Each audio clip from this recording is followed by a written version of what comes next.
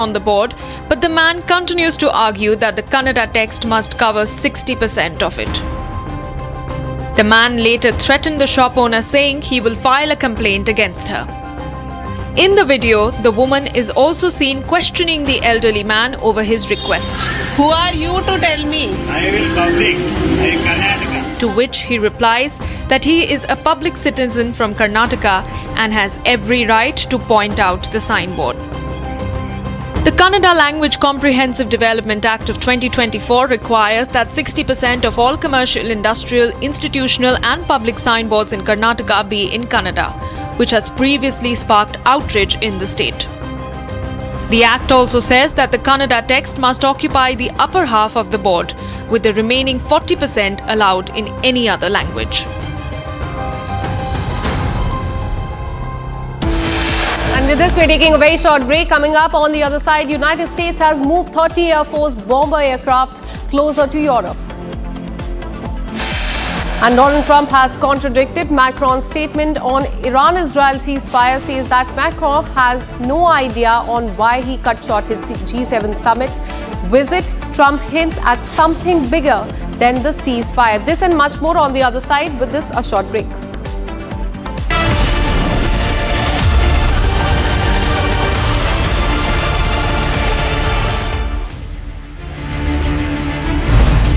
You can see behind me the American embassy in Tel Aviv, and this is not damaged from the outside at least, but still all the places next to the embassy suffering from a damage.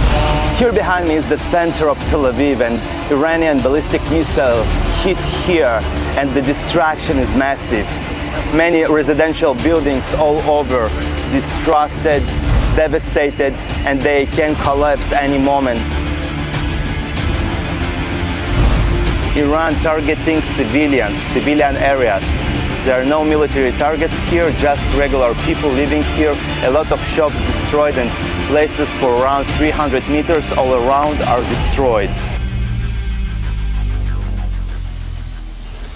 ये है secret recipe MDH का जीरा SIP जल जीरा मसाला SIP SIP जीरा SIP MDH का जल जीरा सिप MDH का जल जीरा सिप विमल में गुलिस्तां की ये कुछ लजीज फरिश्ते जब साथ घुले तो जी ललचाए और दिल कहे कि स्वाद की इस जुबान में खुद को ऐसा डुबाऊं कि निकल ना पाऊं। विमल की जुबान कुछ है ही ऐसी, मानते हैं ना? विमल, बोलो जुबान Kesari.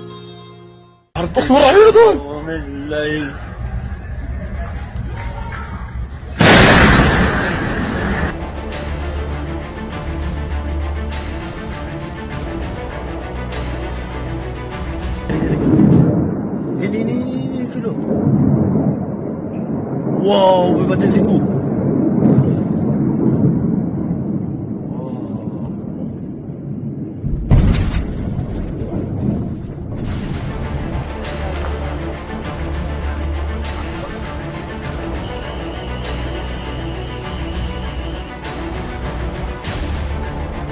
As you can see behind me, this is the result of the latest barrage of rockets fired at our residential communities by Iran. It's continuing the pattern as we're seeing each and every one of these. From Asia's largest news headquarters, setting the agenda for Bharat.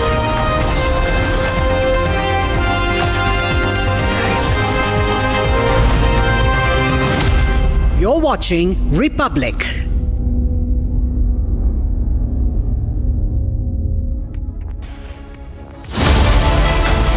I have seen what it takes to report from the front lines. Accuracy, courage, urgency and responsibility. At Republic School of Journalism, you will be trained for that reality.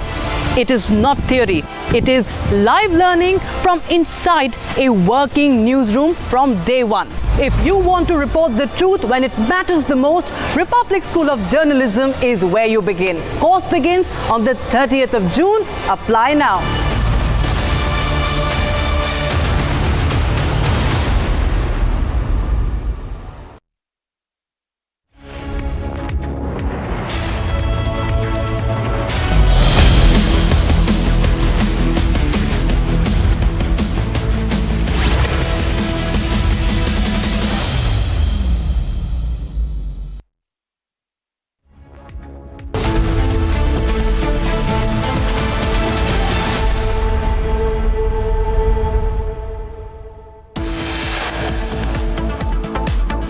Massive crisis hits Indian aviation crisis. Multiple Air India flight reports technical snag.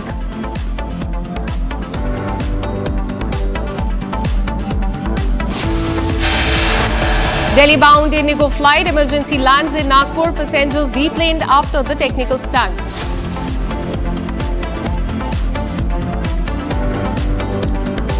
Under 10 Indian students evacuated from Tehran amid escalation in Israel-Iran hostilities. Students across over border to Armenia.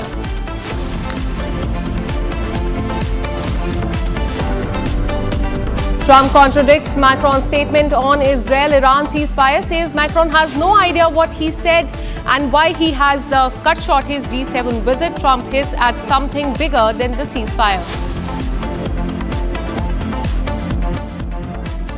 PM Modi in Canada to attend the G7 summit to meet Zelensky on the sidelines of the summit.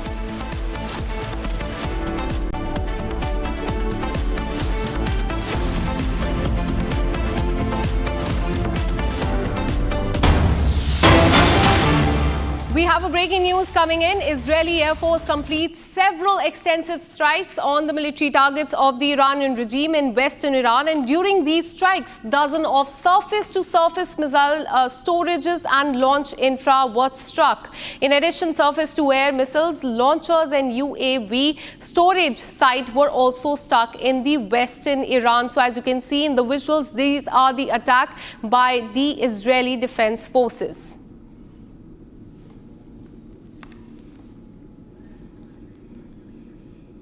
All right, so as you can see in the visuals, these are in fact, this is the attack that has been done by the Israeli forces. They have destroyed Iran's military target is what we are learning. In the last 5 days, we've been seeing attack and counter-attack by both the nations. And just a while back, IDF had also issued the statement on Iran Chief of Staff Ali Shadmani also being killed. And we have another breaking for you. Iran has issued a fresh statement hours after the G7 nations slammed the country. Iran said that Israel is the main cause of instability and war in West Asia and that they have violated articles under the UN Charter. A statement that has come from Iran as far as the G7 summit is concerned. Remember, earlier in the day, the G7 nations had issued a statement. They had passed a resolution and I quote that, "We, the leaders of G7, reiterate our commitment to peace and stability in the Middle East. In this context, we affirm that Israel has a right to defend itself. We also support for the security of Israel. We also affirm the importance of protection of civilians. Iran is the principal source of regional instability and terror." A big statement that had come from G7 countries. After that, Iran has issued a fresh statement slamming the countries. Iran said that Israel is the main cause of the instability and war in West Asia.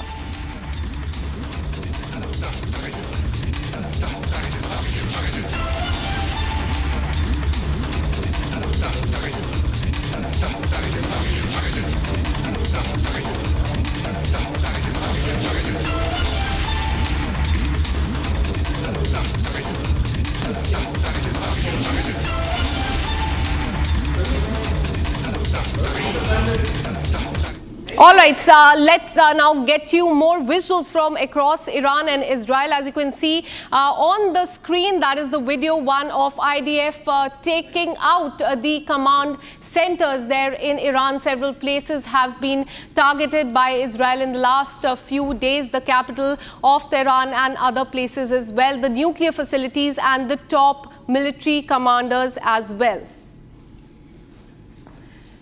Let's now show you another video of the Israeli attack, and this in fact is a video of Israel destroying Iran missile launch troops there. The attack by the Israeli forces of destroying the missile launch troops on the visuals right there.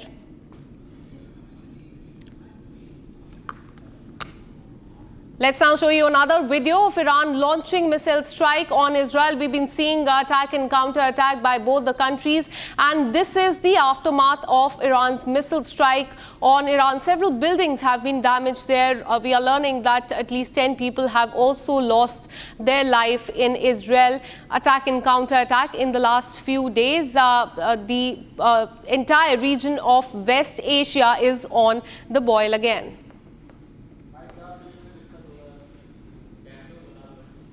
Now look at this video, the next one of Israel missiles hitting the residential building. In the last 5 days, several buildings have been hit, starting Friday when the first residential building was hit. There was a lot of chaos in Israel. In fact, the Prime Minister also visited one of the residential area to take the stock of the situation. Now look at this video of Israel taking down Iran UAV there on the screen, and all these videos have been released by the IDF to show the damage that they have put on Iran in this conflict that is going on. Now look at this video of Israel targeting Tehran airport as well. In the last few days, Israel has targeted not just the main areas but also the nuclear facilities, the airport area as well as the military leaders as well. And that is on your screen. That is Tehran airport that was in target of Israel. Have a look at this video of Iran missile launch, troops eliminated, several, in fact, military leaders have been killed, and this is one of the videos that has been released by the Israel Defense Forces of the launch troops being destroyed. Have a look at this video of Israel annihilating Iran launch pads as well. Big attack there by Israel Defense Forces as far as the missile launch pads are also concerned. All these prominent areas in Iran have been destroyed by Israel in the last 5 days.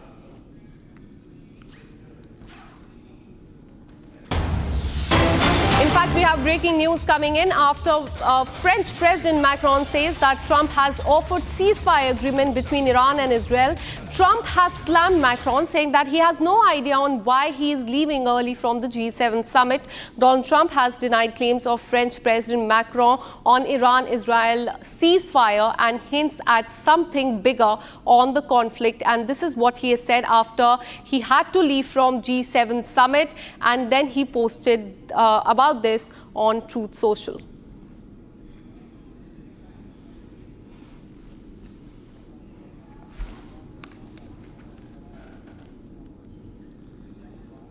All right, so this is a statement that has come from Donald Trump. He has contradicted French president. Remember earlier that in the day, Donald Trump had to leave from a G7 summit. After that, French president had made a remark that the ceasefire between Iran and Israel is on the cards, after which Donald Trump has come down heavily on the French president.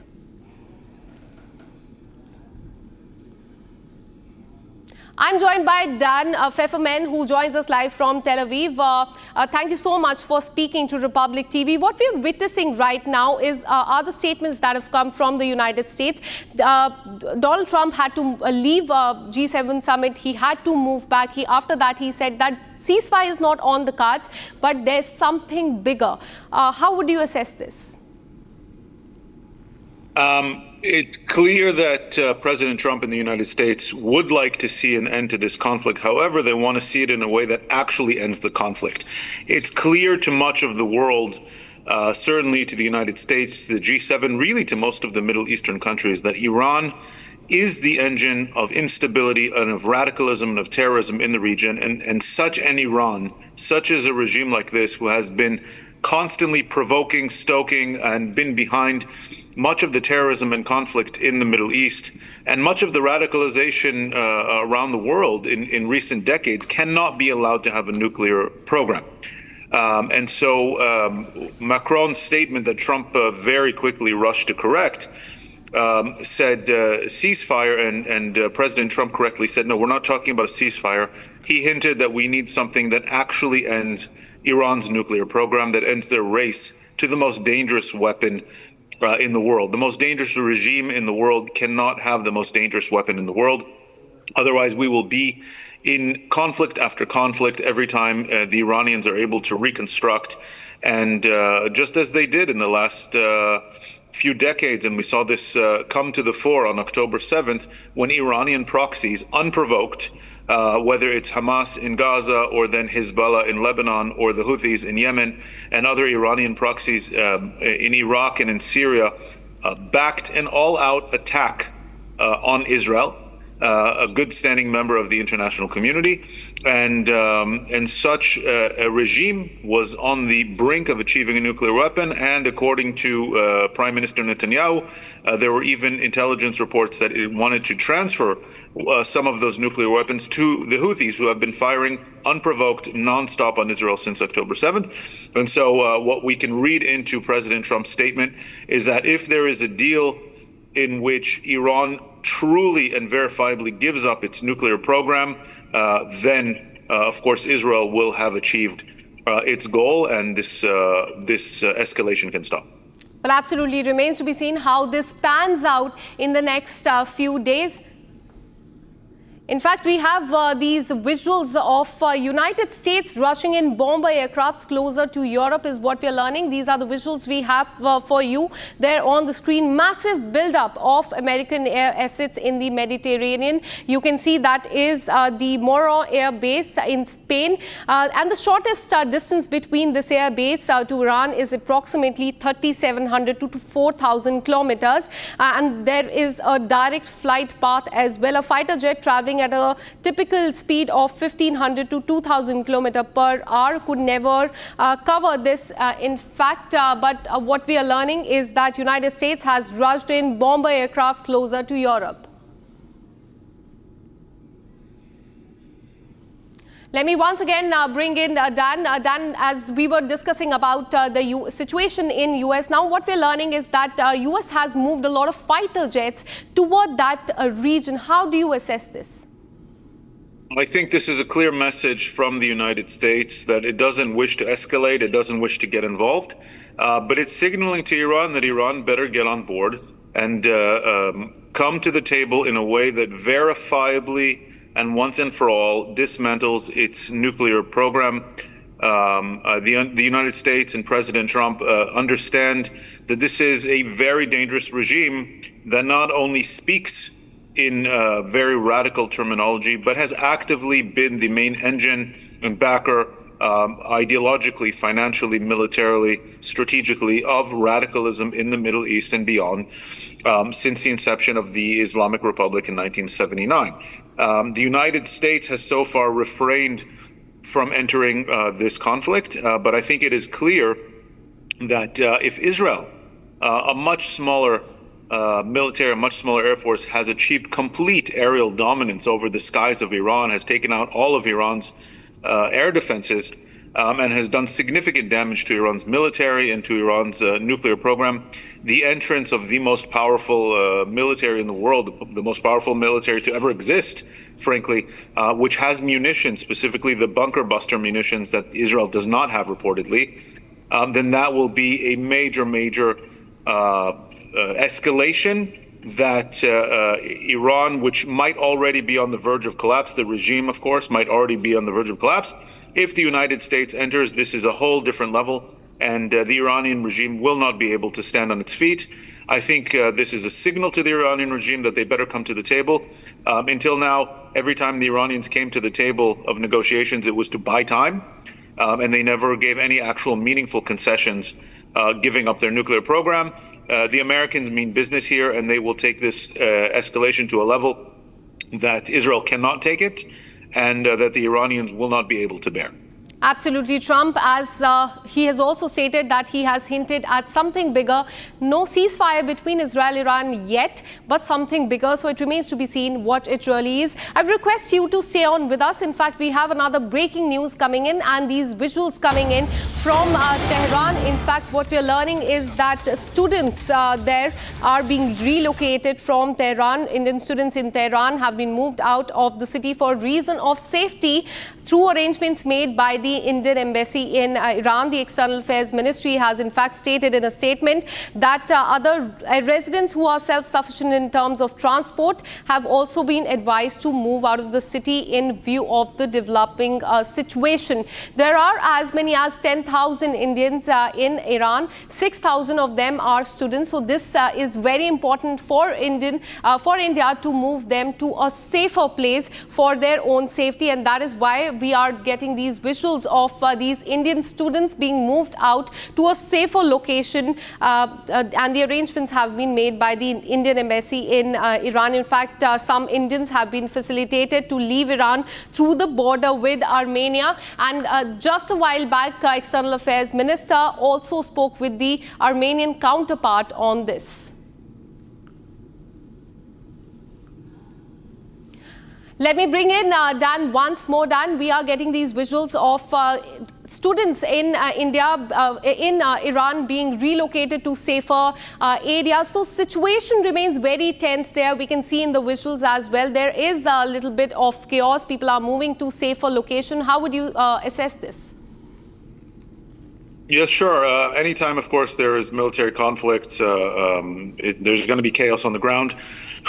Something that's worth noting here is that Israel is targeting very specifically and very precisely military and regime installations, and is giving warning to the people of Iran to clear the area, to evacuate so that they're not harmed, while at the same time Iran is specifically targeting Israeli civilian populations. If it wasn't for Israel's billions of dollars spent on air defenses and warning systems and shelters throughout the country, you would see many, many tens of thousands of Israelis, maybe even more, maybe 1 million Israelis killed by the Iranian strikes, because they are directly aimed at Israeli civilian populations.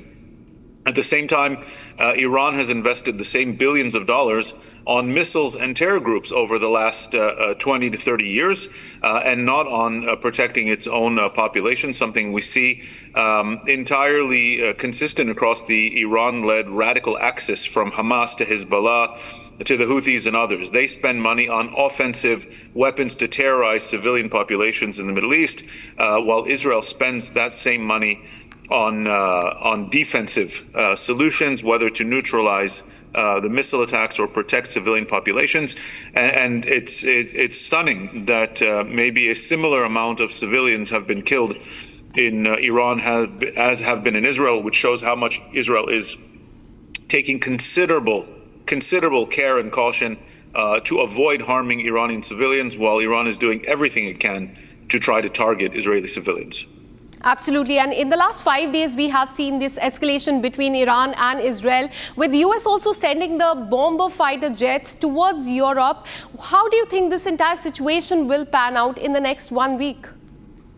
This is a major statement of pressure and of intention by the United States. The United States, of course, under President Trump especially, has made clear that they do not wish to get involved in any more Middle Eastern conflicts. But it is clear that the United States gave Iran, the regime, 60 days to come to the table and negotiate an end to its nuclear program in good faith. The Iranians dismissed it, avoided it, and did everything they could to drag it out. It is clear that the Iranians regime were not willing to part with their military nuclear program. Of course, their people are suffering under sanctions and under a crippling economy.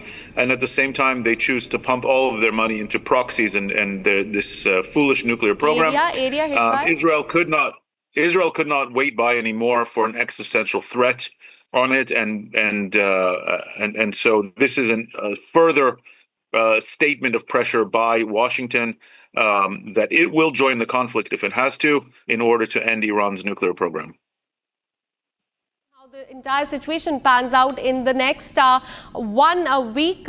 In fact, let us stay on with us, Dan. We have these visuals on the screen of the areas that have been attacked by Israel on Iran in the last 5 days. We have Tabriz there, explosion near Nuclear Research Center, Tehran. That is where the military base is. State broadcaster, remember, their building was attacked yesterday. Natanz, and this is the main nuclear enrichment facility which was attacked last week. Kermanshah, very important place in Iran, refueling plane at the area was also attacked by Israel in the last few days. These are the main areas, be it the nuclear facilities or military bases, nuclear research center, nuclear research site. Airport was also hit by Israel as well. So Dan, Israel has attacked all of these prominent places there, be it their nuclear facilities, military base, etc. And Iran has also hit back at Israel at several places as well. Buildings were destroyed. There have been several deaths that have been reported so far. How would you assess this?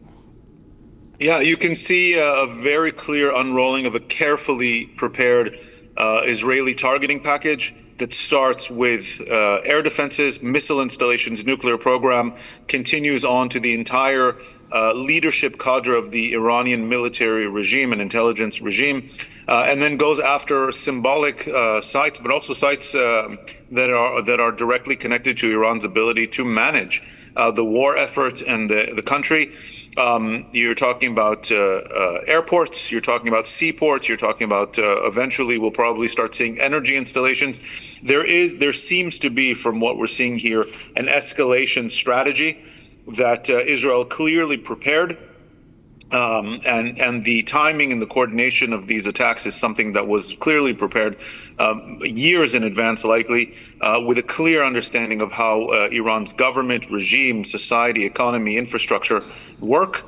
And so each strike is intended to cripple or destabilize or disable a part of Iran's ability to conduct itself and to wage this war, but it's also meant to be another part of the strategy to show that Israel can continue escalating and continue taking a more serious damage from the Iranian regime should it not seek some kind of end to this conflict, which ends verifiably Iran's nuclear military program. Absolutely. So remains to be seen how it pans out in the next 1 week, but definitely attacks and counterattacks still happening, and it's been 5 days. Thank you, Dan, for giving us those details and speaking to Republic TV. Now we have a breaking news coming in. Footage, in fact, what we are getting is the footage from the center of Iran. Israeli Air Force aircraft targeted by surface-to-air missile and eliminated launch squad within seconds. An Israeli Air Force aircraft operating deep in Iranian airspace identified yesterday a squad firing surface-to-air missile at the aircraft. So we'll be getting those visuals for you in just some time. And this is the breaking news that we're getting for you, that Israeli Air Force aircraft have been targeted by the surface-to-air missile and eliminated launch squad within seconds.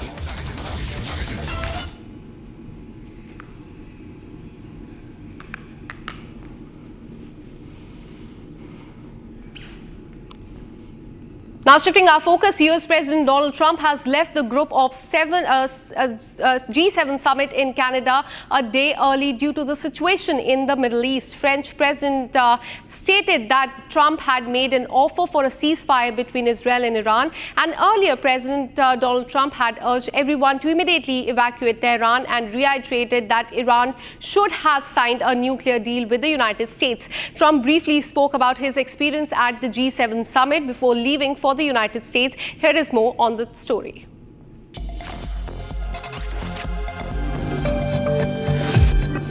U.S. President Donald Trump has left 1 day early from the G7 summit that is being held in Kananaskis of Canada. Due to the Israel-Iran conflict and the current situation in the Middle East, President Donald Trump headed back to the White House early. Speaking with the press at the G7 summit, Trump shared that he will be heading back after having dinner with the leaders. Well, I have to be back. Very important. I want to just thank our great host. You do a fantastic show. Thank you, Canada. But you probably see what I see. I have to be back as soon as I can. I'm going to have dinner with these wonderful leaders, and then I get on the plane. I have to be back early. President Trump reflected on the meeting and said that a lot got done. He said that the other leaders understand that he has to leave early. Trump was seen boarding an airplane at Calgary Airport to head back to the United States.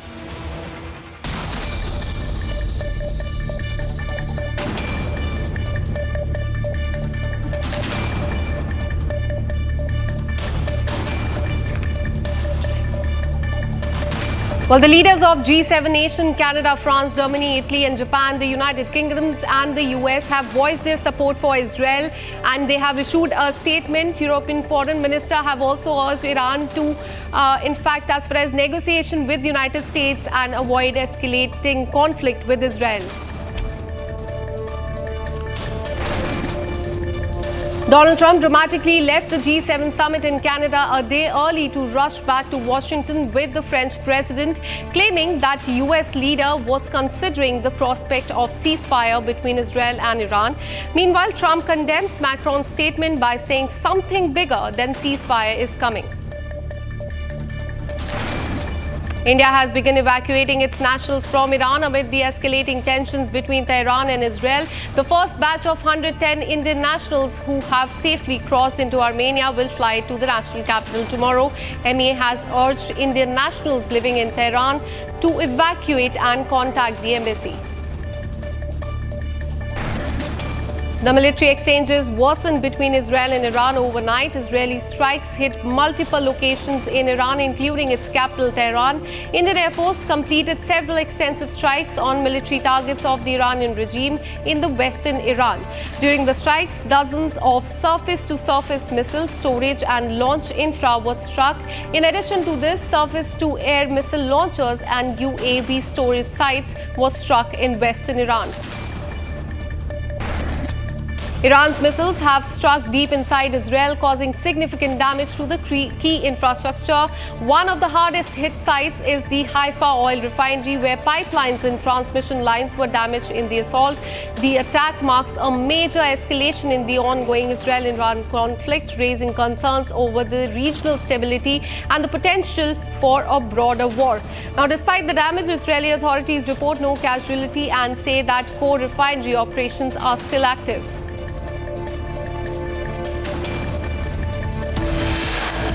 We're taking a very short break. Coming up on the other side, massive crisis hits India's aviation sector. Multiple Air India flights report technical snag and cancellation. Passengers have been left stranded.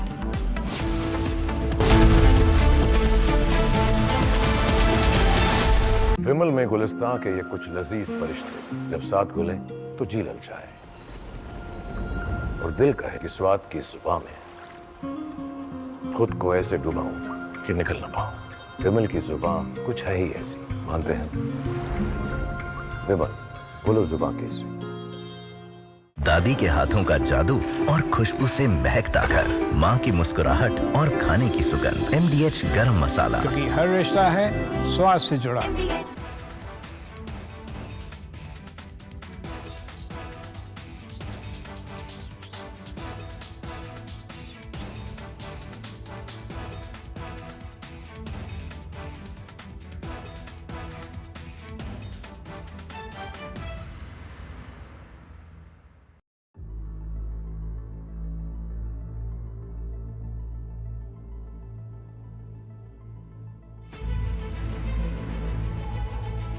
With technical reasons, sir, would like to stay closer to Hong Kong.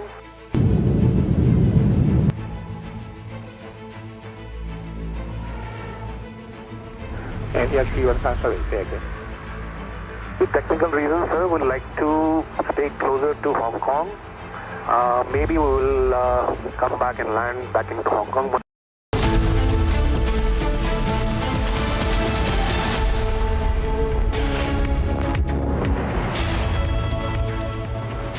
Well, good afternoon, viewers. You're watching live and breaking, and I'm Rakshita Mishra with you. Let's get started with all the top stories making headlines at 2:30.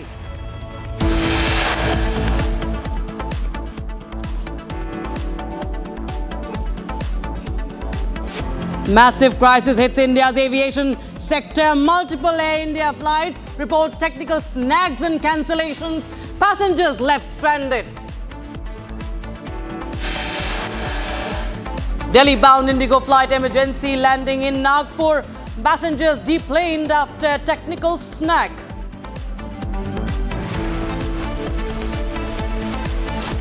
110 Indian students evacuated from Tehran amid escalation in Israel-Iran hostilities. Students cross over border to Armenia.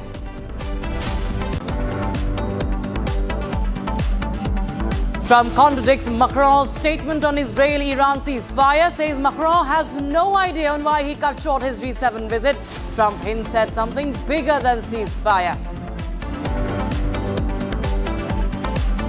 And Prime Minister Modi in Canada to attend the G7 summit to meet Zelensky on the sidelines of the summit.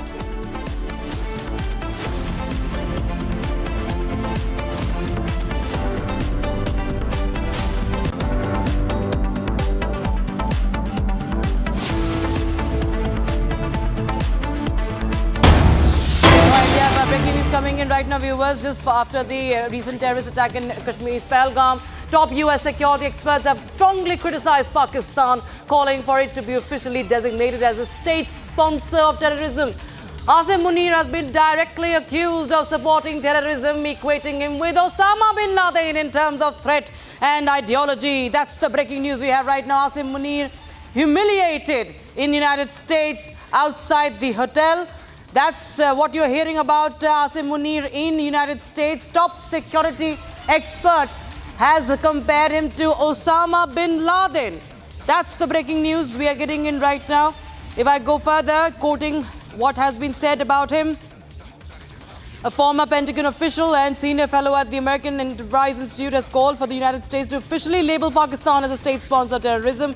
He also pointed to Pakistan's Army Chief Asim Munir, saying that he's no different from Osama bin Laden, accusing him of supporting terrorism, and said that the only difference between Osama bin Laden and Asim Munir is that Osama bin Laden lived in a cave and Asim Munir lives in a palace.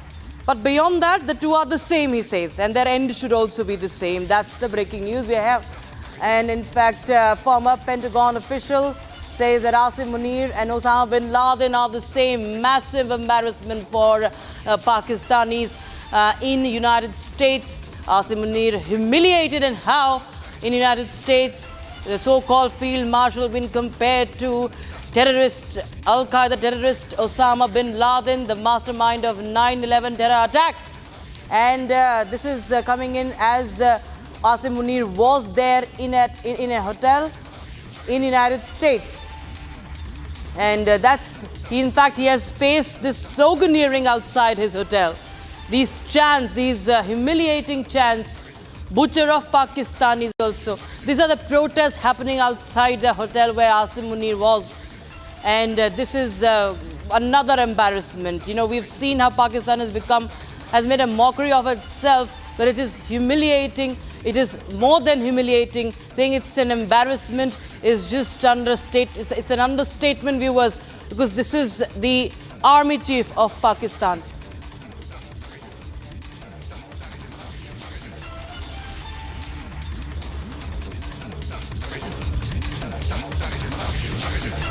Viewers, we shift our focus to the conflict between Iran and Israel. And in the wake of this conflict, several students have been evacuated from Iran. In fact, New Delhi has advised students to move away from Tehran, especially where we've seen there have been massive airstrikes in Tehran and in several parts of Iran. In fact, Kashmiri students studying in Iran have been also been affected by this. My colleague Zeenat is joining us live on the broadcast from Jammu and Kashmir. Zeenat, tell us more. What is the update on the students, especially who are from Kashmir, who are in Iran? What are their families saying? What is their latest communication? See, Rakshita, the escalation between Iran and Israel has left many students stranded there, though there have been the effort being made by the ministry to evacuate them. But that has also left scores of parents worried about the children who are pursuing their professional courses. I'm joined by one of the family. They come from the downtown Srinagar, and the family, the parent of this very young girl who's doing her MBBS from the Tehran University, Nisar Saab, Siraj university. Nisar साहब, आप बताइए कि कई दिनों से आपकी बच्ची के साथ जो भी बात हुई है, क्या बताया, क्या हालातों के बारे में बताया, अभी तक जो कॉन्वर्सेशन हुआ किससे रिलेटेड हुआ? बेसिकली वो शिराज मेडिकल यूनिवर्सिटी में पढ़ती है, 3rd ईयर में पढ़ती है. तो जब से वहाँ ये स्टार्ट हो गया इसराइल और ईरान के बीच में जो She is the daughter of the family who's studying in Shiraz University, and she is the one who's still been stuck there, and I'm joined by her father, Nisar. जी ma'am, वो Shiraz medical university में पढ़ रही है. 2-4 दिन पहले जब ये वार स्टार्ट हो गया बिटवीन इसराइल एंड ईरान, तो वो बहुत डरे हुए थे. तो पहले दिन तो उतने डरे हुए नहीं थे, लेकिन जैसे जैसे वो दिन चढ़ता गया तो वहाँ से भी रॉकेट आ रहे हैं, यहाँ से भी रॉकेट आ रहे हैं. तो वो हॉस्टल में स्टक थे. तो फिर वो क्या करते, यहाँ फ़ोन करते, हम क्या कर सकते थे. फिर यूनिवर्सिटी वालों से कांटेक्ट किया. यूनिवर्सिटी बोलने वाला, आप हॉस्टल में रहिए, आप बाहर मत निकले, हम देखते हैं क्या हालात रहेंगे, उसी हिसाब से करेंगे. तो रात को ज़्यादा जब वहाँ रॉकेट वगैरह मिसाइल चलने लगे तो वो बहुत डरे हुए, सहमे हुए थे. तो फिर उन्होंने हमारे साथ कांटेक्ट किया, हम क्या कर सकते थे. फिर लकीली हम थैंकफुल है इंडियन एम्बेसी के जो वहाँ ईरान में है, उनने उनके साथ कांटेक्ट किया, उनको अपना व्हाट्सअप नंबर दिया, कांटेक्ट नंबर, बोला आप घबराइए मत, हम कोशिश करेंगे कि हालात कैसे रहेंगे उस हिसाब से हम कोशिश करेंगे कि आपको सेफ जगह इवैक्यूएट करेंगे. तो अभी तक इवैक्यूएशन हुआ है क्या? आज मॉर्निंग में मेरी बेटी के साथ बात हुई, इंडियन स्टैंडर्ड टाइम 7 AM, तो वहाँ तेहरान में 5 AM थे. तो उनको उस टाइम इवैक्यूएट कर रहे थे वहाँ से सेफर प्लेस. इंडियन एम्बेसी की तरफ से उनका फुल सपोर्ट उनसे मिला, इंडियन एम्बेसी की तरफ से. वो कंटिन्यू इन दोनों के साथ टच में थे. वो 3-4 दिन से सोए नहीं, क्योंकि वहाँ उस होस्ट में लड़कियाँ हैं, 80% कश्मीरी है, लेबनानीज, इराकी और भी कई कंट्री की लड़कियां हैं. वहाँ लड़कियों का ही हॉस्टल है वो. तो लेकिन सपोर्ट बहुत ही मिला उनको, यूनिवर्सिटी वालों ने भी सपोर्ट किया. तो एम्बेसी वालों ने उनके बच्चे जो है वो आपकी बेटी के साथ वहाँ फंसे हुए, कुछ बताया? वहाँ उसने बताया कि हमारी यूनिवर्सिटी के 200 लड़कियाँ थी. जी जी जी. तो अभी तक जो है उनको वहाँ से निकाला नहीं गया? आज मॉर्निंग में उनको वहाँ से निकाला गया. इंडियन एम्बेसी ने आज उनको इवैक्यूएट वहाँ से किया. करके कहाँ ले गए? वो उनको बोला नहीं गया कि हम कहाँ ले जा रहे हैं. अभी सवेरे से उनके साथ बात नहीं हुई है. सवेरे मॉर्निंग में उसने ISD कॉल की थी, उसका वहाँ का एक लोकल नंबर है, क्योंकि वहाँ नेट शेट नहीं चल रहा है. कल से तो उनके साथ बात ही नहीं हो पा रही थी. लेकिन इंडियन एम्बेसी ने उनको इन टच कंटिन्यू बच्चों के साथ थे. बोला आप घबराइए मत, हम कोशिश कर रहे हैं कम से कम कि एयर स्पेस बंद है, लेकिन कम से कम हम आपको सेफर प्लेस पे इक्वेट करेंगे. और कल रात को इनको मैसेज आई थी, आप मॉर्निंग में रेडी रहिए, हम अरेंज कर रहे हैं गाड़ियाँ वगैरह, मॉर्निंग में हम आपको इवैक्यूएट करेंगे. अंकल, अभी जो कम्युनिकेशन सिस्टम है काफ़ी ज़्यादा डाउन है, वहाँ कम्युनिकेशन नहीं हो पा रहा है, तो उसके बावजूद किस तरह से आपसे बात हो पाएगी? उसने वहाँ का लोकल एक नंबर लिया है, उस ISD कॉल वो कर रही है, और वो भी मुश्किल से कनेक्ट हो रहा है, कभी नहीं हो रहा है. आधे मिनट 1 मिनट कनेक्ट हो कट हो जाता है. इंटरनेट वगैरह सब बंद है वहाँ. तो वो बच्चे इस वजह से ज़्यादा सहमे हुए हैं, क्योंकि वहाँ नेट कनेक्टिविटी है, फैमिलीज़ के साथ कंटेक्ट नहीं हो पा रहा है. और वो भी लड़कियाँ हैं तो, और अदर कंट्री में है, तो नेचुरली वो तो डरे हुए, बहुत सहमे हुए थे वहाँ. वो अभी तो अंकल एयर स्पेस भी बंद है, तो what do you expect from the government because of the air space is completely shut? हम एक्सपेक्ट कर रहे हैं गवर्नमेंट ऑफ इंडिया से कि वो इनको नियरेस्ट किसी कंट्री में लेके वहाँ से इवैक्यूएट करेंगे दिल्ली. तो अभी 3rd ईयर की MBBS की स्टूडेंट है, तो इन सालों में कभी इस तरह का प्रॉब्लम देखने को मिला? नहीं, इन सालों में कभी ऐसा कोई प्रॉब्लम है. ये तो फर्स्ट टाइम वहाँ उनको ये प्रॉब्लम. पिछली बार भी थोड़ा बहुत हो, लेकिन इनको कोई इफेक्ट नहीं पड़ा था. पिछली बार जो हुआ, पिछली बार हाँ, उस टाइम को कोई इफेक्ट, कॉलेज भी खुला था, मार्केट भी, यही सब जा रहे थे. लेकिन आज जो हुआ ना, इनको लगा था शायद पिछली तरह की था, एक दिन में एक सारा खत्म. लेकिन जब बढ़ता गया और बच्चे बोल रहे थे, हम खुद देख रहे थे कि रॉकेट यहाँ से भी आ रहे हैं, वहाँ से भी आ रहे हैं. और शिराज में उनके कॉलेज के हॉस्टल के पास ही एक बिल्डिंग को मिसाइल आया था, तो ये सहमे हुए थे. ये फिर ग्राउंड फ्लोर में सारे बच्चे एक जगह बैठे रहे. तो जो आप बता रहे हैं कि एक नज़दीक की बिल्डिंग में एक रॉकेट हुआ था, तो जहां पर ये लोग हैं वहां पर उस विसिनिटी में कोई ऐसा डैमेज या कोई ऐसी चीज़ देखने को? उस एरिया में कोई डैमेज नहीं हुआ, ना उस एरिया में रॉकेट गिरा है, लेकिन धमाके दाएं बाएं हो रहे थे, वो बहुत सहमे हुए थे और वो फिर एक जगह बैठे थे ग्राउंड फ्लोर में। वो 3 नाइट वो सोए ही नहीं, क्योंकि रात को ये वहाँ ज़्यादा अटैक्स वगैरह होते, चाहे वहाँ से या यहाँ से। तो इस बीच में जो कि आप कह रहे हैं कि ग्राउंड फ्लोर में उनको रेस्क्यू किया गया, वहाँ रखा गया, तो इस तरह इसमें कुछ खाने पीने को वगैरह कुछ मिला था कि या सप्लाईज भी नहीं पहुँच पा रही है? सप्लाईज नहीं पहुँच पा रही है और बेसिकली वो खुद कुक कर रही है। तो वो बोल रहे थे हम बना रहे थे लेकिन खा नहीं पा रहे थे टेंशन की वजह से। तो बाकी यूनिवर्सिटी वालों का भी उनका सपोर्ट मिला, लेकिन एम्बेसी वालों के हम थैंकफुल है कि उन्होंने उनको कंटिन्यू उनके साथ इन टच रहे, उनको सपोर्ट किया, उनको आज मॉर्निंग में इवैक्यूएट किया। तो कई सिविलियन कैजुअल्टीज़ का भी नंबर आ रहा है जो कि भी आइडेंटिफाई नहीं हो रहे हैं कि स्टूडेंट्स कम्युनिटी के लिए। आपकी बेटी ने कुछ बताया कि कोई उनके यहाँ कोई इंजरी, स्टूडेंट्स कोई इंजर्ड तो नहीं है उन ग्रुप्स में, या किसी का कैजुअल्टी या कोई प्रॉपर्टी उसमें डैमेज तो नहीं? नहीं, ना उसकी यूनिवर्सिटी को कोई डैमेज, ना हॉस्टल को, ना कोई स्टूडेंट जख्मी हो गया है शिराज में। हाँ, बोल रहे थे, सुनने में आया है कि 2-3 बच्चे तेहरान में कुछ माइनर इंजरी उनको हुई है। क्या वो कश्मीरी स्टूडेंट 3 है, लेकिन माइनर इंजरी बोल रहे, मेरी बेटी बोल रहे, हम उनके साथ बात हुई, माइनर इंजरी हुई। बेसिकली वहाँ धमाके की वजह से हॉस्टल के शीशे टूट गए थे, उस वजह से उनको माइनर इंजरी हो गई थी। शिराज में कोई इंजरी नहीं है, वहाँ सारे बच्चे सेफ है, सबको आज इवैक्यूएट किया गया है।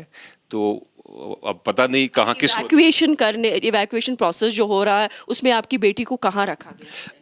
अभी पता नहीं है, क्योंकि उसका कांटेक्ट ही नहीं है। अभी पता नहीं वो कहाँ पहुँचे, ना उनको बोला गया है कि हम आपको कहाँ ले जाएंगे, लेकिन खाली एम्बेसी वालों ने बोला हम आपको सेफर प्लेस पे ले जाएंगे, वहाँ से फिर हम देखेंगे, हम आपको इवैक्यूएट करके दिल्ली भेज देंगे।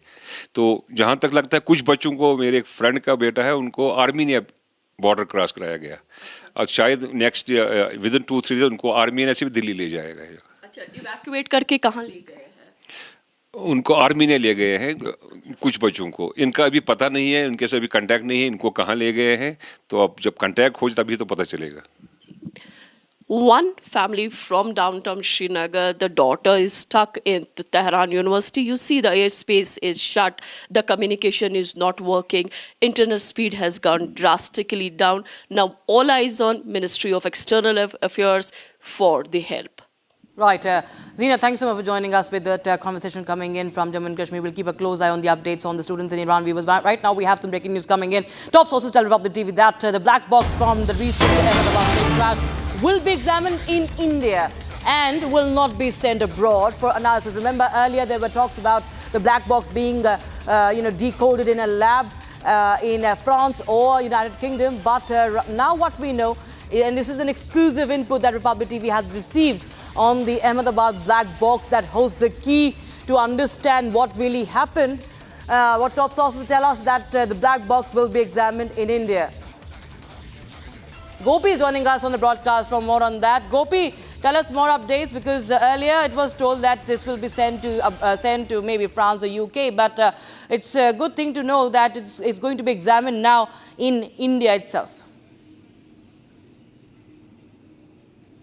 Well, in fact, yes, Rakshita, what we are learning from our sources is yesterday it was the CVR which was discovered, which was found, in fact, from the crash site. And now the entire investigation is to be done here itself in India. What we are learning from our sources is there are 2 components in the black box, and both the components will be studied. This is, in fact, going to help reconstruct the entire sequence of the event, what went wrong before the plane crashed, a few seconds before the plane crash, what was actually the pilot talking about, what were the background noises, the radio programming, everything would be figured out from this very CVR which has been recovered from the crash site yesterday. Yes, Gopi, but yes, Gopi, top sources are stay on with us. We have senior executive editor Abhishek Kapoor joining us on the broadcast. Abhishek, well, what we know now that the key to this investigation is the black box, and it is going to be examined here in India. What more details can you share with us? Well, you see what the pilot said, what the ATC heard, what the ATC responded with, and other parameters of the flight. Everything is there in the black box, which is made up of 2 components, as we know now, the cockpit voice recorder and and the flight data recorder, which has all the physical parameters of the flight. And the cockpit voice recorder not just records what the pilot is saying or the co-pilot is saying, but other ambient noises also. And that really helps the investigators piece together the puzzle in the case that there was not enough time for the pilots also to sort of encapsulate what was happening. And if, for example, if they fail to comprehend, so that way it's very important that the black boxes are deciphered properly. Typically, depending on the arrangement, they would go sometimes to the Boeing plant or the NTSB actually in the United States, which is the National Transportation Services Board of the U.S., or to the BEA in Europe. This time it's been decided, like we do with other airline disasters, we would want to. Just stay with us, Abhishek. We have some breaking news coming in right now. There's Donald Trump who has just, I think. Will come down so hard, and then the gloves are off so beautifully. Now, I think they know not to touch our troops. Are you sending the vice? Do you plan to send the vice president and Steve Witkoff? There's reports that you want to send the vice president and Steve Witkoff to meet with the Iranians and have discussions. Is that something you're considering? Not sure yet. I may. Depends on what happens when I get back. What specifically is better than a ceasefire? What are you looking for here? An end.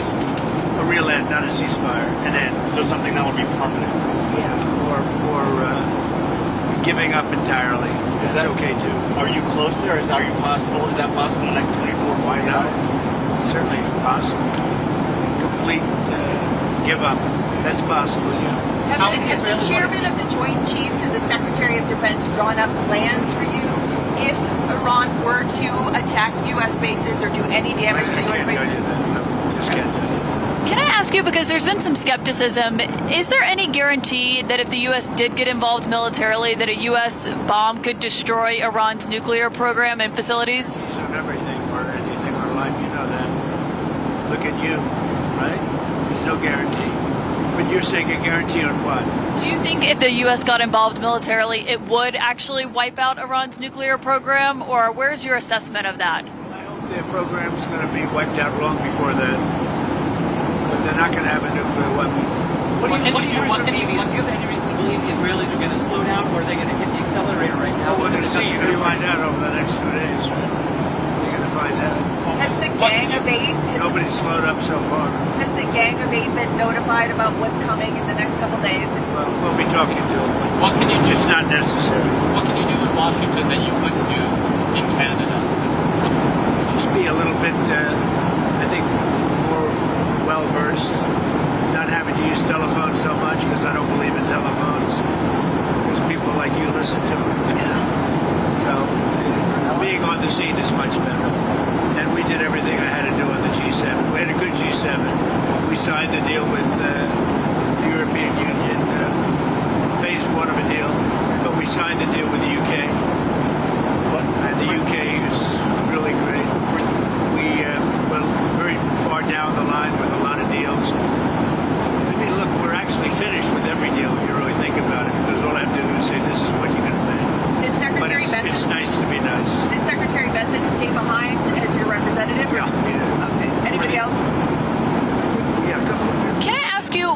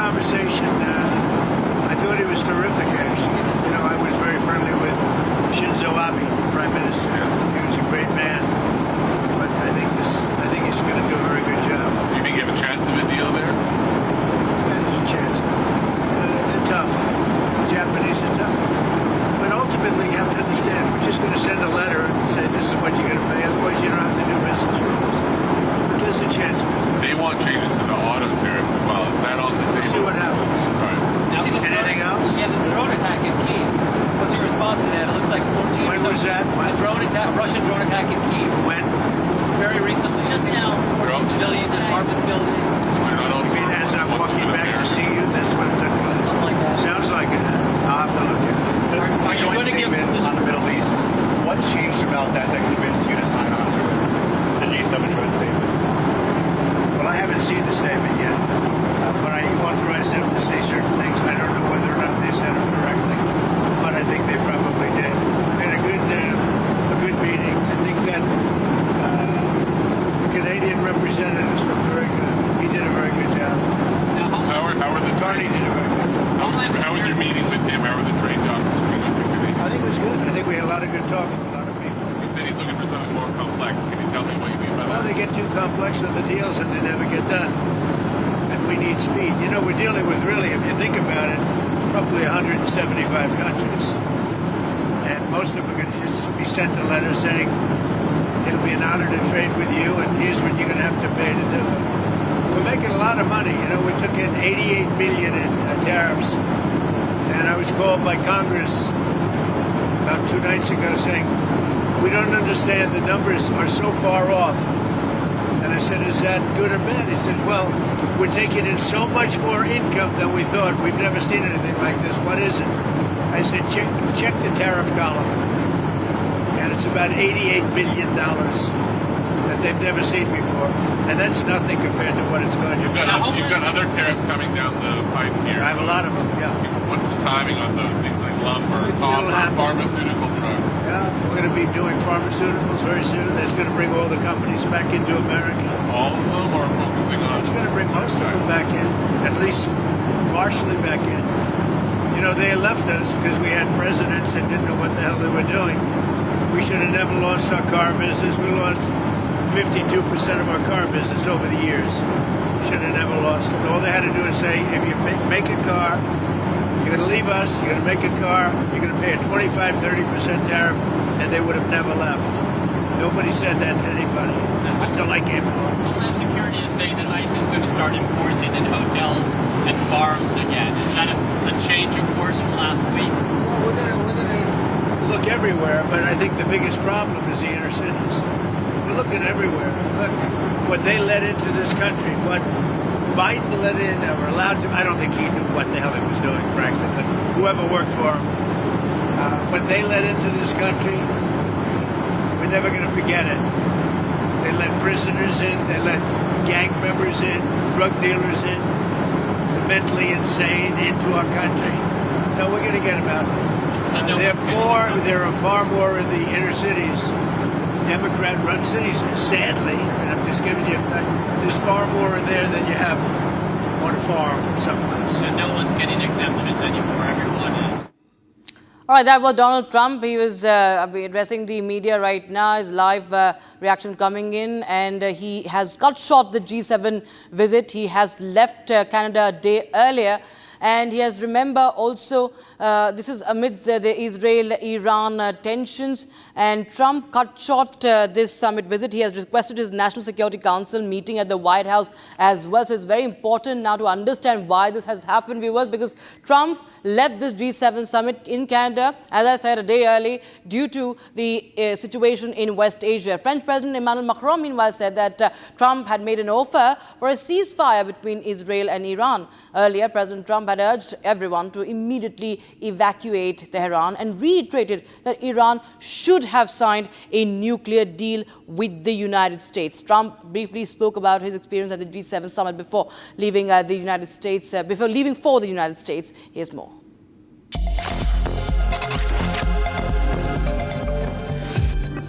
U.S. President Donald Trump has left one day early from the G7 summit that is being held in Kananaskis of Canada. Due to the Israel-Iran conflict and the current situation in the Middle East, President Donald Trump headed back to the White House early. Speaking with the press at the G7 summit, Trump shared that he will be heading back after having dinner with the leaders. Well, I have to be back. Very important. I want to just thank our great host. You did a fantastic show. Thank you, Canada. But you probably see what I see. I have to be back as soon as I can. I'm going to have dinner with these wonderful leaders, and then I get on the plane. I have to be back early. President Trump reflected on the meeting and said that a lot got done. He said that the other leaders understand that he has to leave early. Trump was seen boarding an airplane at Calgary Airport to head back to the United States. Massive crisis hits India's aviation sector. Multiple Air India flights report technical snags and cancellations. Passengers left stranded. We'll get you more on that. Stay tuned.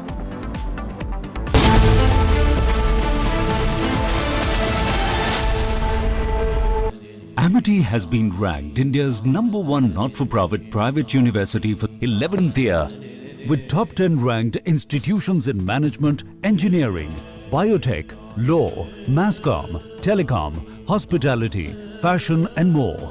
Yet another top ranking for Amity University.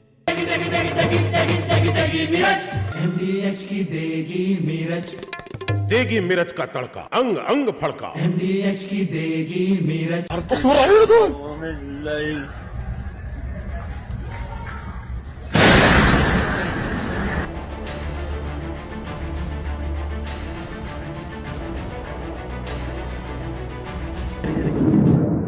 Ini filho. Wow, vai bater esse cu.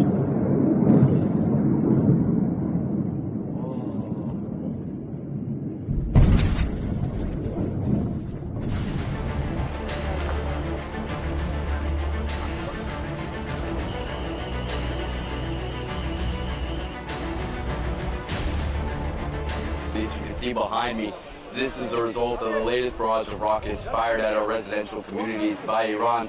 It's continuing the pattern as we're seeing each and every one of these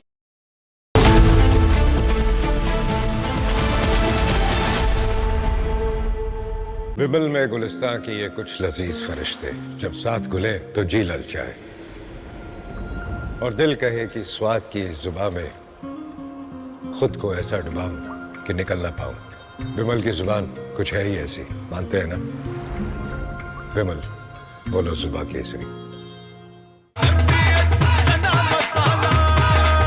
अब छोलिया हो या लोबिया, सफेद चने या काले चने, सब कुछ मजेदार बने।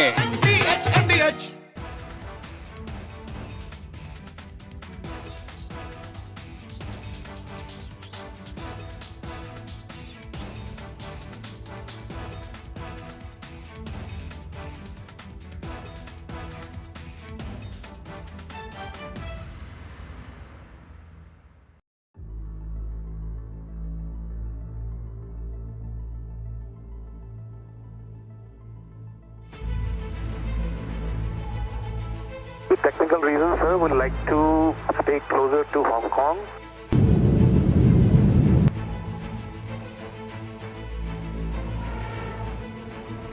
And yes, you are sorry, say again. With technical reasons, sir, would like to stay closer to Hong Kong. Maybe we will come back and land back into Hong Kong once we sort out the problem. We don't want to continue further. And yes, you are maintain passion level advanced and able.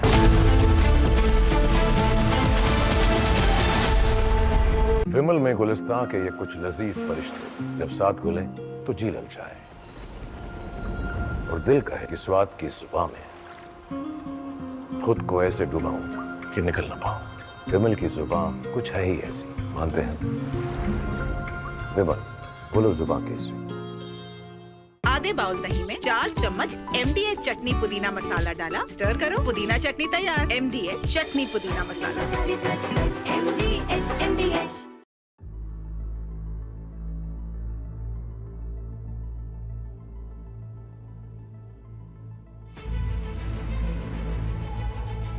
With technical reasons, sir, would like to stay closer to Hong Kong.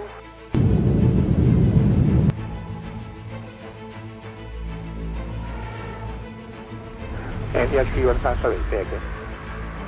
With technical reasons, sir, would like to stay closer to Hong Kong. Maybe we will come back and land back into Hong Kong once we sort out the problem. We don't want to continue further.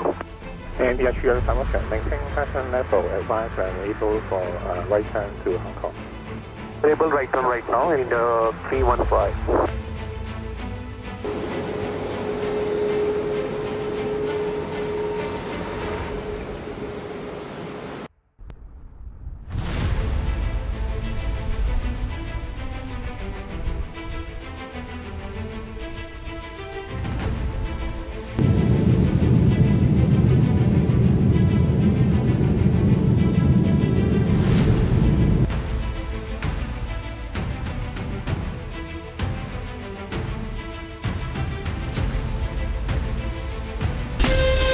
from Asia's largest news headquarters. Setting the agenda for Bharat.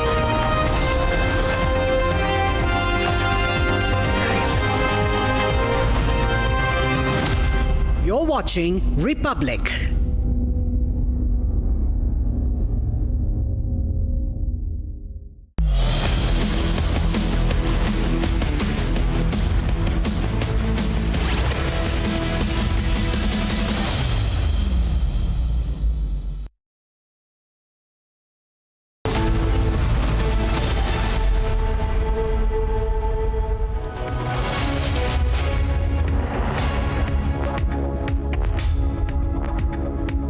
It's 3 p.m. and you're watching live and breaking with me, Shah Vincent. Let me take you through the headlines we're tracking at this hour.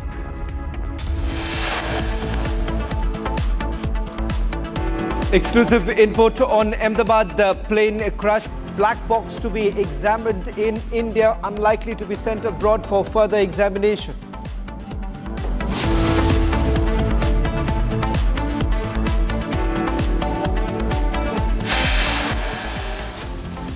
Major embarrassment for Air India. Another flight from Ahmedabad to London now cancelled due to technical snag. Passengers lash out at the airline.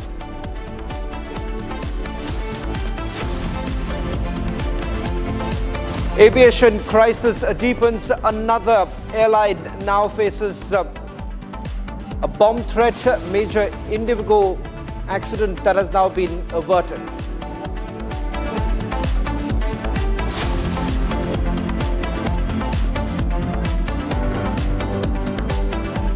Israeli military says it killed Iran's wartime chief of staff. Israel-Iran conflict escalates.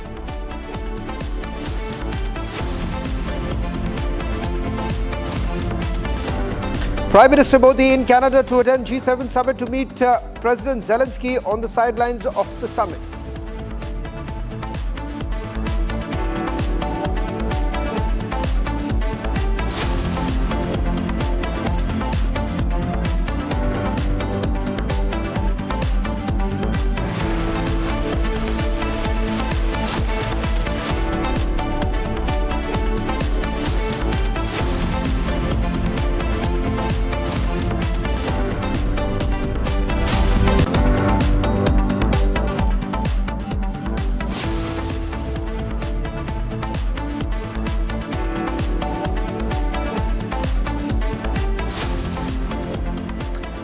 Israel says that the conflict continues until and unless the supreme commander is actually eliminated. In fact, Israel says the end of the conflict will be after the supreme leader of Iran is eliminated. The conflict has only escalated with Iran hitting back. In fact, some reports now suggesting that key facilities, defense facilities in Tel Aviv have now been once again targeted by the Iranians. We're going to get you all the latest updates coming in a short while from now.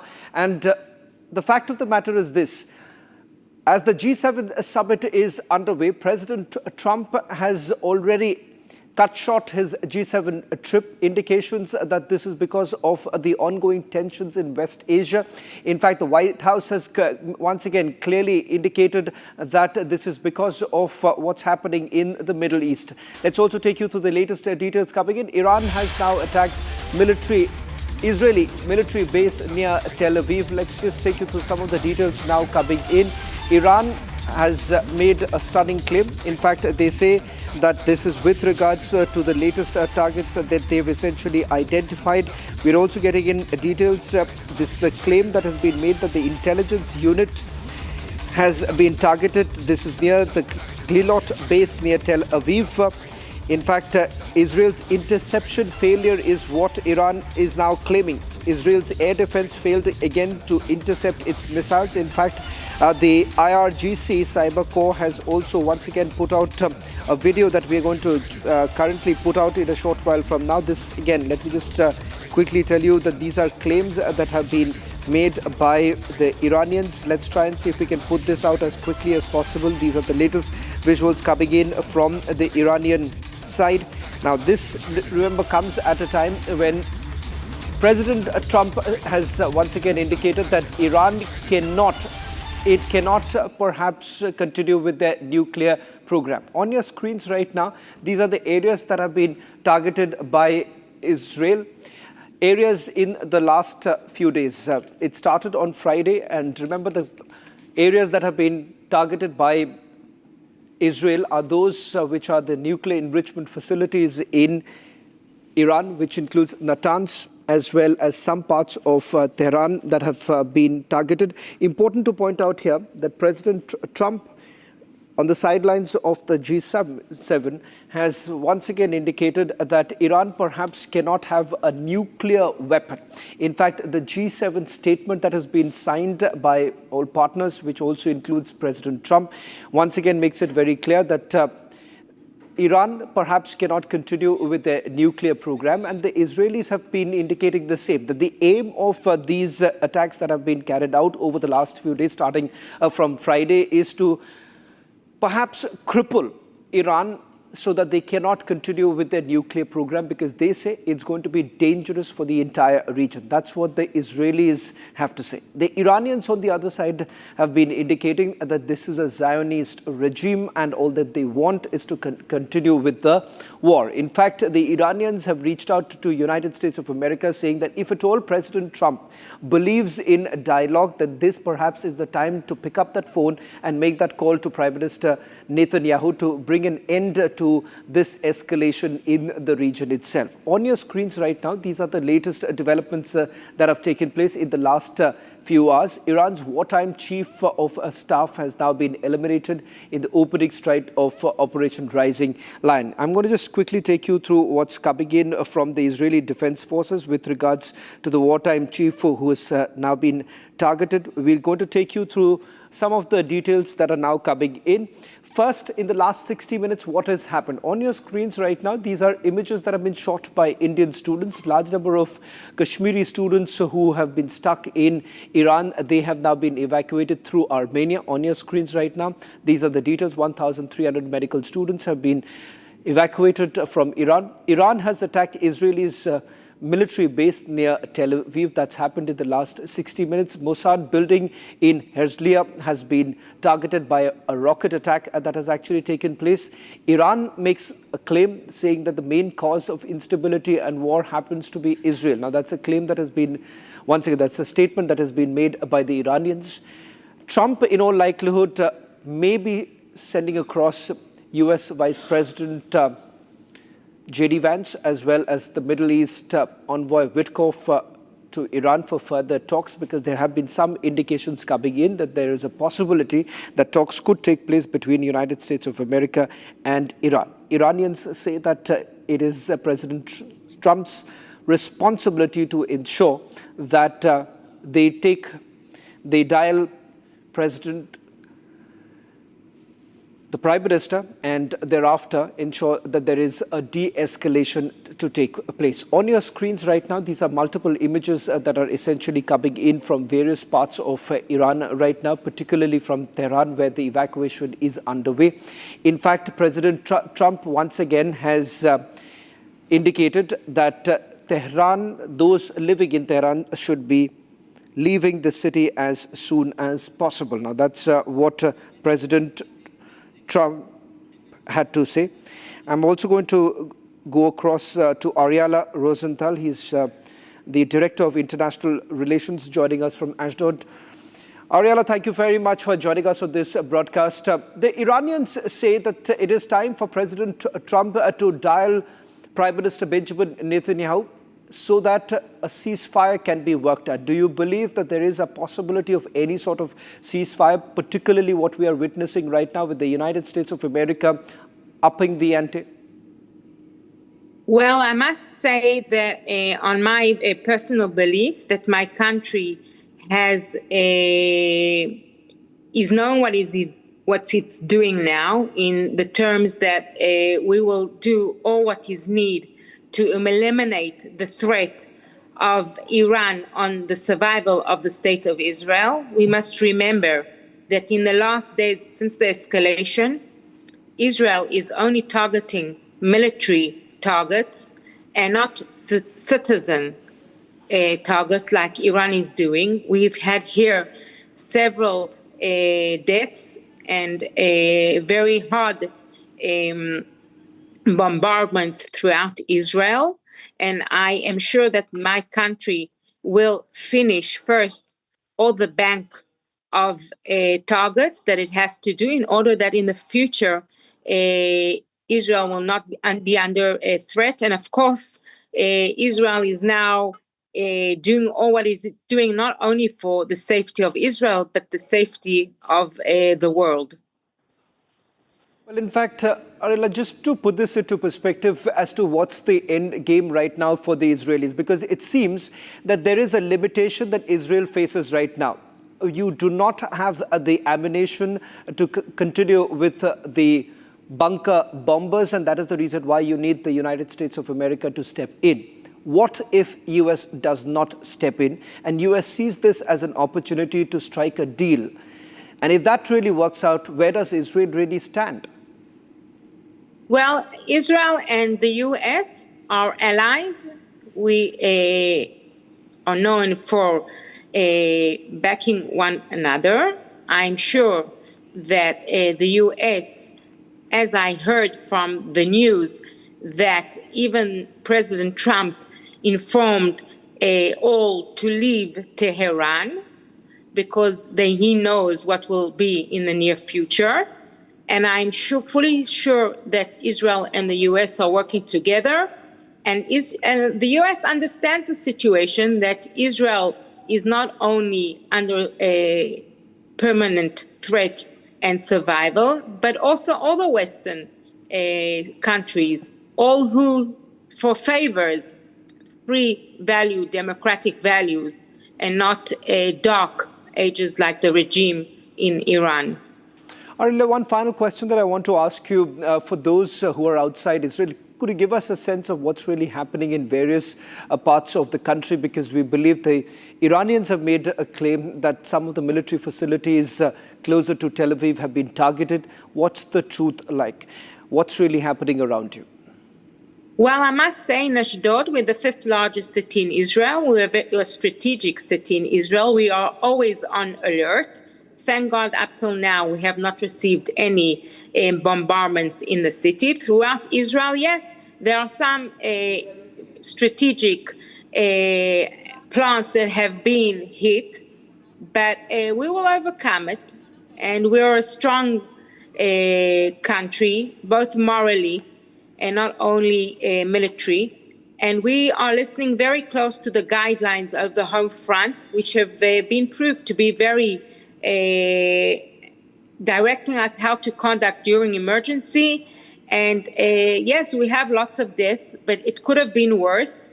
And thank God to the IDF that is looking and guiding the population how to behave during missiles attack. So I know that now Israel is already preparing everything that will be, the places that have been hit will be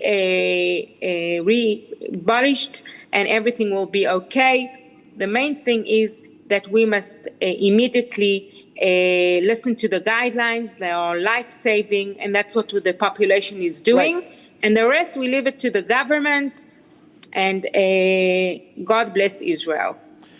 Arila, thank you very much for joining us from Ashdod and giving us a sense of what's really happening on the ground. Now, as far as the United States of America is concerned and what's the role that it would essentially play, whether at all US gets directly into it, because that's what the Israelis would rather want, draw the United States of America into the war, because there is a huge limitation that Israel really faces right now, particularly if at all they want to cripple Iran's nuclear facilities. Now, let me take you through what has happened in the last few hours with regards to the United States of America and its Air Force jets.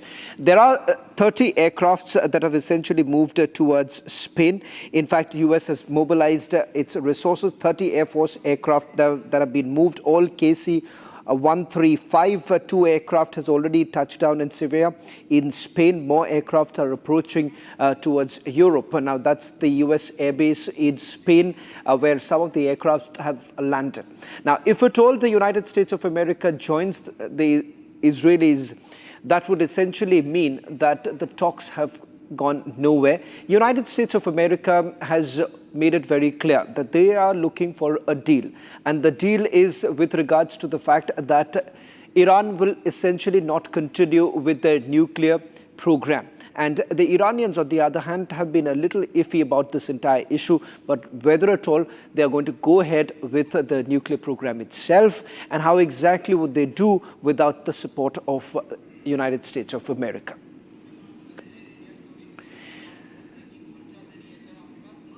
Should we focus now to the other big story that we are tracking at this? It's the preliminary investigation in the Ahmedabad-London flight that we've now accessed. Boeing was flying with minimum equipment list. Also, the MEL approval comes from the DGCA. I'm just going to get you details of what is the MEL right now. We're going to go across to our reporters on the ground itself. Investigation is likely to be followed thereafter. Let me just quickly go and see if we can go across to Harsha for more details. Harsha, could you just perhaps flesh it out for all our viewers? What are the details that you're getting right now with regards to, number one, what's this approval in the first place? What is the equipment list that you're essentially talking about? And are you suggesting that Air India has basically come to a conclusion with regards to the list, the equipment list that they were essentially carrying at that point in time, which does not match the approval list? So, Shawan, right now, through the preliminary report, there are so many technical points in the AIB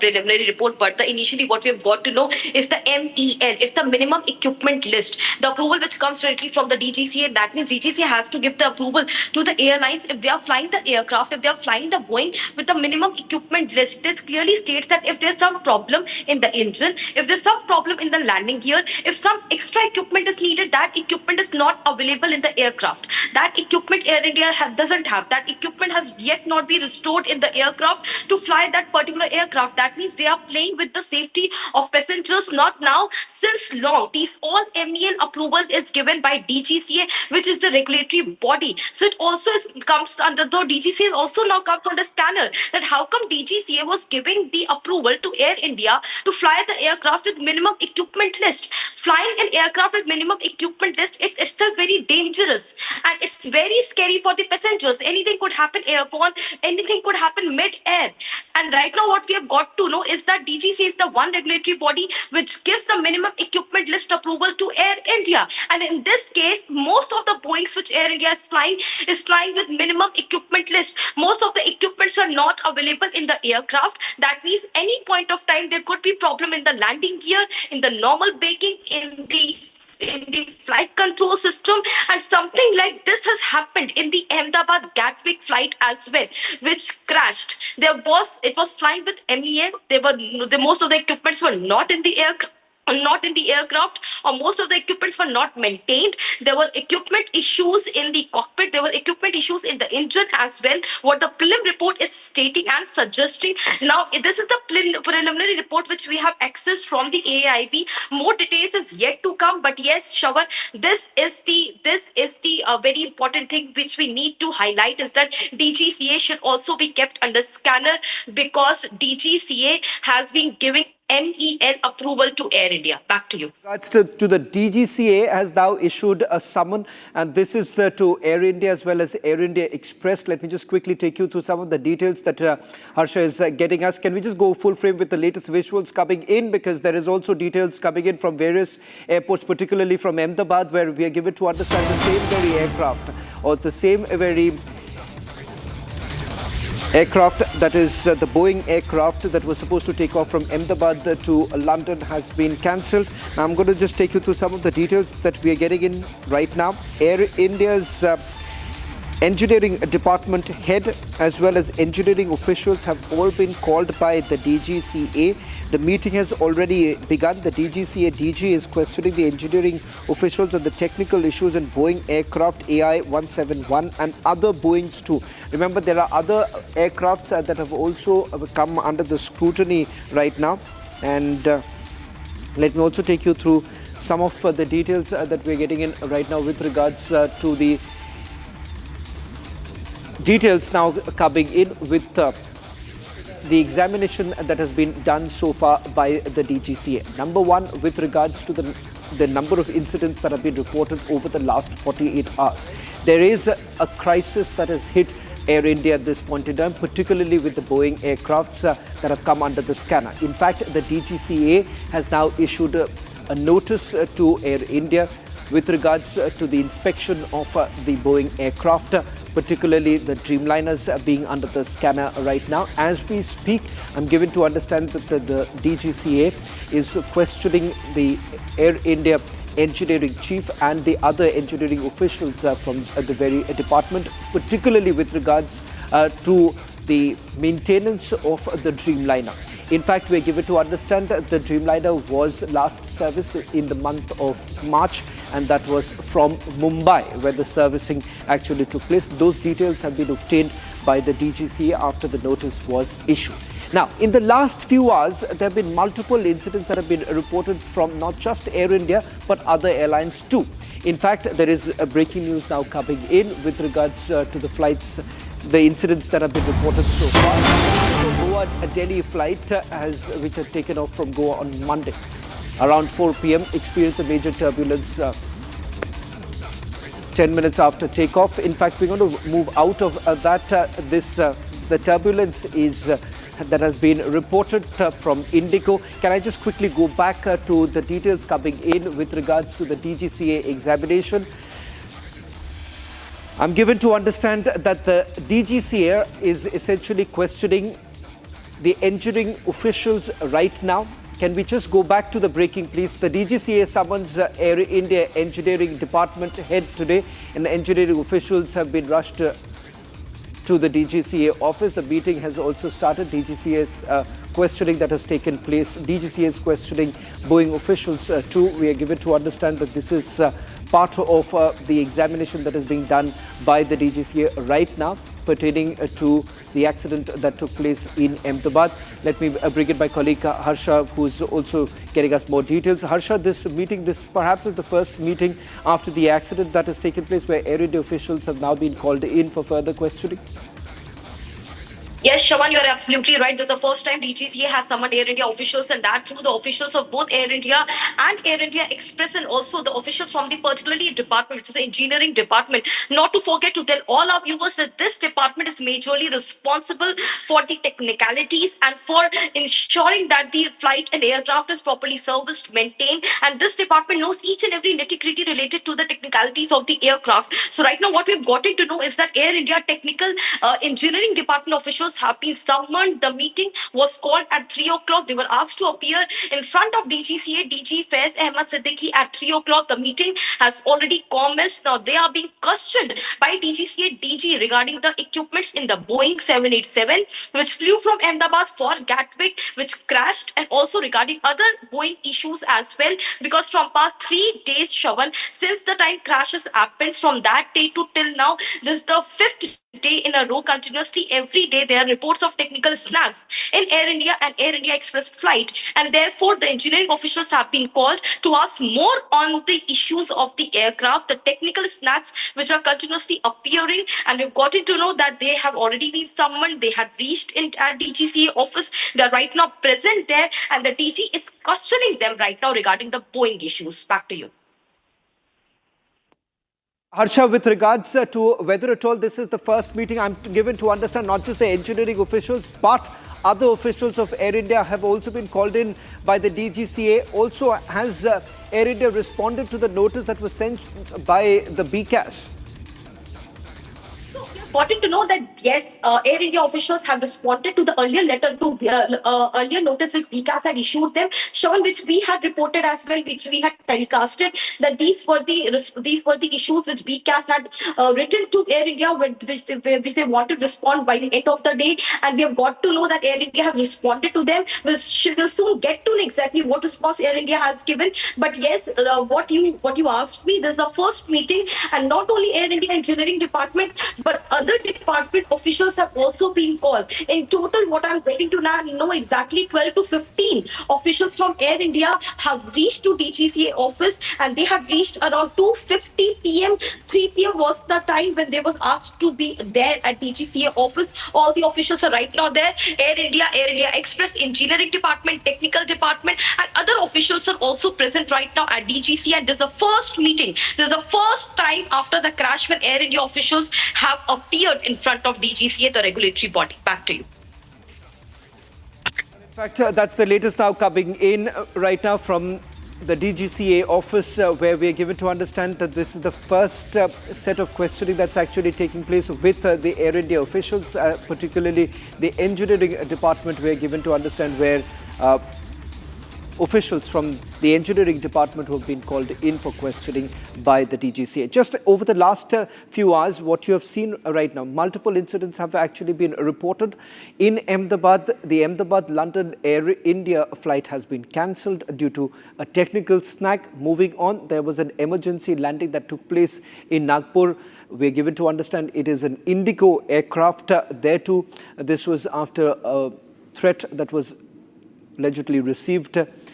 And then finally, Kolkata, where Air India's San Francisco-Mumbai aircraft could not take off due to a technical snag. In fact, the aircraft was headed towards Mumbai, where a technical snag was reported. Subhash Goel, aviation expert, is also joining us on this broadcast. Mr. Goel, multiple incidents that have been reported over the last few hours, and that is the reason why many believe that there is a crisis that not just Air India but the other airlines are too facing.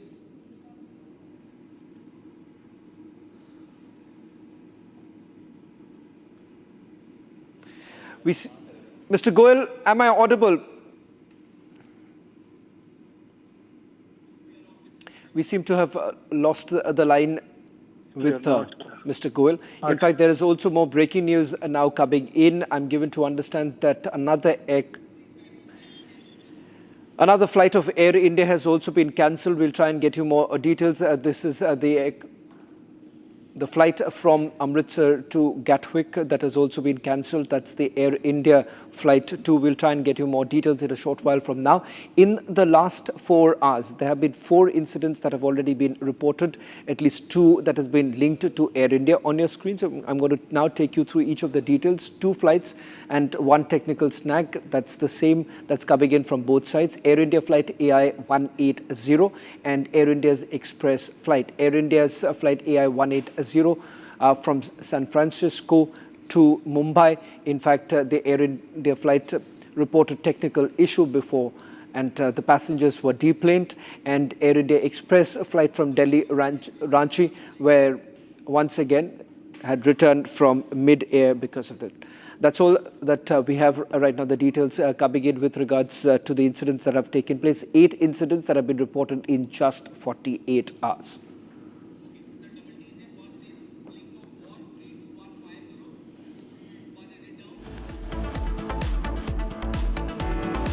Israeli military says it killed Iran's wartime chief of staff. Israel-Iran conflict escalates.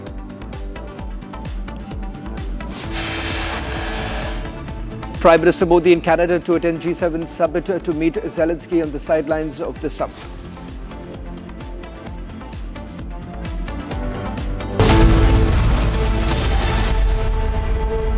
विमल में गुलिस्तां की ये कुछ लजीज फरिश्ते जब साथ गुले तो जी ललचाए और दिल कहे कि स्वाद की इस जुबां में खुद को ऐसा डुबाऊं कि निकल ना पाऊं।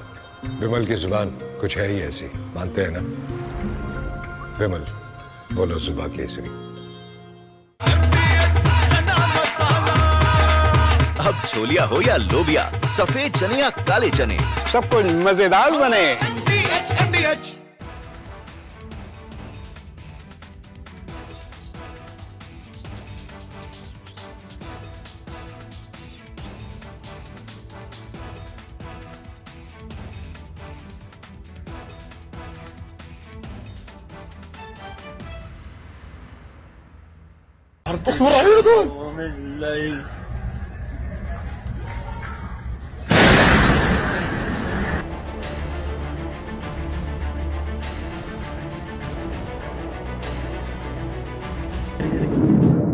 Ini, Philo. Wow, bebas des égouts.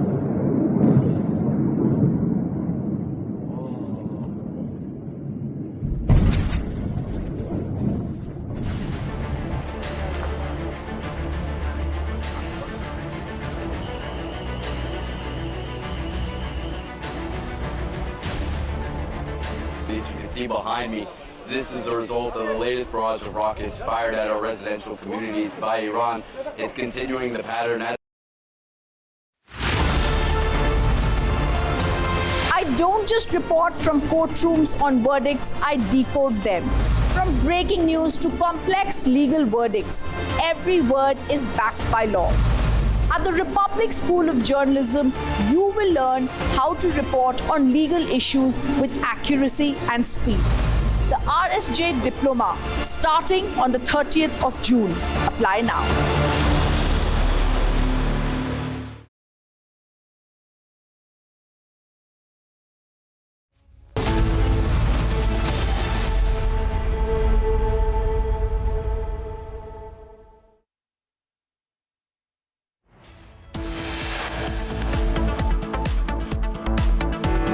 Exclusive input on Ahmedabad plane crash probe. Top sources say the black box will be examined in India.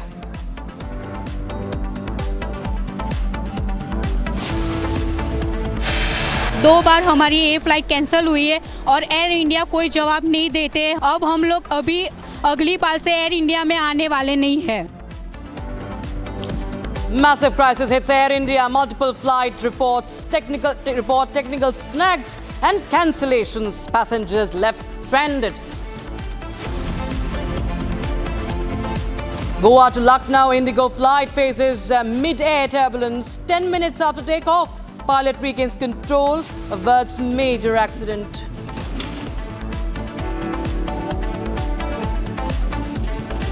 Israeli military says it killed Iran's wartime chief of staff. Israel-Iran conflict escalates.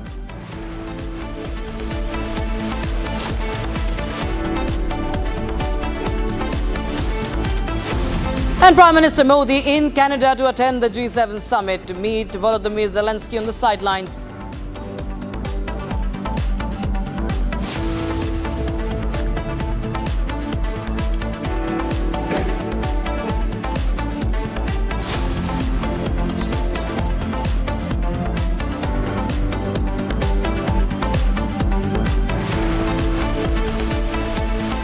Good afternoon, viewers. You're watching Live and Breaking. I'm Dr. Misha with you. It's not looking very good as far as the situation in West Asia is concerned. The Israeli Air Force has destroyed more than 20 surface-to-surface missiles last night before they were launched towards the state of Israel by Iran. And now the Israeli Air Force completed several waves of strikes overnight, targeting approximately 100 military targets in Isfahan, central Iran, that is.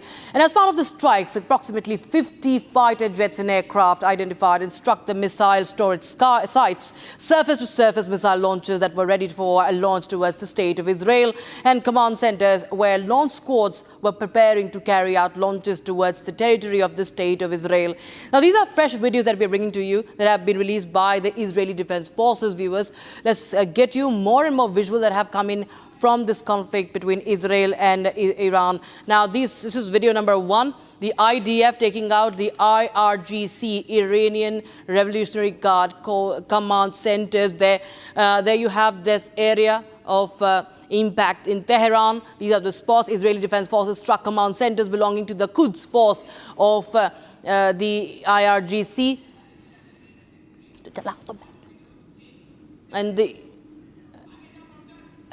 in fact, video two is the IAF identified and eliminated surface-to-air missile launch troops. Seconds before they reached a launcher south of Tehran, the troops were eliminated and the launcher was dismantled. And how, as you can see in that video that we're running right now, that also is from Tehran. Video number 3 now on your screens. Israel's air defense systems shot down the Iranian drones. And this after Tehran unleashed a swarm of drones on Tel Aviv. So this is video number 3. You can see the missile strikes. And now the next video shows how the Israeli Air Force identified and eliminated surface-to-air missile launch troops seconds before they reached a launcher south of Tehran. The troops were eliminated. The launcher was dismantled there. High residential buildings being targeted in video number 4 that we are running on your screens. Iranian missile hitting the buildings and affecting the residential areas as well. And the next visual, we are showing you how Israel's precise strikes also annihilated missile launch pads across Iran. This is part of Israel's mission to obliterate the launch pads and other military assets of Iran. And Israel taking down the Iranian UAVs as well, neutralizing the Iranian drones. And then the U.S. Embassy in Israel has also sustained minor damages in the Iranian strikes. No casualties, however, been reported as far as the strike at the U.S. Embassy in Israel is concerned. The missile struck near the Tel Aviv branch, and it was the concussive force of the missile that damaged the building. We'll just run those visuals of the embassy there that has been affected. Iran, video number 6 shows Iran missile launch troops being eliminated and launches destroyed by the Israel Air Force. This is south of Tehran. The visuals coming in from the 16th of June, Iranian missile launch. The launch has been destroyed by the Israel Air Force. These are visuals now we are going to bring you from the aftermath. This is the aftermath, video number 7, aftermath of the Iranian attack on Tel Aviv. And this shows the destruction that has been caused on ground. Missile launch pads blown up, obliterated. Israel annihilating the Iranian launch pads. The Iranian launch pads have been dismantled, and how you can see in that explosion that has taken place in Tehran. And that's why you understand that why, Benjamin Netanyahu, the Israeli Prime Minister, had said that Tehran is burning. Meanwhile, we have also visuals of residential buildings completely damaged by the Iranian missile strikes, minor damages to U.S. Embassy. This is another video that I was talking about just a while back, but we'll also show you how the buildings have been completely damaged by the missile strikes by Iran as well. So we're showing you videos from both the sides, but you understand that what scale of damage has happened in Iran, as Israel has vowed to decimate all the missile launch pads and also targeting the nuclear facilities of Iran as well.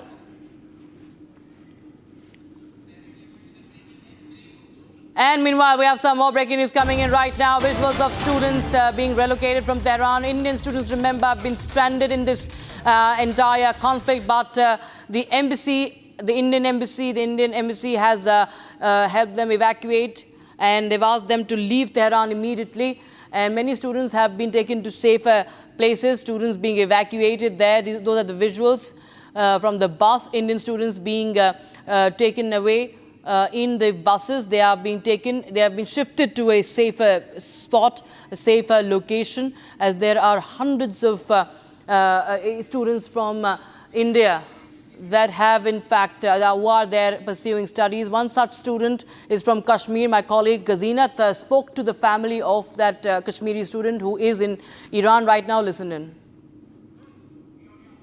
She's the daughter of the family who's studying in Shiraz University, and she is the one who's still been stuck there, and I'm joined by her father Nisar. जी ma'am, वो Shiraz medical university में पढ़ रही है। 2-4 दिन पहले जब ये वार स्टार्ट हो गया बिटवीन इसराइल एंड ईरान, तो वो बहुत डरे हुए थे। तो पहले दिन तो उतने डरे हुए नहीं थे, लेकिन जैसे जैसे वो दिन चढ़ता गया तो वहाँ से भी रॉकेट आ रहे हैं, यहाँ से भी रॉकेट आ रहे हैं, तो वो हॉस्टल में स्टक थे। तो फिर वो क्या करते, या हम फ़ोन करते, हम क्या कर सकते थे। फिर यूनिवर्सिटी वालों से कांटेक्ट किया, यूनिवर्सिटी बोलने वाला आप हॉस्टल में रहिए, आप बाहर मत निकले, हम देखते हैं क्या हालात रहेंगे, उसी हिसाब से करेंगे। तो रात को ज़्यादा जब वहाँ रॉकेट वगैरह मिसाइल चलने लगे तो वो बहुत डरे हुए, सहमे हुए थे। तो फिर उन्होंने हमारे साथ कांटेक्ट किया, हम क्या कर सकते थे। फिर लकीली हम थैंकफुल है इंडियन एम्बेसी के जो वहाँ ईरान में है, उनने उनके साथ कांटेक्ट किया, उनको अपना व्हाट्सअप नंबर दिया, कांटेक्ट नंबर, बोला आप घबराइए मत, हम कोशिश करेंगे कि हालात कैसे रहेंगे, उस हिसाब से हम कोशिश करेंगे कि आपको सेफ जगह इवैक्यूएट करेंगे। तो अभी तक इवैक्यूएशन हुआ है क्या? आज मॉर्निंग में मेरी बेटी के साथ बात हुई, इंडियन स्टैंडर्ड टाइम 7 AM, तो वहाँ तेहरान में 5 AM थे, तो उनको उस टाइम इवैक्यूएट कर रहे थे वहाँ से सेफर प्लेस इंडियन एम्बेसी की तरफ से। उनका फुल सपोर्ट उनसे मिला इंडियन एम्बेसी की तरफ से। वो कंटिन्यू इन दिनों उनके साथ टच में थे।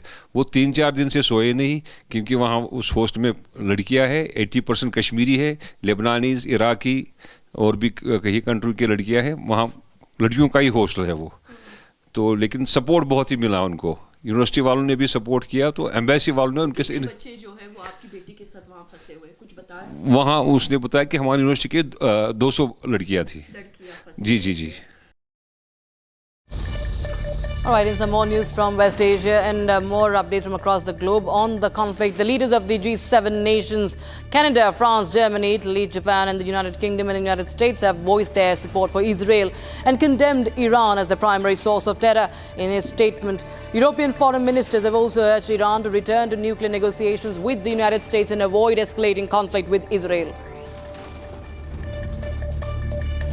Donald Trump dramatically left the G7 summit in Canada a day early to rush back to Washington, D.C. with the French President Emmanuel Macron claiming that the U.S. leader was considering the prospect of a ceasefire between Israel and Iran. Meanwhile, Trump condemned Macron's statement by saying something bigger than ceasefire is coming. Remember, he's also called for a National Security Council meeting in Washington, D.C.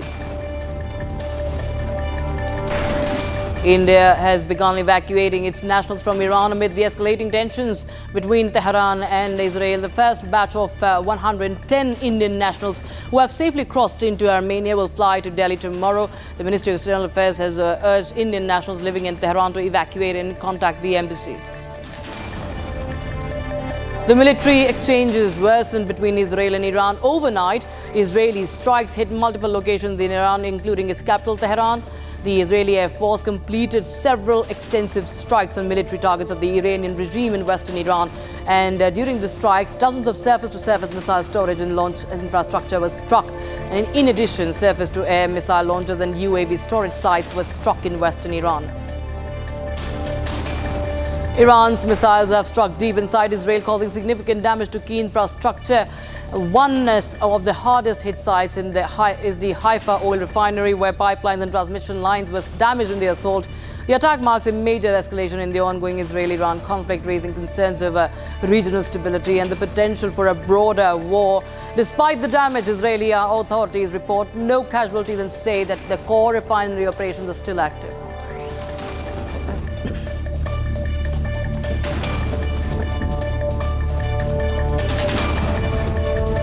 Viewers, we show you the footage that depicts the strikes moments ago by the Israeli Air Force on the studios and offices of the Iranian state-run broadcaster IRIB in Tehran. Here's a video from Republic Digital. که شنیدید صدای متجاوز به خاک وطن، صدای متجاوز به صدای حق و حقیقت است. آنچه که ملاحظه کردید، صدایی که شنیدید، فضای غبارآلوده استودیو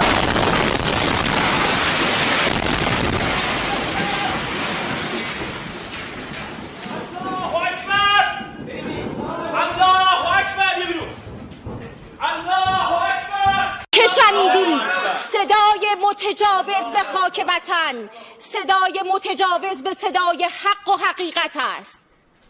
آنچه که ملاحظه کردید، صدایی که شنیدید، فضای غبارآلوده استودیو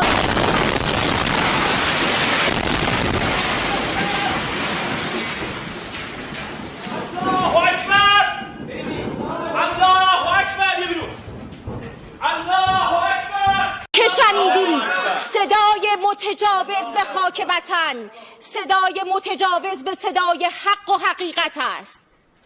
آنچه که ملاحظه کردید، صدایی که شنیدید، فضای غبارآلوده استودیو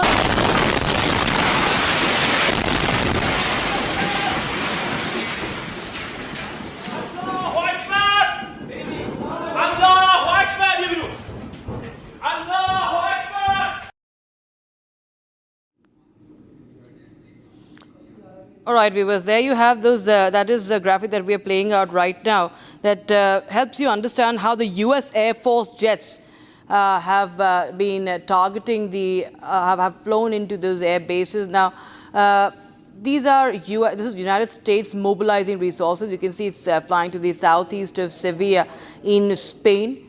And that is the Moron Air Base in Spain.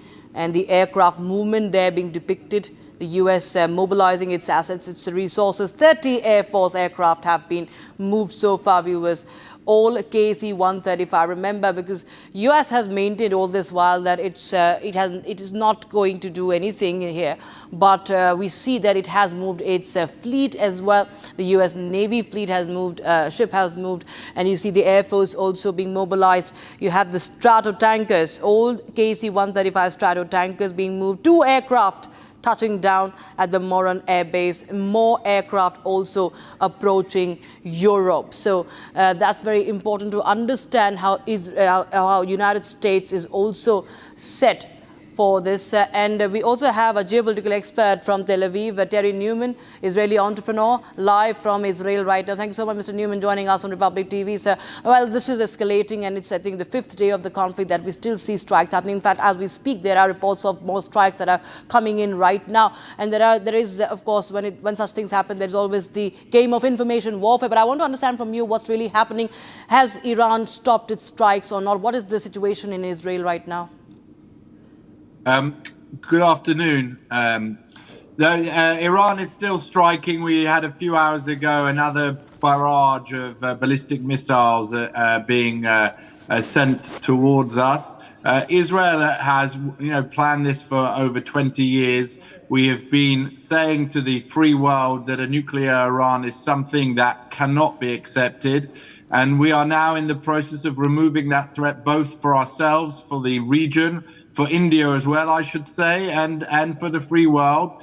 I think that President Trump has been very wise in effect, letting Israel, as the Iranians call us, the small Satan, do the initial work. He's seen how well we have done it, and now he appears to be joining. And, there are certain areas that we can do by ourselves, but there are certain tasks where we need to be part of a larger coalition. And we can see that the Americans are getting ready to be a part of that if they cannot dismantle the Iranian nuclear threat through other means. And, also I want to bring your attention to the statement made by Benjamin Netanyahu to an American channel, where he said that, taking out Ayatollah Khamenei is not going to escalate the conflict, but it's only going to end the conflict. So he's once again insinuated that the target can also be Ayatollah Khamenei.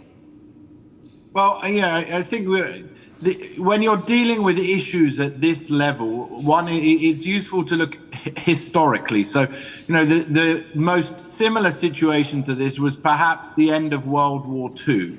And you can take the two examples of the Nazis and of the Japanese. So in the Nazi situation, Hitler committed suicide when he lost all his major people around him. In the Japanese situation, the emperor himself was spared, but he was the one that in the end capitulated and then put Japan on a path that has led to decades of success and building a very, very open, fruitful and wealthy country.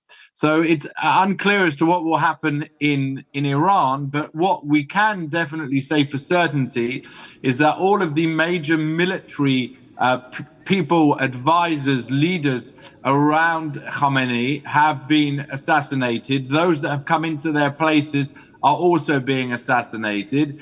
And therefore, he will have to make the choice of either joining the family of nations and stopping his Islamo-fascist genocidal plans, or he will be removed. Yes, Mr. Newman, we just also want to focus on Iran's wartime chief of staff that has been eliminated. Ali Shadmani has also been eliminated. And, what Israel is saying that it can reach any target. What military intel chief has hinted at, that it's expanding the Operation Rising Lion. How do you see this development? Because he was very close to Ayatollah Khamenei as well. Iran is a remarkable country of 90 million people. I think sometimes people forget what a large and important country it is. And those people that were, before the Islamist revolution, one of the most advanced countries in the area in terms of education, in terms of women's rights, in terms of science, in terms of technology, have been brutally oppressed now for decades. So you can imagine that the way that Israel is getting to these people in Iran is because there are many people, part of that 90 million who have risen up against this evil regime in the past, that want to see it gone. But Israel's role cannot be to remove the regime itself. That is the role of the Iranian people, and they have been given the tools in a similar way to what we have seen in Lebanon, where Israel was able to deliver very, very serious blows on the leadership of Hezbollah, a major terrorist organization. But it was up to the Lebanese government to then step in and take control of the areas in the south of the country, the same as we've seen in Syria. And now it is up to the people of Iran to step up and take advantage of this moment, because Israel will remove threats to itself and to the wider world, but it cannot get involved in the domestic politics of Iran. That is something for the people of Iran to do themselves. Absolutely, of course, it's very important to understand the support also that is coming in. But the areas hit by Israel, just stay on with us, Mr. Newman. We are just running that visual to help our viewers understand the areas that have been targeted by Israel. The Israeli strikes in Tabriz, in Tehran, in Natanz. That's the main nuclear enrichment facility reportedly that has been attacked. Qaiman Shah, that refueling plane at the airport hit. Tabriz is where the explosion happened near a nuclear research center. So the nuclear scientists have been targeted. The commanders are being targeted, and these are reports of the Israeli strikes between 12th to 16th of June. Talking about Tehran, Parchin military base, the state broadcaster has been hit. The Shahran fuel depot has also been hit by the Israeli strikes, as we are running those visuals to help you understand, because Israel, especially if we talk about Tehran, we've seen dramatic visuals coming in as far as that city is concerned. Now, Mr. Newman, we understand that the Israeli airstrikes also are happening right now as we speak in multiple areas of Iran, but we also understand that how US has also mobilized its own resources, the US Navy or the US Air Force also. Meanwhile, we see that Donald Trump continues to talk about a deal. He just cut short his G7 visit, and he is now going to head that NSC meeting, the National Security Council meeting as well. So what do we expect from here on? What will be United States' role, if you can share with our viewers? Well, I can't speak on behalf of the United States, but I can certainly point out that the United States have bought a major aircraft carrier, the Nimitz, from Vietnam to the Middle Eastern arena now. They have sent in, I believe it's 28 air refueling planes into Europe. And as you showed earlier, they are sending other aerial assets across from the United States into the European arena. So they want to be ready in the event that Iran continues its aggressive rhetoric in its race to the nuclear bomb. I don't believe that the free world will have a better opportunity than this to remove the nuclear threat.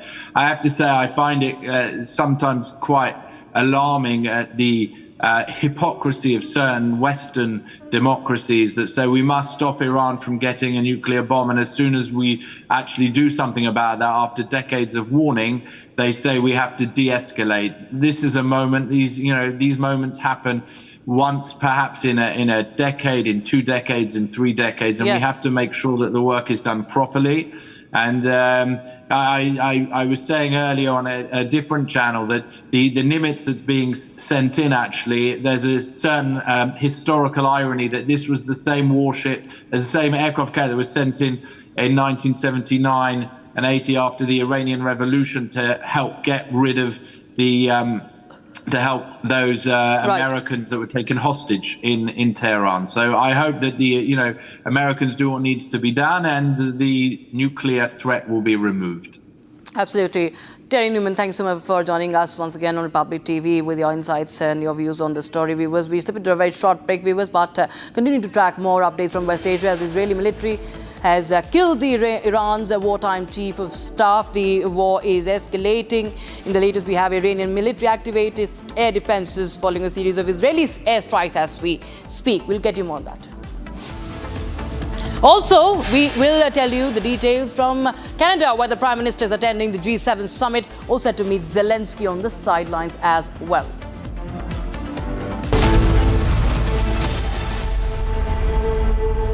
MDH की हल्दी मिर्ची धनिया करे कमाल, ये रंग दे, ये खुशबू दे, ये तीखा, ये कम पड़े, क्या निराला MDH मसाला। आपकी फेवरेट हुंडई कार्स पर मिल रही है अमेजिंग डील्स। वैसे लोगे तो आप हुंडई ही, चाहे दिल की सुनो या डील्स की, तो जल्दी चले आओ हुंडई शोरूम। आधे बाउल दही में 4 चम्मच MDH चटनी पुदीना मसाला डाला, स्टर करो, पुदीना चटनी तैयार। MDH चटनी पुदीना मसाला। MDH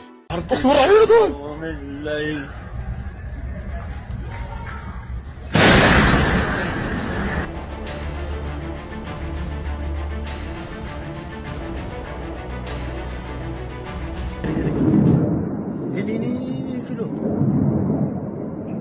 וואו, בבתי זיקוק.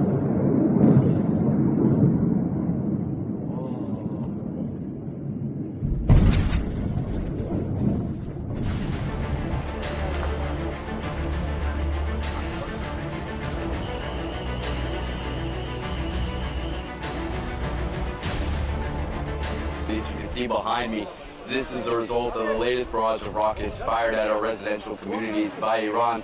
It's continuing the pattern as we're seeing. Each and every one of these scenes are targeting residential communities, civilians in their homes.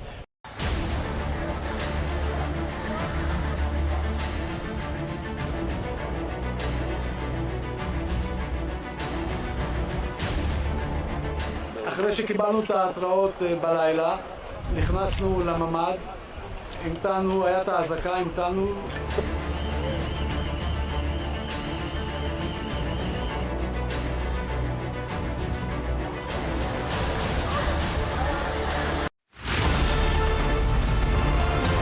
I don't just report from courtrooms on verdicts, I decode them.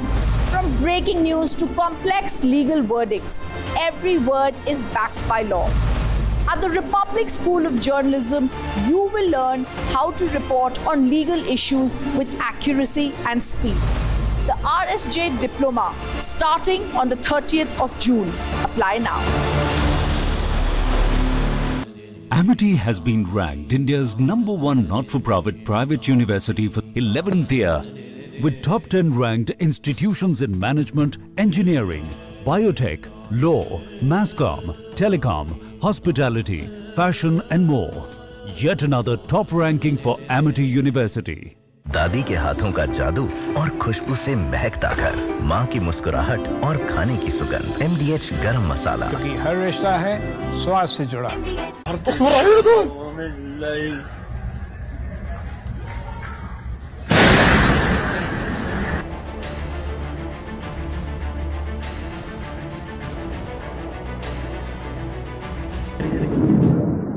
הנה, אפילו. וואו, בבתי זיקוק.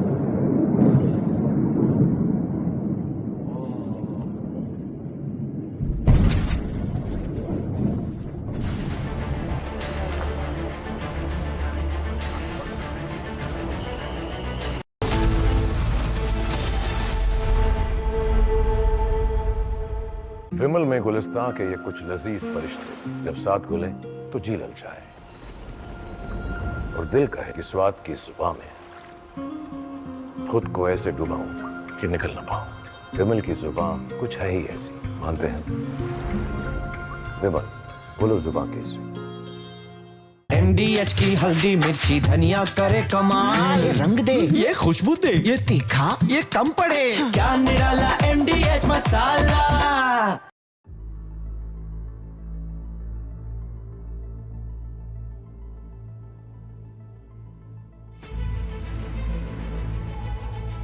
With technical reasons, sir, would like to stay closer to Hong Kong.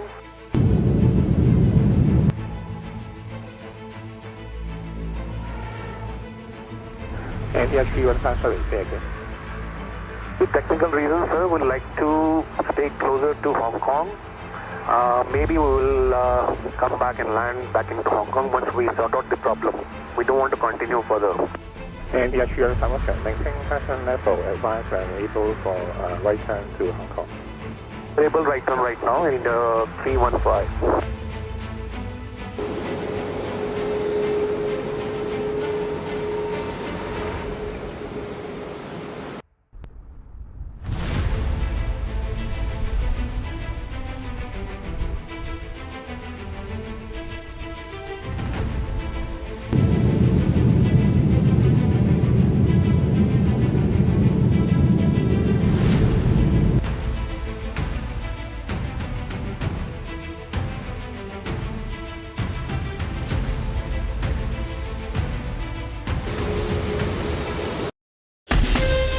From Asia's largest news headquarters, setting the agenda for Bharat.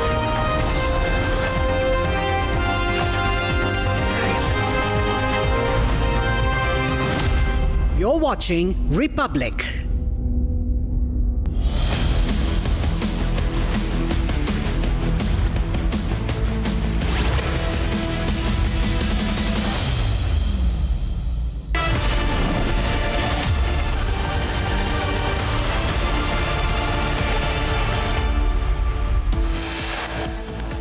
Exclusive input on Ahmedabad plane crash probe. Top sources say black box to be examined in India. दो बार हमारी ये flight cancel हुई है और air India कोई जवाब नहीं देते। अब हम लोग अभी अगली बार से एयर इंडिया में आने वाले नहीं हैं। Massive crisis hits Air India. Multiple flights report technical snags and cancellations. Passengers left stranded.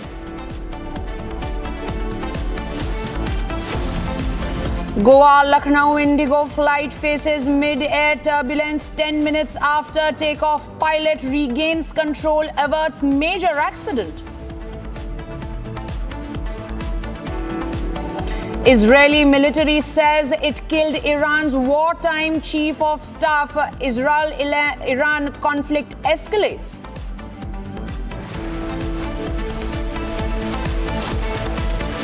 Prime Minister Narendra Modi in Canada to attend G7 summit to meet Zelensky on the sidelines of the summit.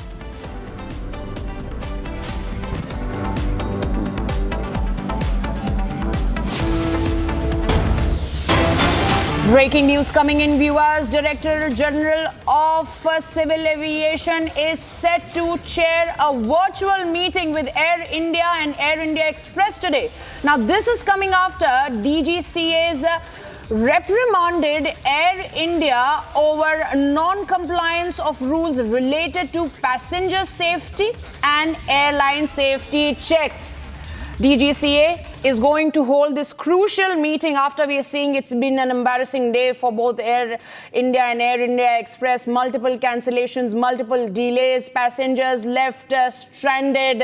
And after that, the DGCA is going to hold this very crucial meeting where and this is coming after they're going to take stock of the situation after multiple cancellations and technical snags that have been reported throughout past 24 hours. Joining me live on this broadcast is my colleague Harsha.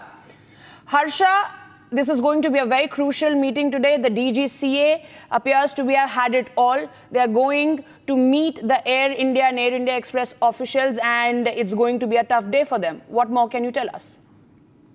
So, Madhurima, there's an update for all our viewers as well because the meeting is underway. So, the meeting was called at 3 o'clock, and there's a physical meeting, not a virtual meeting. The Air India officials and Air India Express officials have already reached the DGCA office, and there's a first meeting where the DGCA have literally summoned the Air India. There appears to be a little technical snag over there with Harsha's audio connection. But what she is telling us that the meeting has already begun. It's been an hour since the meeting began, and the DGCA is very serious about this meeting, keeping in mind the fact that it's not a virtual meeting. They have been summoned physically.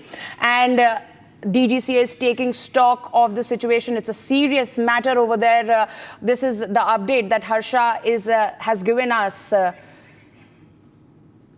Okay, moving on, viewers, we're getting more breaking. As far as the Air India is concerned, authorities are investigating the Ahmedabad plane crash, are examining the training records and supporting documents that involved the dispatcher, along with detailed data of the cockpit's crew, qualifications, of the flight hours, and the recent performance assessments. And they are also seeking Directorate General of Civil Aviation has initiated a thorough review of the audio reports as well. So this is also another breaking coming in. Viewers, joining me live on this broadcast is my colleague Harsha.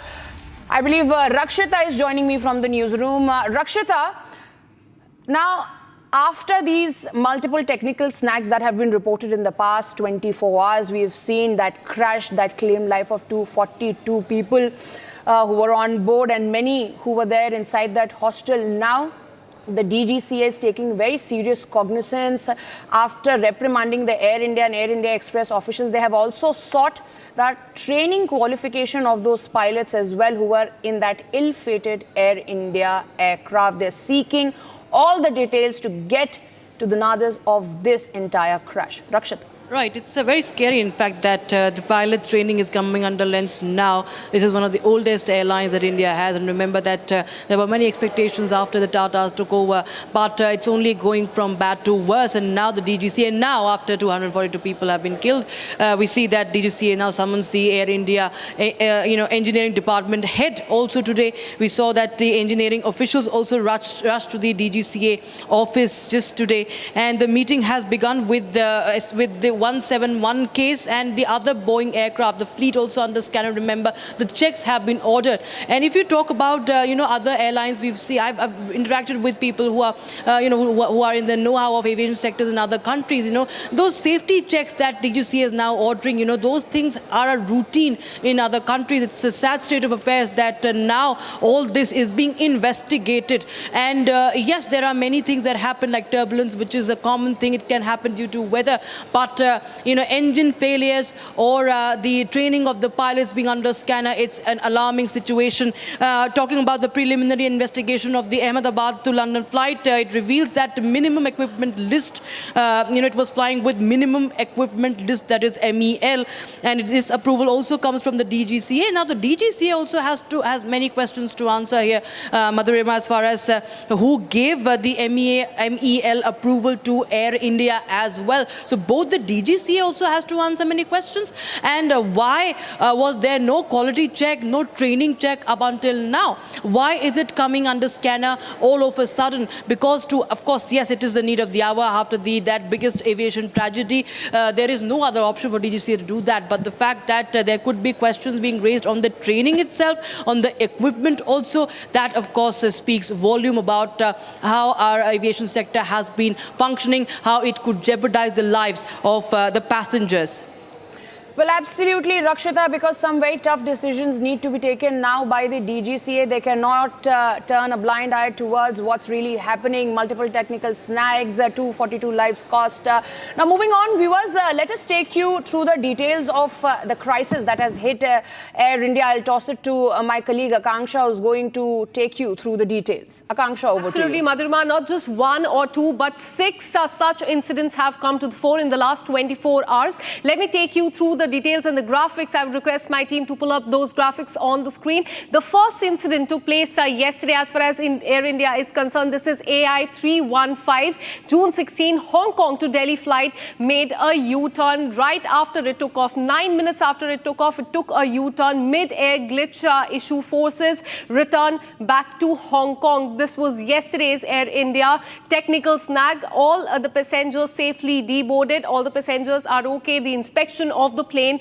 was undertaken by the authorities. Let's take you through another incident that took place yesterday. This is SV3112, June 16, air scare on Jeddah to Lucknow flight. We saw visuals of sparks and smoke coming out from the wheels of this specific plane. This is Saudi Arabian plane, and this in fact took place yesterday. Passengers of SV3112 disembarked safely, but again raises a lot of questions about the quality of the aircraft, because we saw very concerning visuals. The third incident took place yesterday. This is Delhi to Ranchi Air India flight. Plane makes a U-turn to Delhi over technical issue. Another example of technical issue as far as Air India is concerned. Technical issue reported after takeoff from the national capital. This is Delhi to Ranchi Air India flight. Flight operation resumed after inspection and clearance. So in all these cases, inspection was carried out after these very concerning incidents in fact took place.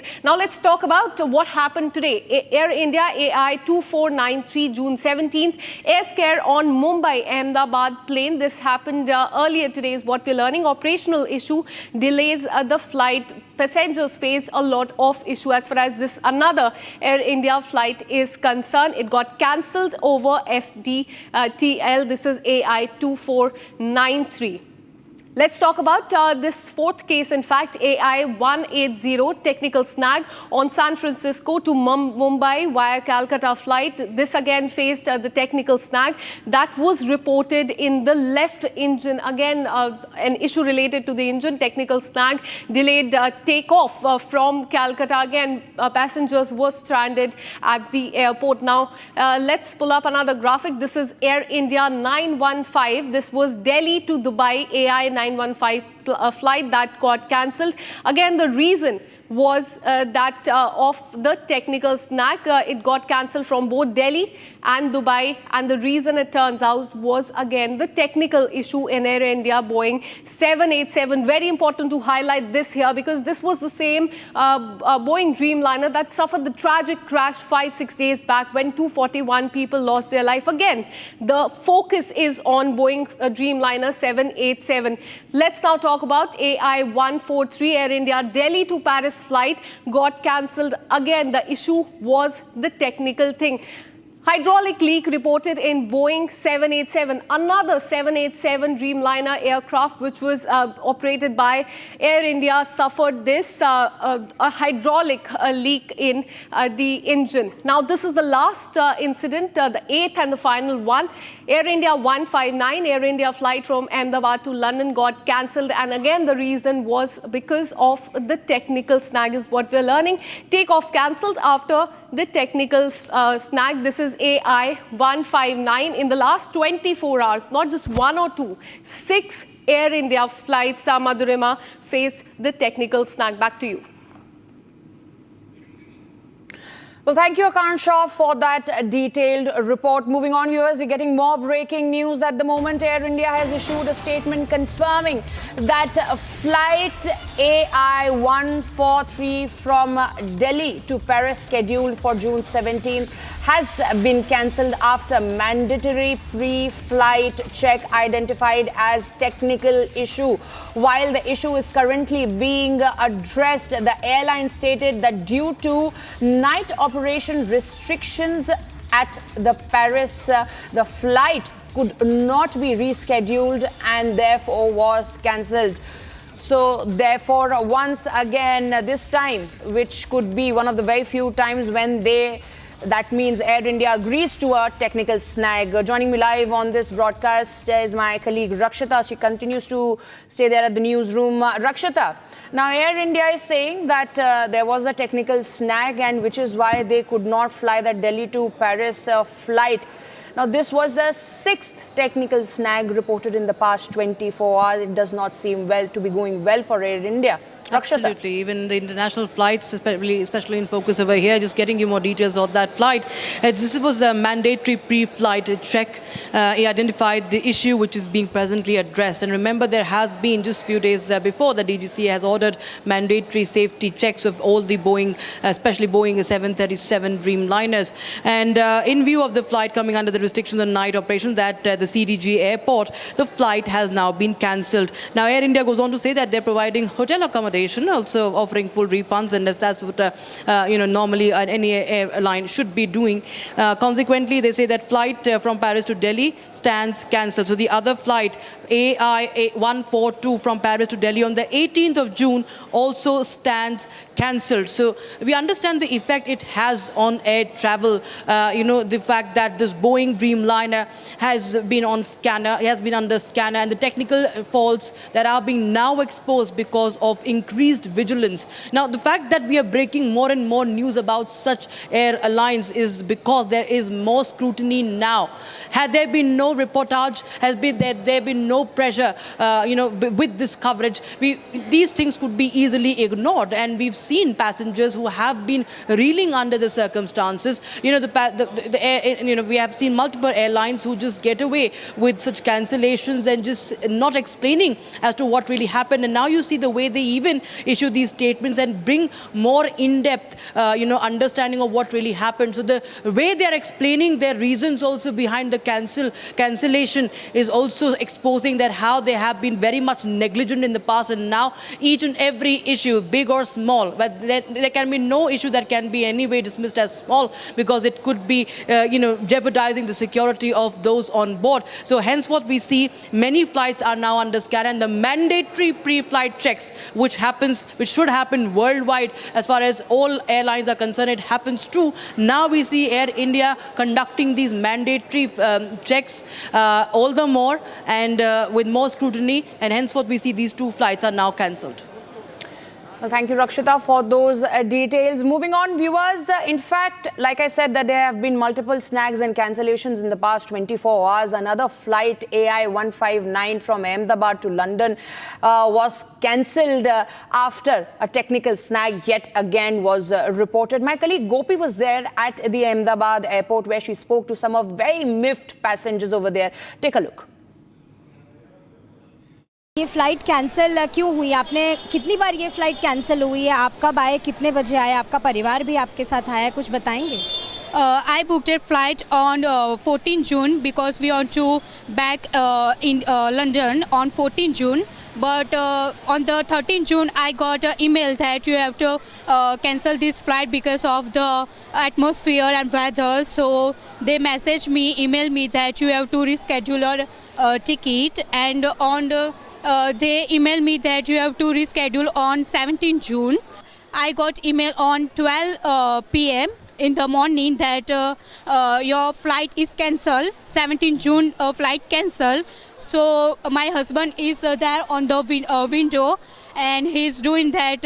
We want to do new flight, and they are doing. तो यही same flight पहले 2 बार और भी cancel हो चुकी है? हाँ, 2 बार हमारी ये फ्लाइट कैंसिल हुई है, और एयर इंडिया कोई जवाब नहीं देते। हम मैसेज भी करते तो इतना होल्ड होता है, हमको 15-15 मिनट होल्ड रखना पड़ता है, और हमको सामने से भी अच्छा कोई रिस्पॉन्स नहीं आता है एयर इंडिया में से। अब हम लोग अभी अगली बार से एयर इंडिया में आने वाले नहीं है। हम इधर आए तो बता रहे थे कि फ्लाइट है वो डिले हुई है 3 आवर्स। सो हमको 1 PM की जगह 3 PM का टाइम दिया, और अभी जब टाइम बोर्डिंग का आया, अंदर जाने का आया, चेक इन का टाइम आया, तो वो लोग बोल रहे हैं कि अब फ्लाइट कैंसिल हो गई है। सो वो लोग अच्छे से रिफंड का भी आंसर नहीं दे रहे हैं। हम लोग कॉल सेंटर में बात कर रहे हैं, वहाँ भी कोई भी कॉल रिसीव नहीं कर रहा है, और वो लोग यही बता रहे हैं कि हम आपको 10-15 दिन में रिफंड कर देंगे। Did they tell you what is the reason behind the cancellation of this particular air? Actually, when we reached here, there are 3-4 persons from the Air India Airlines, and the reasons stated by them are different.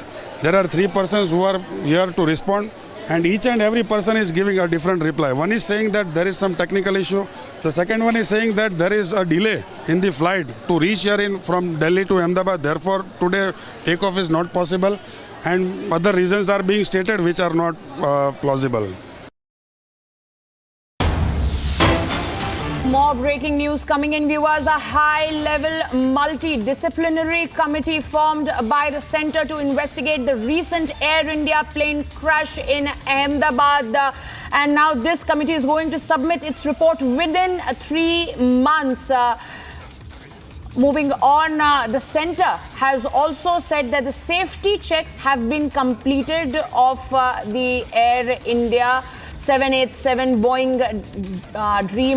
liner aircraft fleet. There are 34 of them, and now Centre is going to submit a report in 3 months. Remember, this was also promised by Civil Aviation Minister Ram Mohan Naidu during that press conference, that it's going to be a time-bound investigation, because an answer in this entire connection is imperative, and which is why now we're learning that the government is that this particular committee is going to give and submit the report within 3 months. Now we're getting more visuals over there on your screens, viewer. Now this is the visual from Ahmedabad plane crash site, and now this is an exclusive visual that Republic Media Network has accessed for you, as you can see, as to how there are people jumping off the roof over there. This has surfaced, and this shows the aftermath of the massive explosion and devastation by fire caused by that incident.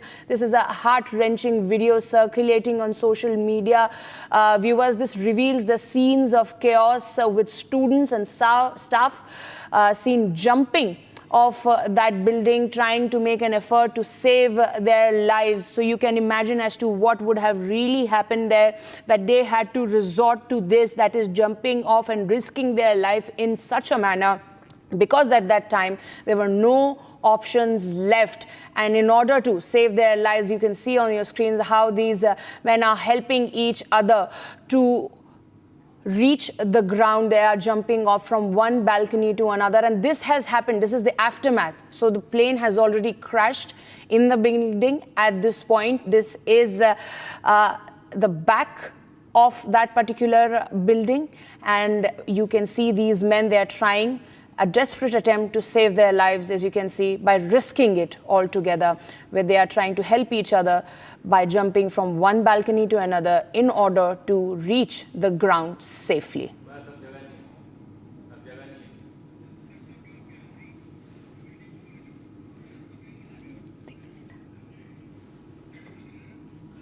So these are the visuals you can see, viewers. This is the aftermath. This is the aftermath of what really happened. This is the crash site. This is the backside of that hostel that suffered.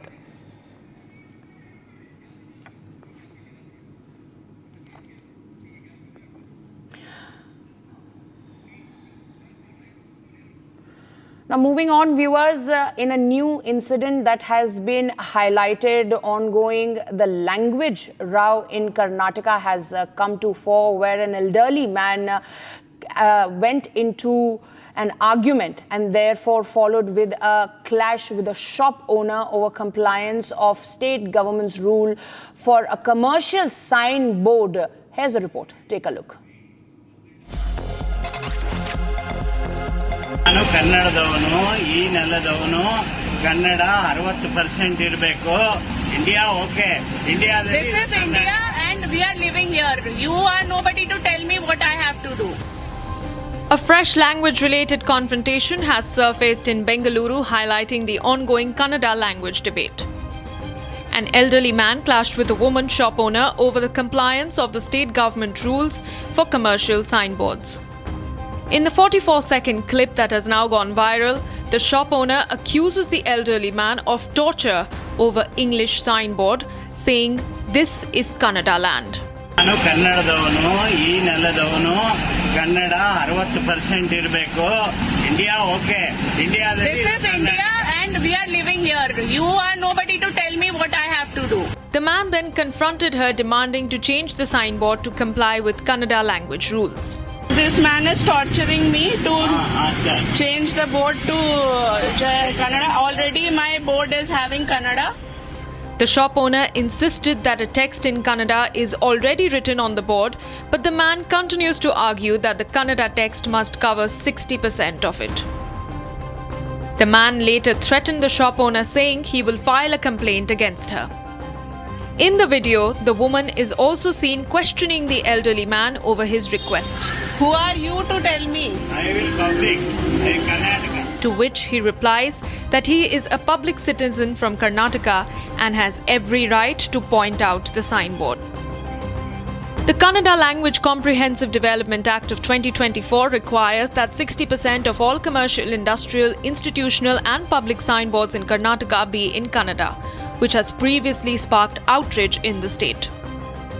The Act also says that the Kannada text must occupy the upper half of the board, with the remaining 40% allowed in any other language.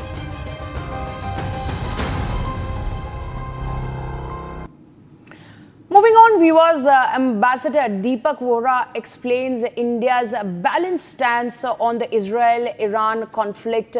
With strong ties to both nations, India promotes dialogue and diplomacy without choosing sides. He highlights how India's strategic autonomy, its role as a voice for the global south, and the importance of peace in global affairs. Take a look.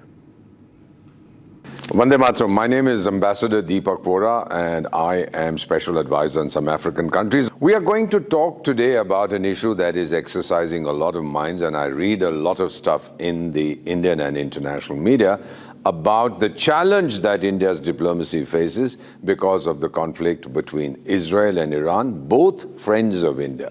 Let me set this in perspective. We never allow our relationship with any one country to determine our relationship with another country.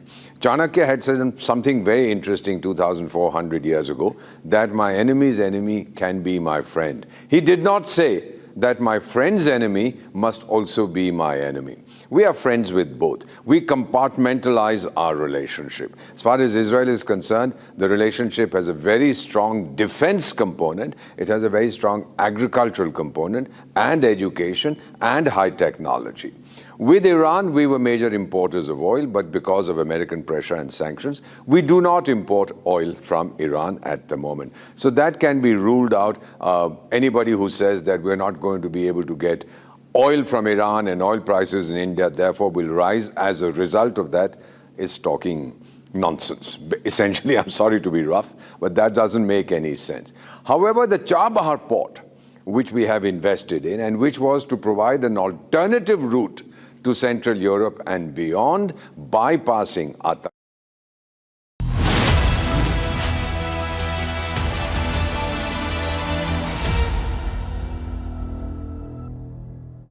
विमल में गुलिस्तां की ये कुछ लजीज फरिश्ते जब साथ घुले तो जी ललचाए और दिल कहे कि स्वाद की इस जुबान में खुद को ऐसा डुबाऊं कि निकल ना पाऊं।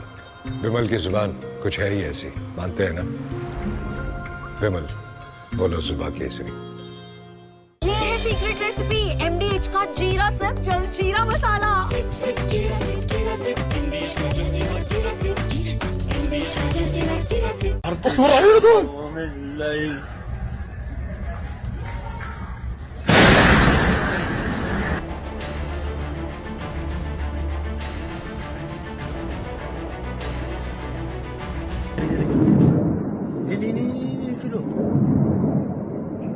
Wow, vai bater esse cu.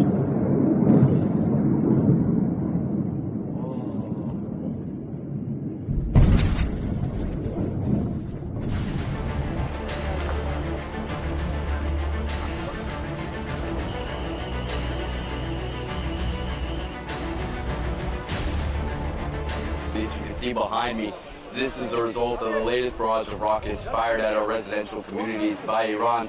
It's continuing the pattern as we're seeing. Each and every one of these scenes are targeting residential communities.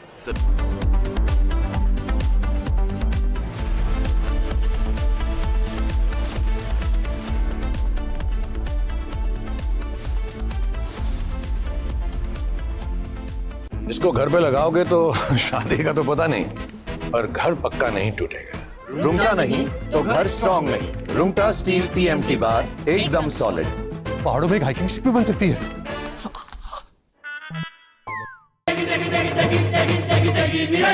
MDH की देगी मिर्च, देगी मिर्च का तड़का, अंग अंग फड़का। MDH की देगी मिर्च।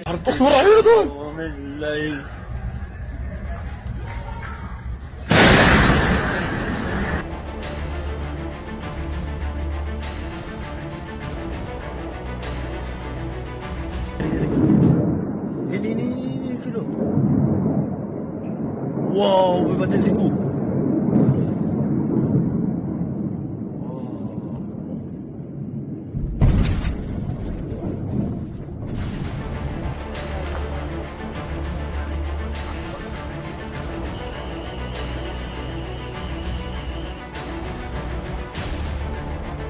As you can see behind me, this is the result of the latest barrage of rockets fired at our residential communities by Iran. It's continuing the pattern as we're seeing. Each and every one of these scenes are targeting residential communities, civilians in their homes.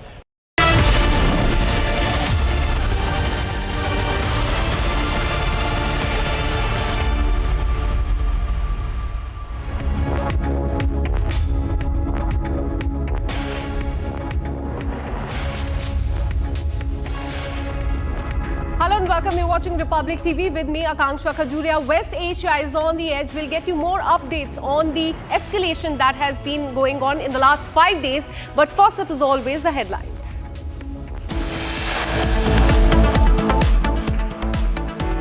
Exclusive input on Ahmedabad plane crash probe. Top sources say black box to be examined in India. 2 बार हमारी ये flight cancel हुई है और air India कोई जवाब नहीं देते। अब हम लोग अभी अगली बार से एयर इंडिया में आने वाले नहीं हैं। Massive crisis hits Air India. Multiple flights report technical snags and cancellation. Passengers have been left stranded.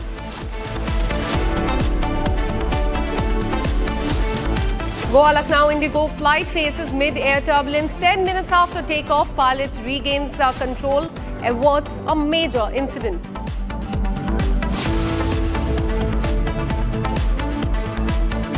Israeli military says it killed Iran's wartime chief of staff. Israel-Iran conflict has escalated.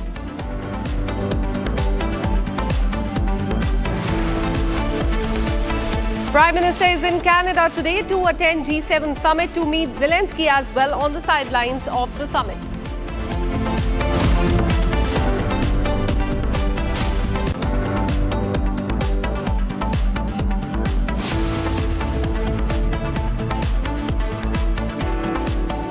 Hello and welcome. You're watching Live and Breaking with me, Akanksha Khajuria. Let's start the bulletin with the updates coming in from the Middle East. In the wake of the Middle East conflict, several students have been evacuated from Iran. Some of them are students from Kashmir, in fact, who are awaiting their return home as their families await for them. Republic brings you this exclusive report live from, such incidents and such people who are stuck there. Have a look.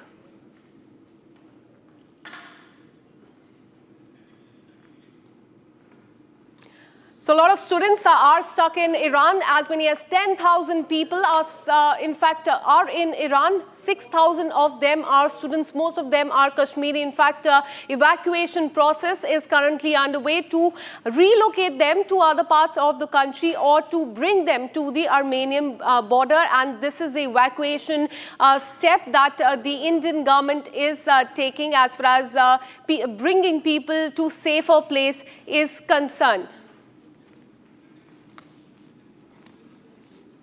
Let me go across to my colleague Zeenat, who brings us the testimonies of such families whose kids are currently in Iran, stuck there. Zeenat, tell us about their stories. Who are these families, and are they worried right now that their kid is stuck there?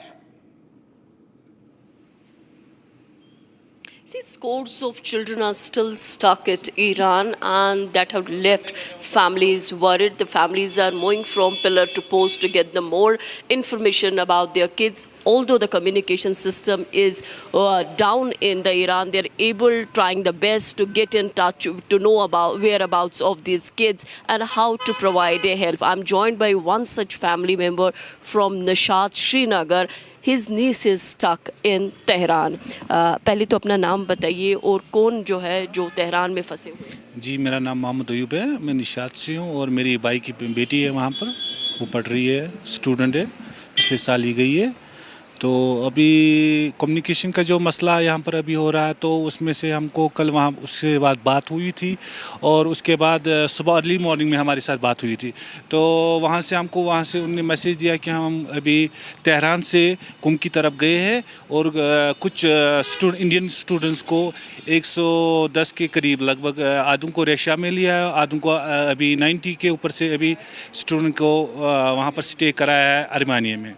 तो मैं भी government of India से यही appeal करता हूँ जनाब PM Narendra Modi से, and MA mister जो हमारे फॉरेन मिनिस्टर है एस जयशंकर साहब से, उनके बहुत शुक्रगुजार कि अभी उन्हें एक्यूएट बहुत सारे रिलोकेट किए हैं बच्चे, उसके लिए उनके लिए थैंक्स कर रहे हैं। तो अभी जो आपकी नीस वहाँ है, कि कुछ फ़ोन पे या कोई मैसेज देके बताया कि किस तरह की डिफ़िकल्टी जो है स्टूडेंट्स को आ रही है, और कितना नंबर है कश्मीरी स्टूडेंट्स का जो अभी भी ईरान में फंसा हुआ है? अभी स्टूडेंट्स के नंबर है वो JNK की, खासकर मैं JNK की बात अभी कर रहा हूँ, तो अब वो 1300 से लेके 1400 स्टूडेंट्स है, और अभी उनकी जो कम्युनिकेशन की प्रॉब्लम आ रही है, और ऊपर से जो उनकी फूड और वाटर की प्रॉब्लम आ रही है, वो दो प्रॉब्लम है वहाँ। बाकी जो आहिस्ता आहिस्ता अभी आई होप कि जो हमारी गवर्नमेंट ऑफ इंडिया है वो कोशिश करे कि सब बच्चे वहाँ सेफ से वहाँ दूसरे कंट्री में शिफ्ट कर सकते हैं। तो अभी जो है कम्युनिकेशन जो है काफ़ी डाउन है, फ़ोन कॉल्स नहीं लग रहे, ना वहाँ से है ना यहाँ से कम्युनिकेशन। तो इसमें किस तरह से आप लोग अपने आप को अपडेट कर रहे हैं, जो फैमिलीज़ आपके इन टच है, तो किस तरह से जो है कम्युनिकेशन का प्रोसेस चल रहा है? अभी आप देख सकते हैं जो कम्युनिकेशन डिपेंड्स, अभी सब जो है वो कम्युनिकेशन पे डिपेंड होता है हर जगह। आप किसी भी चैनल से देखिए, इंटरनेट पे डिपेंड है सारा। अभी हम बीच में जब भी हम बीच में ट्राई मार रहे हैं, कभी वहाँ से भी वो कॉल करते, खाली जस्ट 5 मिनट्स वो टॉक होती है, उसके बाद कम्युनिकेशन नहीं होती है। वहाँ पर भी बैड नेटवर्क है उनकी, जो अभी वहाँ की एयर स्पेस है वो भी उन्होंने बंद की है। अभी टेक्नोलॉजी का दौर है, तो ये डिपेंड्स होता है कम्युनिकेशन पे। तो अभी जो आपकी नीस ने जब लास्ट टाइम बात की थी, तो कुछ बताया था कि किस तरह का डिस्ट्रक्शन हो रहा है, कहाँ क्या हुआ है, और उन्होंने अभी तक अपनी आंखों से क्या देखा? 2 दिन पहले उसने बताया, जब फर्स्ट डे वहाँ पर बहुत से अभी यूनिवर्सिटी पे भी वहाँ हमला हुआ था, उस टाइम ड्रोन हमला हुआ था, और बॉयज़ हॉस्टल पे भी वहाँ हमला हुआ था। उसमें लगभग हमारी जो इन्फॉर्मेशन आई थी फ्रेंड से या मीडिया थ्रू से, तो वहाँ पर कश्मीरी के 2 बच्चे इंजर्ड हुए थे। तो उसके बाद इंजर्ड हुए थे किस यूनिवर्सिटी के? वो तेहरान की यूनिवर्सिटी में बॉयज़ जो हॉस्टल है, बॉयज़ हॉस्टल में, उसमें हमारे यहाँ के MP रोला आगा साहब, हम उसके बड़े शुक्रगुजार हैं। जो भी वो उनके साथ कम्युनिकेशन उनकी बहुत अच्छी है ईरान के साथ, तो वो बीच में हमारे ट्विटर पे वो मैसेज सेंड करते हैं, डिमांड करते हैं क्या क्या है वहाँ पर हालात। अभी जो है कि कुछ आइडिया है कि जो कश्मीरी स्टूडेंट जैसे आर्मेनिया की तरफ लेके गए हैं, कुछ कौम में कल स्टे करवाया है, तो कितने कश्मीरी स्टूडेंट्स है, और ओवरऑल इंडिया का कितना नंबर है जो अभी भी फंसा है? अभी मेरे ख्याल से ऑल ओवर इंडिया की बात करेंगे तो वहाँ से तकरीबन 15,000 से 16,000 बच्चे वहाँ पर ऑल इंडिया के हैं। अभी कम से कम उन्होंने 10,000 से ऊपर बच्चे वहाँ से निकाले हैं। हम उसके लिए अप्रिशिएट करते हैं गवर्नमेंट ऑफ इंडिया को कि उनके बच्चे इतने बच्चे वहाँ से वो सेफ निकल गए हैं, उसके लिए हम अप्रिशिएट करते हैं। अभी तो एयर स्पेस बंद है, तो घर आना तो नामुमकिन है, तो ऐसे किस तरह से देखते हैं इस तरह के चैलेंजिंग पीरियड को, और आगे क्या स्ट्रेटजी है पेरेंट्स की तरफ से? अभी लगभग अभी बहुत सारे कंट्रीज जैसे USA है, अभी रशिया है, चाइना है, दूसरे कंट्रीज है, सऊदी अरब है, इंडिया, हमारा इंडिया है। तो अभी हम आपस में ये बातचीत करते हैं कि सीज फायर होना चाहिए। अगर सीज फायर हुआ तो अभी मेरे ख्याल से उन बच्चों को अगर 1 वीक के लिए आया, 10 दिन के, जब तक सीज फायर हो जाए, आर्मेनिया है एक कंट्री है, अजरबैजान है, अफगानिस्तान से, जहाँ से बॉर्डर हमको दूसरे कंट्री से मिलते हैं, जहाँ हमारे रिलेशंस बहुत अच्छे हैं इंडिया के साथ, उनके साथ वहाँ रख सकते हैं। उसके बाद उनको एक्टिवेट दोबारा वहाँ से उनको, क्योंकि एग्जाम्स भी आ रहे हैं उनके, तो वो अच्छा रहेगा, लेकिन वो सेफ होने चाहिए पहले दूसरी कंट्री से। जब तक सीज फायर नहीं हुआ, अभी हमारे को भरोसा नहीं है कि क्या हो जाएगा। अभी डिपेंड है इसराइल और ईरान पे। So the parents are looking for ceasefire between the 2 countries so that evacuation is done, and also the parents are worried because the exams are near. Absolutely, families there demanding that their family members in Iran should be moved to a safer place. Thank you, Zeenat, for getting us that ground report. Now, shifting our focus, in fact, we have breaking news coming in. Israeli Air Force has completed several extensive strikes on military targets of the Iranian regime in western Iran. During the strikes, a dozen of surface-to-surface missile storage and launch infra was struck. In addition to this, surface-to-air missile launchers and UAV storage strikes were also struck in western Iran, and the visuals of that you can see on your screens. IDF, that is Israel Defense Forces, has destroyed the Iran military targets. They have targeted the nuclear facilities there. They have also targeted several top military officials as far as Iran is concerned.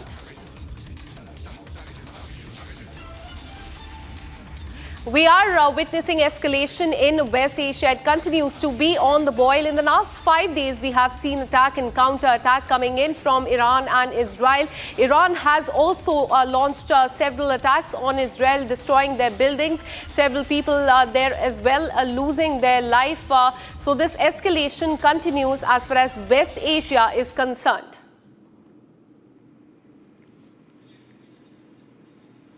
In the visuals, you can also see the Israel and Iran war exploding.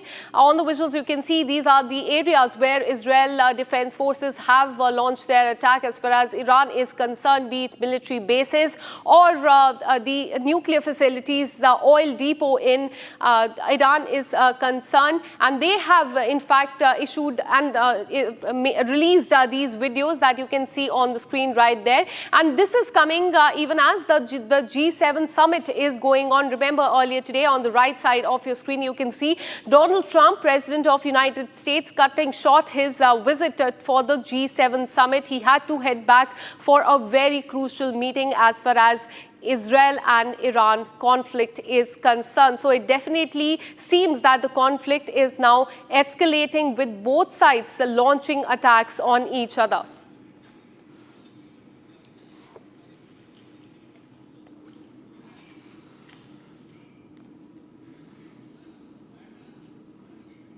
Now, viewers, let's get you more visuals from across Iran and Israel as far as this conflict is concerned. Let's get you those videos there on the screen.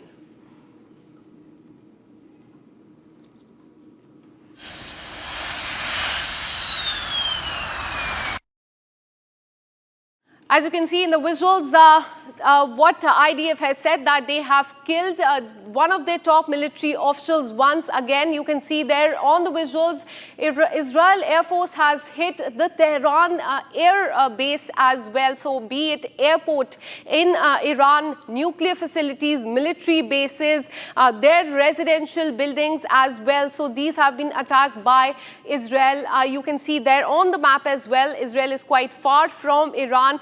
And these missiles have been launched in Tehran at several locations, be it Tabriz, Natanz, where the main nuclear facility is. And these are the visuals that IDF has released that we are showing to you on the screen. Several places there attacked by Israel. Now let's show you more videos as far as this conflict is concerned. This is a video of IDF taking out attack on Iran.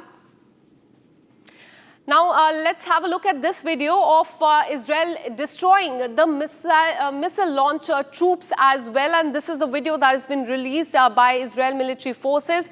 There they are destroying the missile launch troops, as you can see on the screen. Big blast there. And the video on your screen completely shows how this escalation has only grown.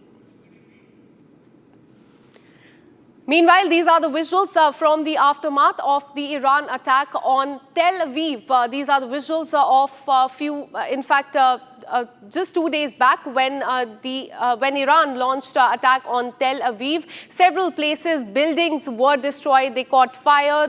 There was damage that was reported in Tel Aviv area as well. Jerusalem was also a place that was attacked by Iran.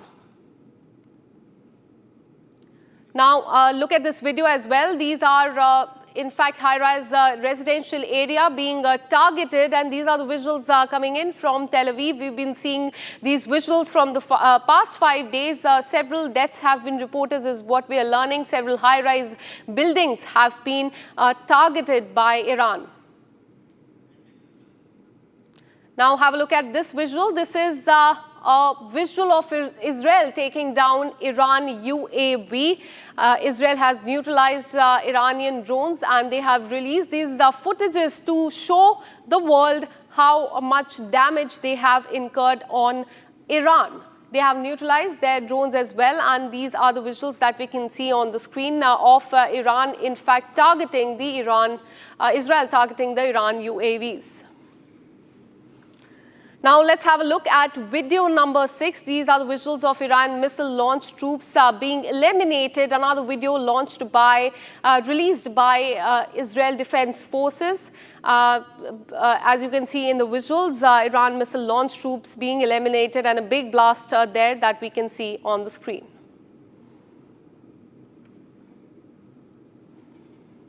Now let's have a look at video number 8. Israel's precise strikes have also destroyed the missile launch pads across Iran. This is the part of Israel's mission to obliterate launch pads and other military assets of Iran. Big blast we can see there as well. As far as Iran is concerned, several big and main areas, including the nuclear facilities, have been attacked.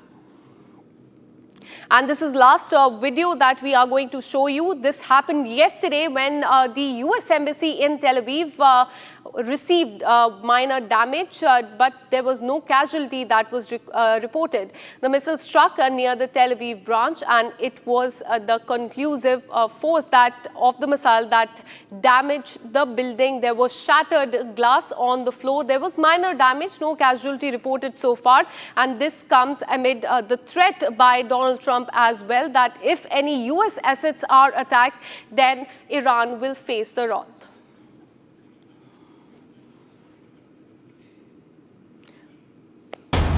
All right, so we have another breaking news coming in. Iran has reportedly launched a missile strike targeting an Israeli military intelligence logistics center near the Gilot base close to Tel Aviv. According to the Iranian sources, several missiles were launched from Iran, and successfully they have struck in Tel Aviv, marking a significant escalation.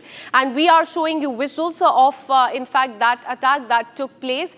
Remember, Iran attacked the US Embassy yesterday, and today we are seeing the new attacks and further escalation. Now let me go across to Dan Pfefferman, who is live from us from Tel Aviv. Dan, thank you for speaking to Republic TV. We are learning that after the attack on US Embassy yesterday, today Iran has attacked new places as far as Israel is concerned. How would you assess this, and how do you believe that this is only, the escalation is only growing each and every day? Actually, I see it the other way. I see the Iranian regime going quite desperate. From what the sources we're seeing is that Israel has managed to neutralize or take out some 40% so far of Iran's ballistic missile capabilities. The regime is desperate. Senior leaders are being assassinated one by one in the military and IRGC. Regime officials are under increasing pressure. Their military infrastructure is under increasing pressure. The nuclear infrastructure is under increasing pressure. So they are really doing what they can. And from what we see also, they're growing quite desperate and seeking a way out of this via the United States. Absolutely, fresh escalation that we can see there in the visuals as well. And this is also coming at a time, Dan, when a G7 summit is going on. In fact, earlier today, Donald Trump cut short his visit as far as Canada is concerned. He has gone back for a very crucial meeting. And he has said that this is not about the ceasefire. This is about something bigger. How do you see the involvement of the United States as far as this entire escalation is concerned? It's a bit of a breath of fresh air, seeing the lack of moral courage or clarity over the last year and a half on the war against Hamas. It's refreshing to see the G7 countries led by the United States here very clearly taking a clear stance supporting Israel's strikes on Iran. I think the fact that Israel has been successful in doing this in a pinpoint manner against regime installations and nuclear facilities helps the fact that there's very little civilian collateral damage. But it's clear to the international community, has been for many, many years, that this is a regime that is the engine of all radicalization in the region, and it cannot be allowed to have the world's most dangerous weapon, nuclear weapons. And so there seems to be support for Israel's strikes, something that the world supports but could never do themselves. And I think we're going to see the United States and hopefully the G7 countries, but really led by the United States, pushing the Iranian regime to accept what is essentially surrender. And they're going to need to give up this nuclear program. And actually, I think we're going to see a lot more demands. The pressure is so strong right now on the Iranian regime and the entire leadership infrastructure that we're going to be in a position for the West here and for the international community to make much stronger demands in exchange for the regime's survival. I also want to get your perspective on the G7 statement that has come. In fact, they have not come out in support of Iran but Israel. They have said that Iran is the principal source of the regional instability and terror. We have been consistently clear that Iran can never have the nuclear weapon. How do you see the G7 countries coming together against Iran? It's absolutely crucial, and it's a reflection of reality. I think that's absolutely accurate. Iran, the Islamic Republic of Iran, this regime has been the main engine of instability and radicalization in the Middle East, certainly for the last 20 years. And the fact that they have almost without impunity continued to de-radicalize, attack Israel, attack different moderate or stable regimes in the region, trying to radicalize, trying to promote proxy groups and terrorist groups, and also trying to radicalize a lot of what we see in the West as well, and in different parts of the world. And so it's refreshing, and I think it's encouraging to see such a clear statement from the G7 countries that they can no longer accept this behavior from the Iranian regime, and that they're getting behind the act that Israel undertook. One more question before I let you go. How do you see this escalation panning out, at least in the coming week? Because in the last 5 days, we have only seen that the escalation is only growing. There have been attacks and counterattacks from Iran on Israel. Several people have lost their life. Where do you see this go in the coming week?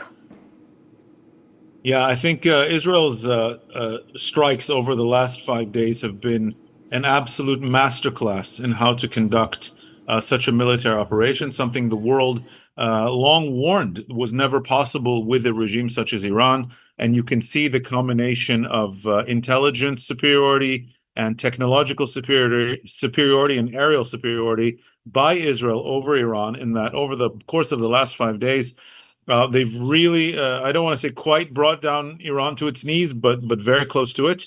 The pressure is building. So we're not going to see an escalation. I think you're going to see a desperation from the side of Iran.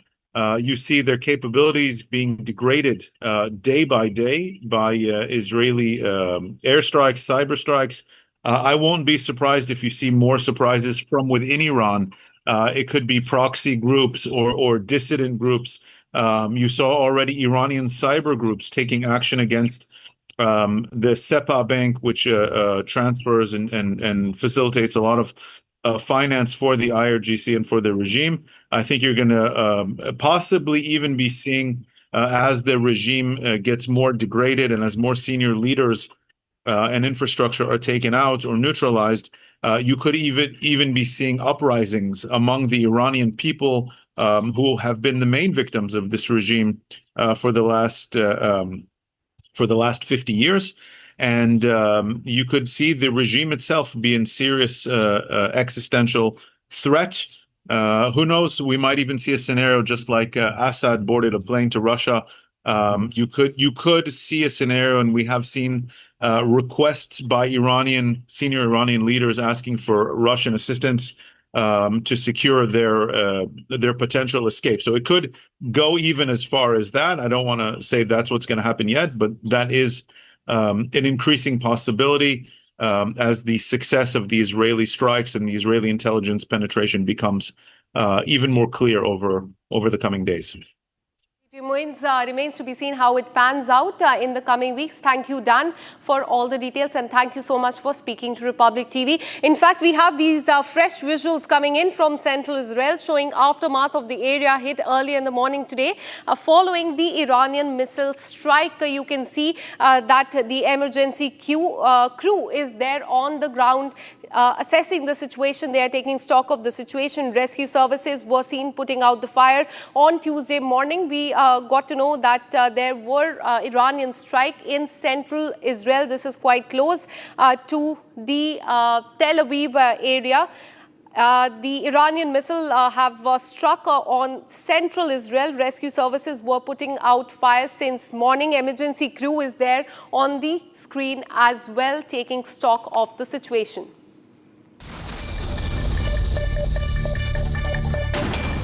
Well, the leaders of the G7 nations, Canada, Germany, Italy, Japan,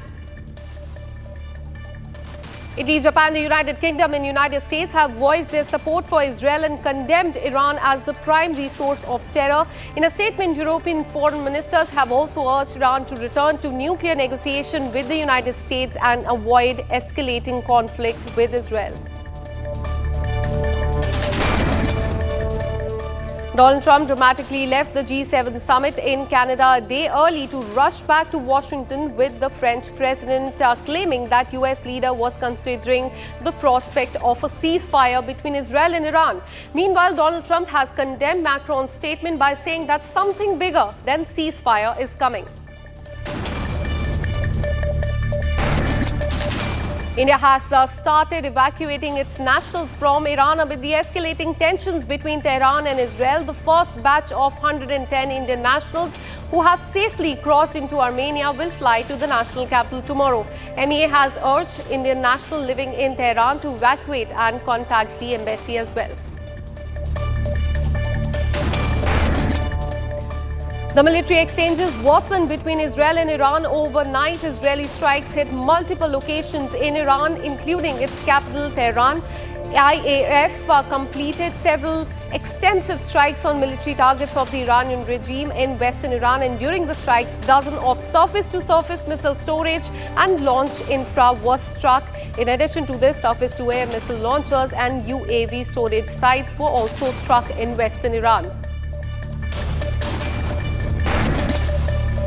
Iran's missiles have struck deep inside Israel, causing significant damage to the key infrastructure there. One of the hardest hit sites is Haifa oil refinery, where pipelines and transmission lines were damaged in the assault. The attack marks a major escalation in the ongoing Israel-Iran conflict, raising concerns over the regional stability and the potential for a broader war as well. Now, despite the damage, Israeli authorities report that there is no casualty and say that the core refinery operations are still active.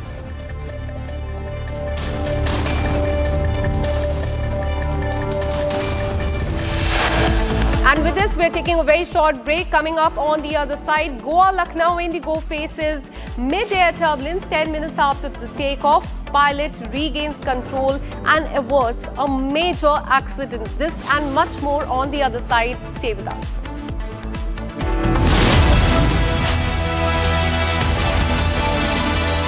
ये है secret recipe MDH का जीरा SIP jaljeera masala.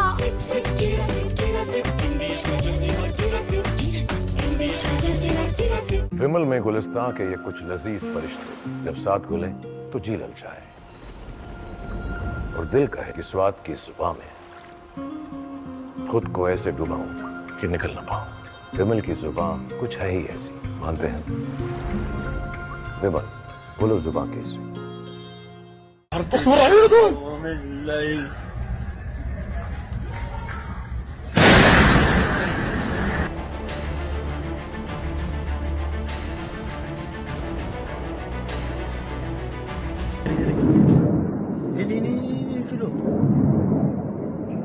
Wow, mais va des égouts.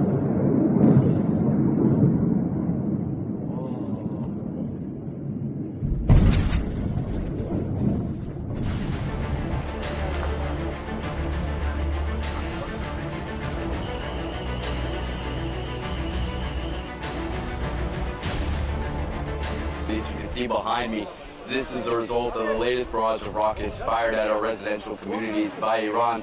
It's continuing the pattern as we're seeing. Each and every one of these scenes are targeting residential communities, civilians in their homes.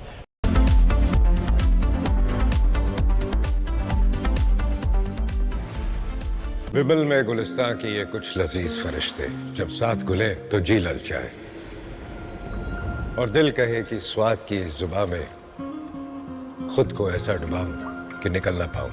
विमल की जुबान कुछ है ही ऐसी, मानते हैं ना? विमल, बोलो जुबान केसरी। MDH की हल्दी मिर्ची धनिया करे कमाल, ये रंग दे, ये खुशबू दे, ये तीखा, ये कम पड़े, क्या निराला MDH masala.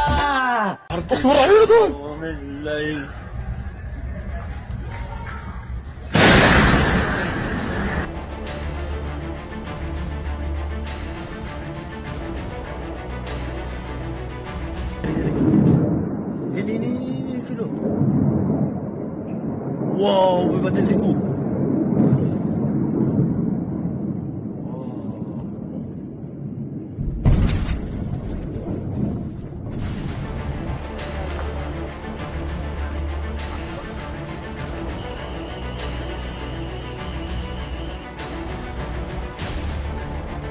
As you can see behind me, this is the result of the latest barrage of rockets fired at our residential communities by Iran.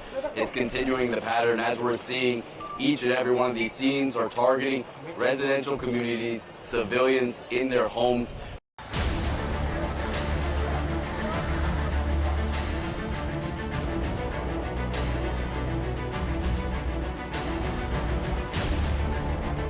אחרי שקיבלנו את ההתראות בלילה, נכנסנו לממ"ד, המתנו, היה את האזעקה, המתנו. From Asia's largest news headquarters, setting the agenda for Bharat.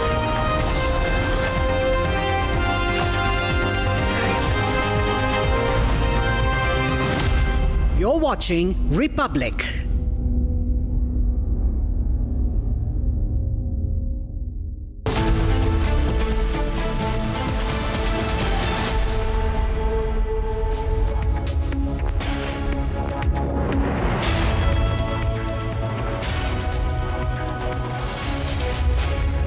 A very good evening, viewers. You're watching Live and Breaking. I'm Rakshita Mishra with you, viewers, and we get you all the latest updates on the war in West Asia. Latest updates coming in on Republic TV and more insights on that. First, the headlines at 5.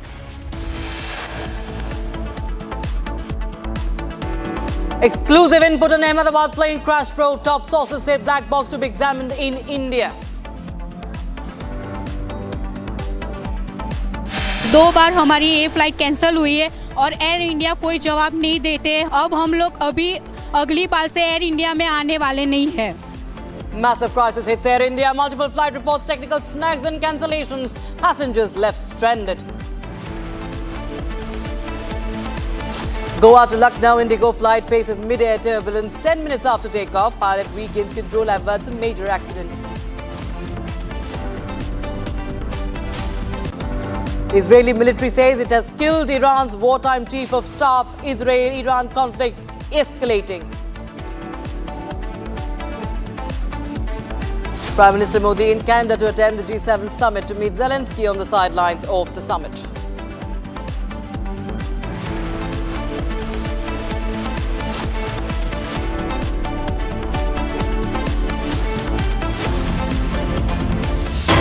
All right, we start with breaking news coming in from West Asia. Now, Iran has said that it has attacked Israeli military intelligence logistics center near Tel Aviv. That is the breaking news we have right now. Iran reportedly has attacked Israeli military hub, the Israeli military intel center. That's the big breaking news we have right now. In fact, there are reports of coming in that it has hit the Mossad headquarters as well. These are only reports coming in. That's what Iran is claiming. But the situation, viewers, is only escalating. And we'll try and get more details from Jerusalem, from Tel Aviv, because this is the video that we have that we are getting to you. We have Yeshaya Rosenman, senior journalist, joining us live from Israel, Jerusalem.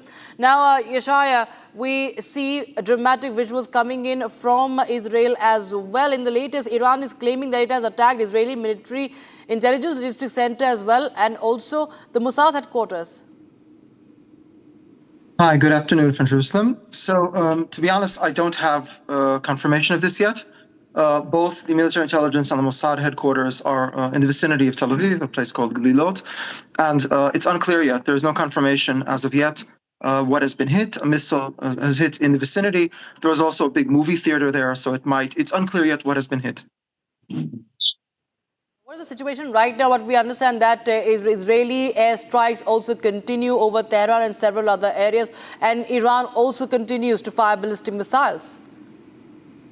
Yes, so Israel has achieved complete aerial superiority over Western Iran, taken out all the air defenses. Israeli planes and drones circle constantly over Iran for surveillance and to hit sites.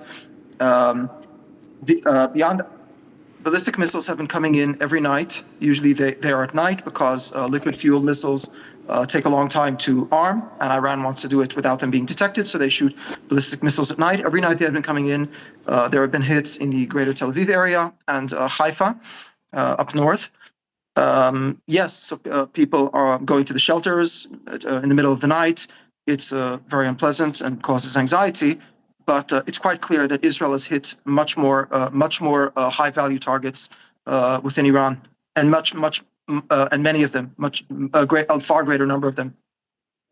Right, and the fact that Israel claims it has also removed the military chief, the top one of the top commanders, the senior commanders of the IRGC, and many such on target as well. Also to understand that Netanyahu made it very clear that even they could expand the operation to the Iranian leadership as well. That eliminating Ayatollah Khamenei could just end the conflict instead of escalate it. So what are you understanding as far as that is concerned? So the Iranian state has a dual structure of the government, which is appointed by the supreme leader, and the Revolutionary Guards. They have their own parallel government. So Israel has already eliminated a large number of Revolutionary Guard top brass and also military figures. At this point, the most recent developments have been cyber attacks, Israeli cyber attacks on Iranian banks and other installations. It's unclear if and when Supreme Leader Khamenei is will be targeted, and what the result of that will be. At what stage the Iranian people will simply revolt against the regime. Will the Americans join in bombing, given that America has far greater, much more powerful firepower? It's unclear. These are developments that we will see in the coming days. Yes, Yeshai, just stay on with us. There's another breaking update that we are tracking right now. Viewers, Iran has demanded action from the United Nations Security Council now to stop what it calls Israel's war of aggression. So once again, we see that Iran is demanding the condemnation and also appealing that Israel must be held accountable for the strikes. Yeshaya, I would come to you on this as well. Iran continues to say that it is aggression, it is war of aggression from Israel, that it continues to hit its civilian targets. More than 200 have lost their lives, that what Iran has said. But what do you understand as far as the geopolitical support for Israel is concerned? Because the United States earlier had this stance that it did not know about the strikes. Later on, it went to, it in fact demonstrated that its own resources are being mobilized. We see the U.S. Navy and Air Force also being mobilized to different air bases as well. And now we see Donald Trump cutting short his G7 summit trip, and he comes back, chairs a meeting, also talks about a real deal between the two countries. What do you make of the support, and what could be next as far as Israel's operation is concerned? Yes, so the great Western powers all came out supporting Israel. Britain, even France, which is usually not supportive of Israel, came out supporting us. United States has given full support so far. Donald Trump has been threatening Iran militarily, mobilizing forces. America has veto power at the Security Council, so any threat of Iran at the Security Council will obviously be vetoed. And the only countries that have come out denouncing us are Pakistan, Saudi Arabia, UAE, both for tactical reasons, Saudi Arabia and Pakistan for public opinion. And I believe there was one more country, but as a rule, we have the countries that are important for Israel are all on our side, the great Western powers. And of course, Prime Minister Modi has issued a very cautious statement in line with Indian diplomatic tradition, on one hand supporting Israel, on the other hand calling for peace, regional peace and stability. But it is clear that India is also supportive of Israel and opposes revolutionary violent activities of the Iranian regime. That is a long-standing Indian policy as well. Before that you go, Yeshaya, we understand that this is only escalating day in and day out. We see that the attacks are only getting intense from both the sides. What is really next, given the fact how there is evacuation on a large level, a massive level that is happening in Tehran as well? What really is going to happen next from here on? It's clear to me that a full victory means toppling the regime in Iran. Netanyahu is openly speaking about that. Trump is giving veiled threats about that. So the question is, how to achieve that? In other words, if America joins in the battle, they can bomb, for example, the nuclear sites at Fordo and Parchin, which are deep underground, under 70 to 90 meters of rock. So America can bring in greater firepower. But I would be very surprised if America brings boots on the ground. But the question is, if the 100% complete victory would be toppling the regime, how is that to be achieved? I don't know. Right. Yeshaya Rosen, thanks so much for joining us from Jerusalem with those updates coming in from ground. Welcome. Right, viewers, we now show you what US President Donald Trump's reaction has been. It's a sharp escalation of rhetoric, and US President Donald Trump says that he's looking for something better than a ceasefire in the raging Iran-Israel conflict. Speaking aboard Air Force One, he dismissed reports of rushing back from the G7 summit to broker peace, saying that what he wants is an end, a real end, not a ceasefire. Listen in. Right now, we're doing pretty well. Remember, Iran cannot have a nuclear weapon. It's very simple.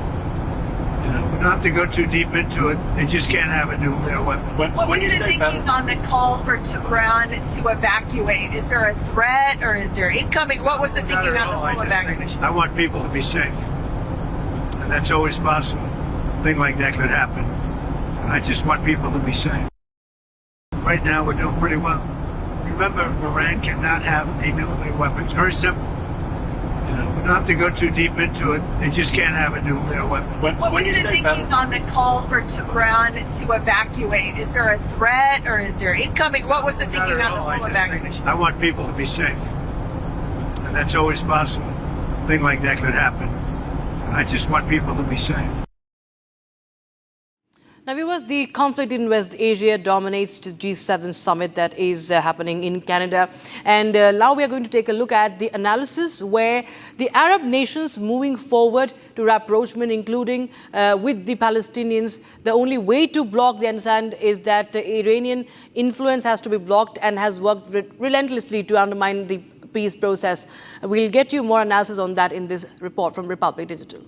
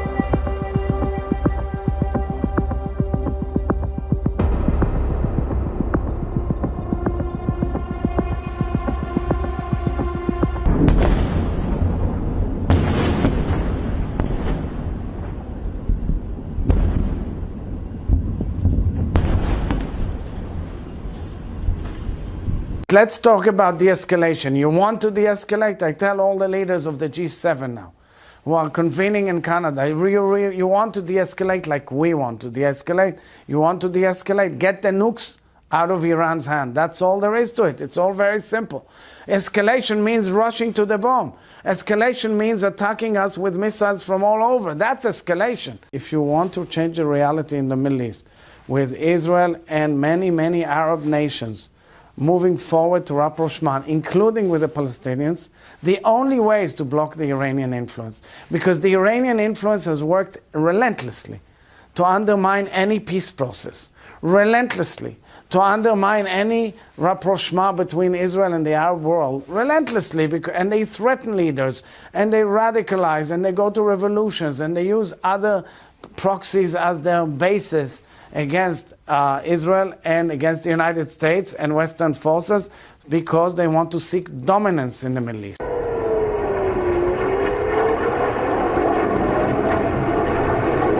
אנחנו פגענו בתחילת המלחמה בכוח, בעצם בבחירי המדענים. עד עכשיו חיסלנו 10, עוד היד נטויה, יש כמה שעוד נשלים אותם. אנחנו פגענו במתקן הגרעין העשרה המרכזי של איראן, נתנז, פגיעה קשה מאוד. אנחנו פעלנו נגד והשמדנו תעשיות ייצור צנטריפוגות. אני פשוט מקריא, מתקן המרת אורניום, שהוא חיוני לפריצת נשק לגרעין, גם בו פגענו, ועוד היד נטויה, אנחנו ממשיכים להשמיד מטרות גרעין באופן שיטתי.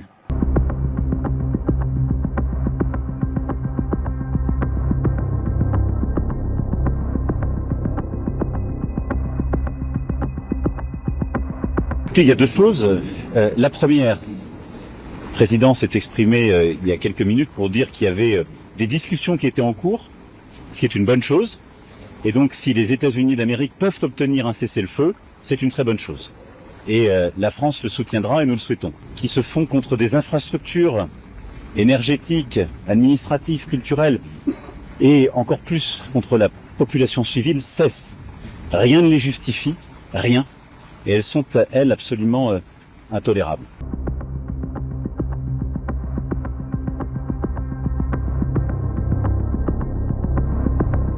Well, it is really important that we focus on de-escalation because the risks of the conflict escalating are obvious across the region and beyond the region.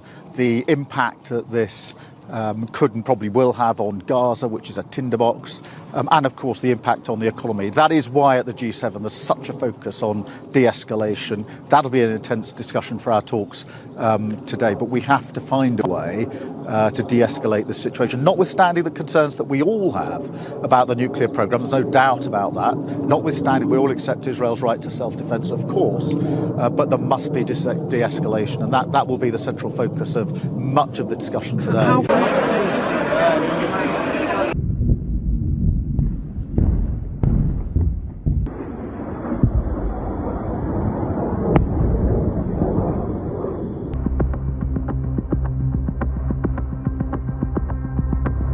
Israeli claims of surgical strike is false and misleading. In contrast, it has launched a campaign of unlawful and indiscriminate attack targeting civilian infrastructure in Iran. Civilians were killed.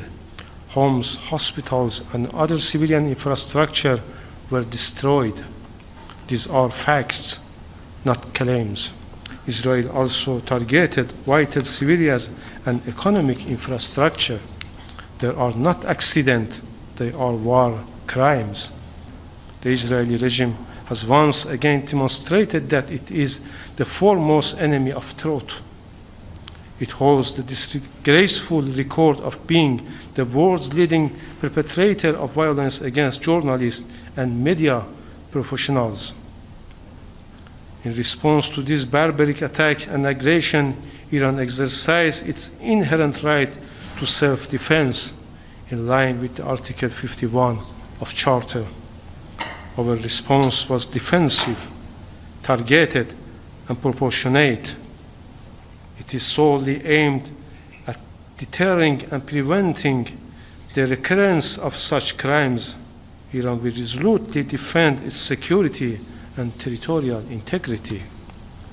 we focused only on military and economic assets involved in the aggression, Iran does not seek war or escalation, but we will not hesitate to defend our people, our territory, and our sovereignty. Breaking news coming in right now, viewers. Israeli Defense Minister Israel Katz has announced that today the Israel Defense Forces will strike very significant targets in Tehran. A big warning.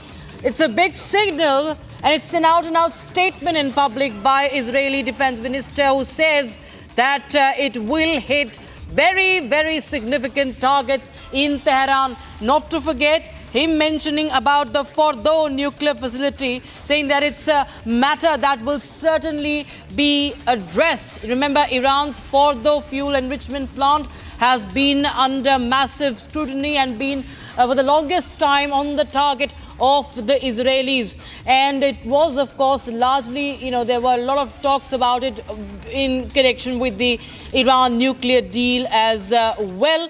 And it is a very well-protected nuclear facility as far as this Fordo nuclear site is concerned. So there will be many targets that will be hit today by the Israeli Defense Forces. That is what Israel Katz, who is the defense minister of the state of Israel, has warned. So this is not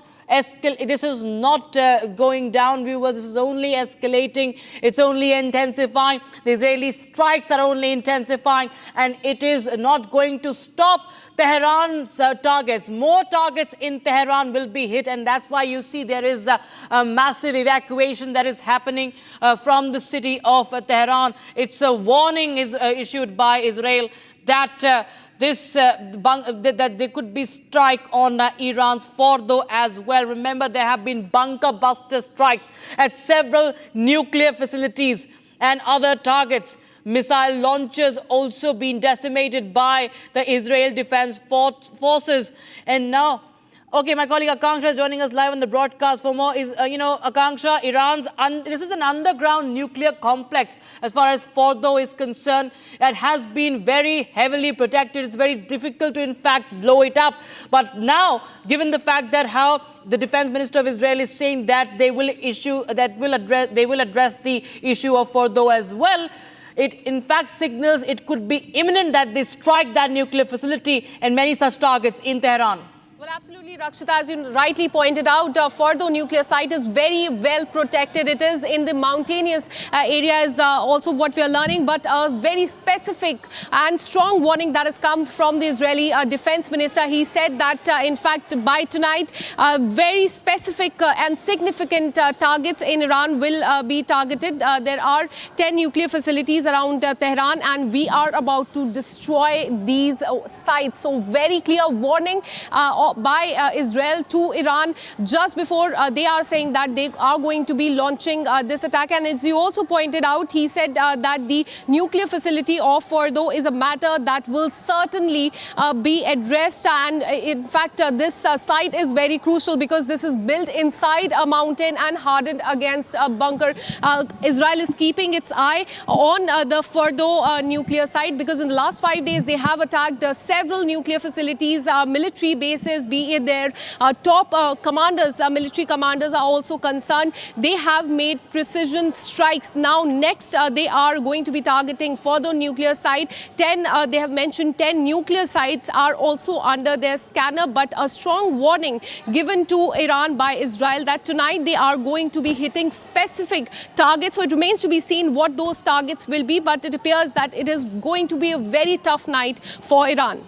Absolutely, a very secretive and most secretive and heavily protected nuclear facility that is Fordo could be now under the radar. Thank you so much, Akanksha, for joining us with those details coming on that breaking development, viewers. Now, US President Donald Trump has left the Group of Seven, the G7 summit in Canada, just a day early due to this situation in West Asia. French President Emmanuel Macron said that Trump had made an offer for a ceasefire between Israel and Iran. However, Trump has dismissed Macron's claim.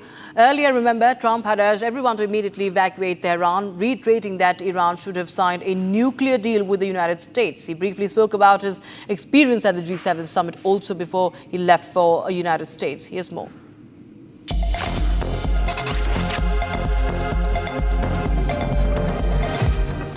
U.S. President Donald Trump has left one day early from the G7 summit that is being held in Kananaskis of Canada.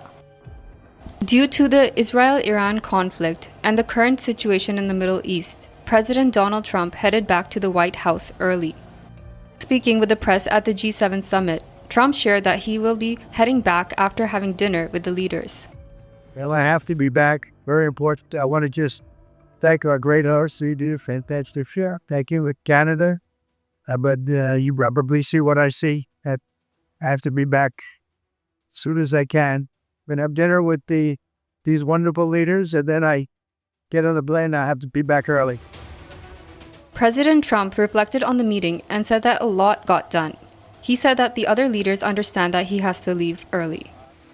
Trump was seen boarding an airplane at Calgary Airport to head back to the United States. We're still in a short break, but we continue to track the latest coming in on the aviation sector crisis. Massive crisis hitting Air India. Multiple flights report technical snags and cancellations, and passengers have been left stranded. Also, Goa to Lucknow Indigo flight also faced mid-air turbulence. 10 minutes after the takeoff, pilot regains control, averts a major accident. More on the other side, stay tuned. Who is accountable for India's air safety loopholes? Why are red flags being ignored by regulators? How safe is your flight? Debating tonight at 8 p.m. Hi, this is Chef Ranveer Brar. Guarantee you brilliance on behalf of IAH. दादी के हाथों का जादू और खुशबू से महकता घर, माँ की मुस्कुराहट और खाने की सुगंध। MDH गरम मसाला, क्योंकि हर रिश्ता है स्वाद से जुड़ा।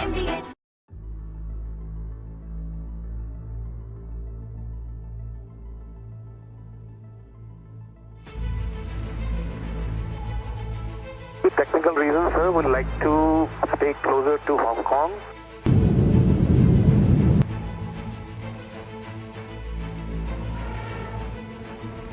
And yes, you are sorry, say again. Technical reasons, sir, would like to stay closer to Hong Kong. Maybe we will come back and land back into Hong Kong once we sort out the problem. We don't want to continue further. And yes, you are somewhat maintain fashion level, advance and able for right turn to Hong Kong. Able right turn right now in the 315.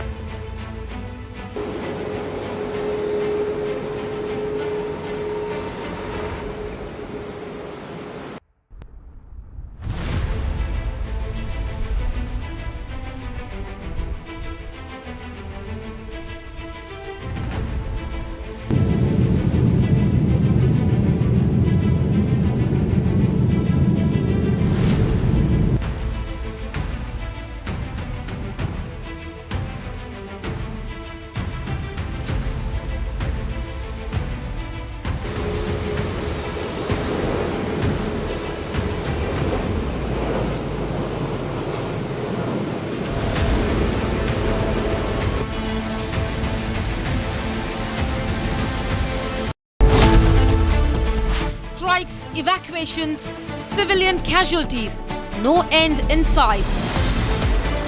Fifth day of missile attacks between Israel and Iran.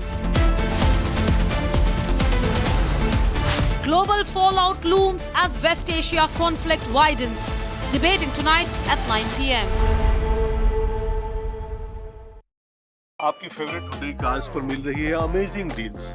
वैसे लोगे तो आप Hyundai ही, चाहे दिल की सुनो या deals की, तो जल्दी चले आओ हुंडई शोरूम। इसको घर पे लगाओगे तो शादी का तो पता नहीं, पर घर पक्का नहीं टूटेगा।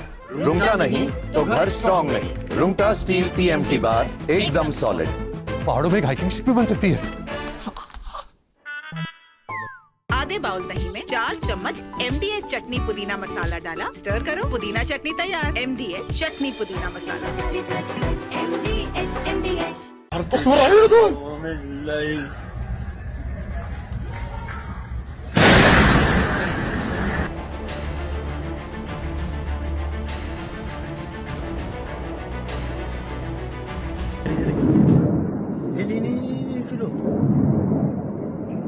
Wow, we got this cool.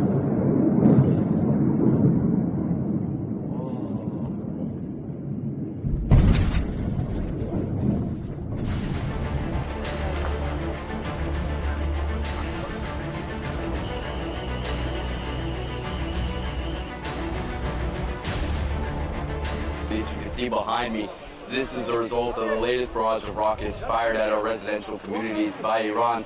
It's continuing the pattern as we're seeing. Each and every one of these scenes are targeting residential communities, civilians.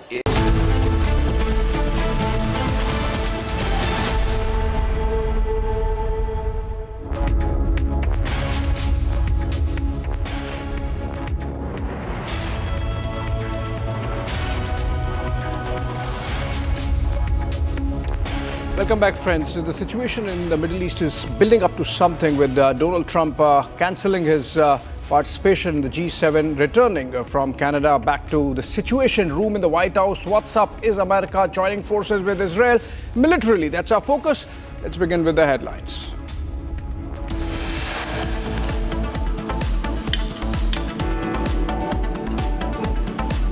Exclusive input on Ahmedabad plane crash probe. Top sources say black box to be examined in India.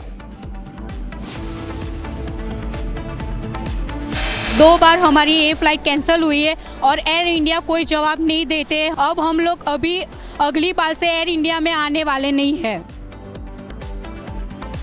Embarrassments continue for Air India. Massive crisis now. Multiple flights report technical snags and cancellations. Passengers left stranded.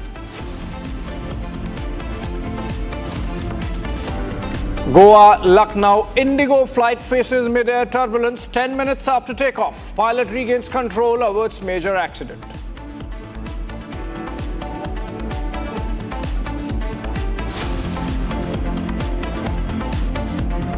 Israeli military says it killed Iran's wartime chief of staff. Israel-Iran conflict escalates.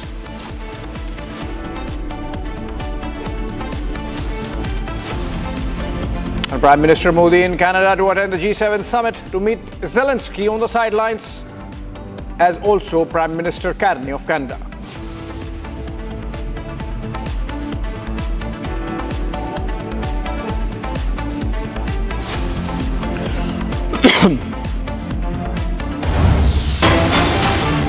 Another breaking associated with flying in Indian airspace. An Indigo flight flying from Kochi to Delhi was forced to make an emergency landing in Nagpur after the airline received a security alert. The flight, originally operating from Muscat, was diverted as per protocol and landed safely. Something with our skies, it seems. Technical snags and turbulence, and now a security scare. Somebody perhaps suggested that there could be a bomb on the flight. And so, while flying from Kochi to New Delhi, it had to make an emergency landing in Nagpur in Maharashtra on the flight path. We'll have more details in a while from Harsha, our correspondent. But these are the first details coming in. These are pictures, in fact, from Nagpur, where the flight landed, made the emergency landing, and all the passengers were deboarded. We are yet to hear whether they have been put on board another flight or whether the same flight after security checks or the same plane after security checks is going to make its onwards journey to Delhi. But as of now, this is the information we have. Indigo flight Kochi to New Delhi making an emergency landing in Nagpur.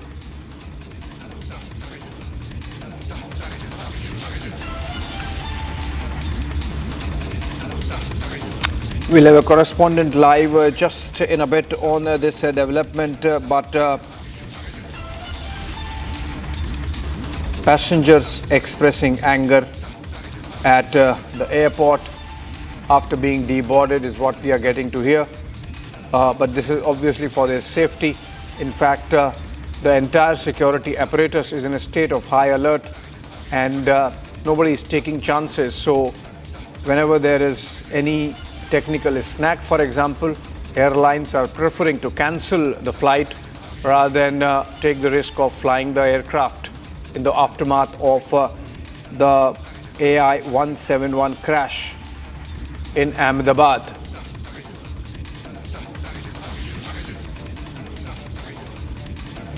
We in fact have Rakshita joining from the newsroom for more on this.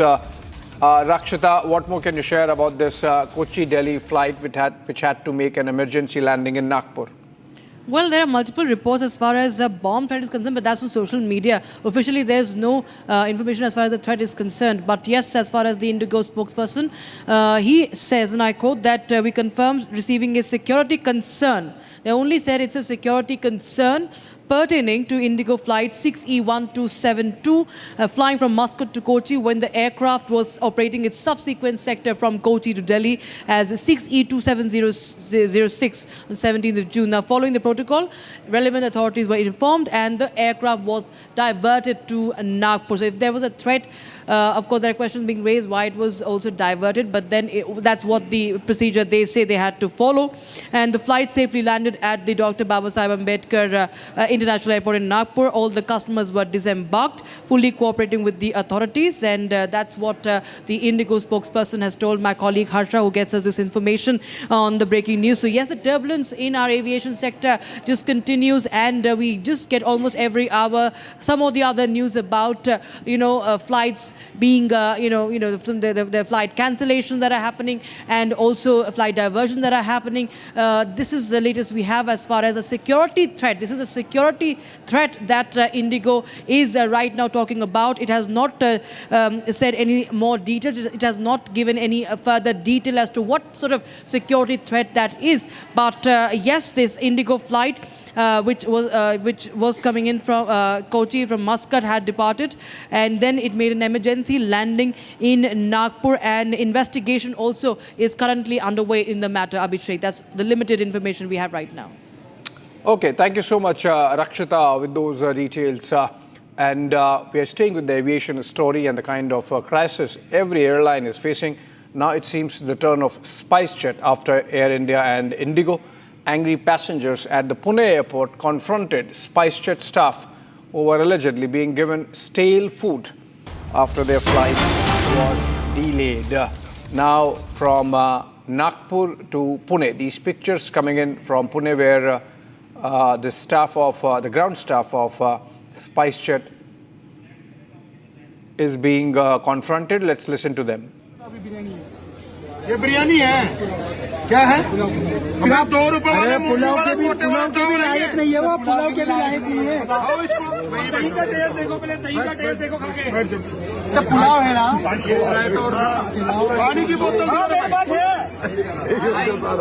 एक चम्मच में पानी जो काम कर सकता है उसको बुलाओ मुझे क्यों आते यार 6 बजे लेकर दिया 6 बजे तेरी मर्जी का जहाज तैयार होने वाला नहीं है बेचारे ने नाश्ता भी नहीं किया खाना खाने तो चुपचाप यार आप सवाल कर रहे हो यार अभी पुणे में एक बंदा भूखा है बैठ जा भाई भाग मत देख दिमाग खराब मत कर बैठ जा आराम से भैया जाना नहीं खाएगा तो हम कुत्ते हैं खाना तू खाएगा खा यही सबके सामने खा तो हमें भी पता चले ना कि हम जानवर हैं या इंसान हैं क्या है ये बिरयानी बताओ सर बिरयानी आप सच्ची बताओ बिरयानी है ये बिरयानी है क्या है अब 2 रुपए वाले पुलाव के भी लायक नहीं है वो पुलाव के भी लायक नहीं है खाओ इसको दही का टेस्ट देखो पहले दही का टेस्ट देखो खा के सब पुलाव है ना पानी की बोतल मेरे पास है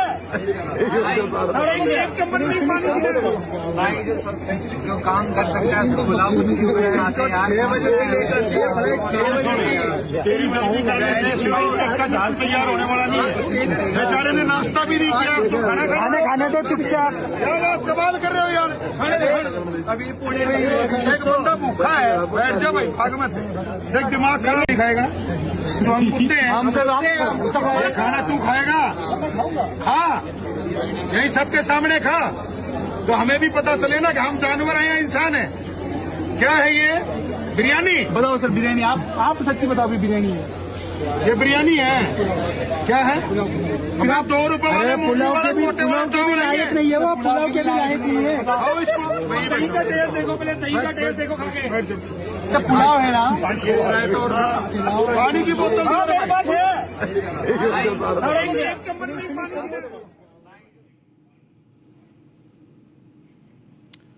All right, not exactly the fault of the ground staff, but obviously the passengers are agitated, angry and frustrated at the manner in which the quality of services is going down, even compromising safety, as we are seeing in many instances that have come up with even DGCA notices not getting responded to. Joining us, aviation expert Amit Singh. Welcome, Mr. Singh. And, while that ground staff person was not really responsible for the stale food, but this is, in fact, emblematic of the larger malaise facing the aviation sector in the country, perhaps, that safety is getting compromised, quality is getting compromised. Maybe the airlines are under pressure of their bottom lines. And while our overall aviation space has grown tremendously over the last few years, there has been some cutting of corners. Well, that's a fact because the whole issue is about the culture, be it service culture or safety culture. Both have gone down tremendously, or rather not match the pace at which aviation is growing in India. So if aviation is growing exponentially, India is the third largest after US and China, and we want everybody to fly, then people have to be educated on the etiquettes of flying.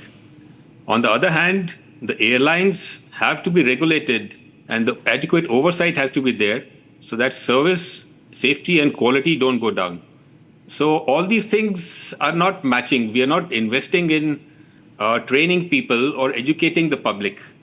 So when people travel on the trains or buses or aviation, so there has to be a certain line drawn, right. What is permitted, what is not permitted. So it has to be, people have to be told at the basic level, at the grassroots level, at schools, colleges, everywhere. It has to be on the placards, advertisements that this is not done or these are your rights. So they can demand the rights, but on the other hand, they have to be maintain certain civility.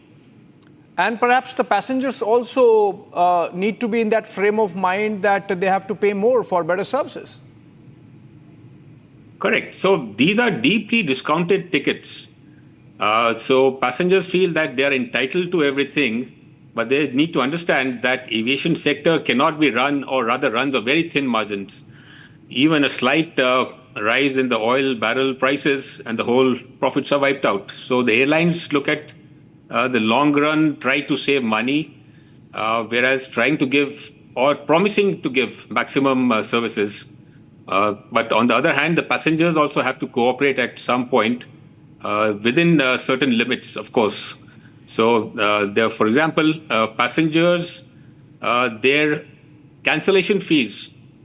Till a few years back, the rule in DGCA said that if a ticket is cancelled, the option will be given to the passengers, either take the cash back or take credit. But the airlines by default were saying you take credit because nobody was aware of the rules. So somebody has to educate them. Yeah. For that, we need institutions. We don't have institutions. Yeah. The airline on the very weak foundation because we can't produce enough quality professionals who can run the airlines. We have to get in people from outside who do not match our culture. So that is a bigger problem. Right. Obviously, as the sector has grown, the commensurate infrastructure has to come up, maybe sooner than later. Thank you so much, Mr. Singh, for joining us with that perspective. Moving on, in fact, another Air India flight, AI 159, from Ahmedabad to London, had to be called off after reported snags. There are passengers stranded at the Ahmedabad Sardar Vallabhbhai Patel Airport with no clarity. My colleague Gopi Shah brings to you this report. ये flight cancel क्यों हुई? आपने कितनी बार ये flight cancel हुई है? आप कब आए, कितने बजे आए? आपका परिवार भी आपके साथ आया है, कुछ बताएंगे? I booked a flight on 14 June because we want to back in London on 14 June. But on the 13th June, I got an email that you have to cancel this flight because of the atmosphere and weather. So they messaged me, emailed me that you have to reschedule your ticket. And on the, they emailed me that you have to reschedule on 17 June. I got email on 12 p.m. in the morning that your flight is cancelled. 17 June flight cancelled. So my husband is there on the window and he's doing that. We want to do new flight, and they are doing. तो यही same flight पहले 2 बार और भी cancel हो चुकी है। हाँ, 2 बार हमारी ये फ्लाइट कैंसिल हुई है और एयर इंडिया कोई जवाब नहीं देते। हम मैसेज भी करते तो इतना होल्ड होता है, हमको 15-15 मिनट होल्ड रखना पड़ता है और हमको सामने से भी अच्छा कोई रिस्पॉन्स नहीं आता है एयर इंडिया में से। अब हम लोग अभी अगली बार से एयर इंडिया में आने वाले नहीं है। हम इधर आए तो बता रहे थे कि फ्लाइट है वो डिले हुई है 3 आवर्स, सो हमको 1 PM की जगह 3 PM का टाइम दिया। और अभी जब टाइम बोर्डिंग का आया, अंदर जाने का आया, चेक इन का टाइम आया, तो वो लोग बोल रहे हैं कि अब फ्लाइट कैंसिल हो गई है। सो वो लोग अच्छे से रिफंड का भी आंसर नहीं दे रहे हैं। हम लोग कॉल सेंटर में बात कर रहे हैं, वहाँ भी कोई भी कॉल रिसीव नहीं कर रहा है और वो लोग यही बता रहे हैं कि हम आपको 10-15 दिन में रिफंड कर देंगे। Did they tell you what is the reason behind the cancellation of this particular air? Actually, when we reached here, there are 3-4 persons from the Air India Airlines, and the reasons stated by them are different. There are 3 persons who are here to respond, and each and every person is giving a different reply. One is saying that there is some technical issue. The second one is saying that there is a delay in the flight to reach here from Delhi to Ahmedabad. Therefore, today takeoff is not possible, and other reasons are being stated which are not plausible.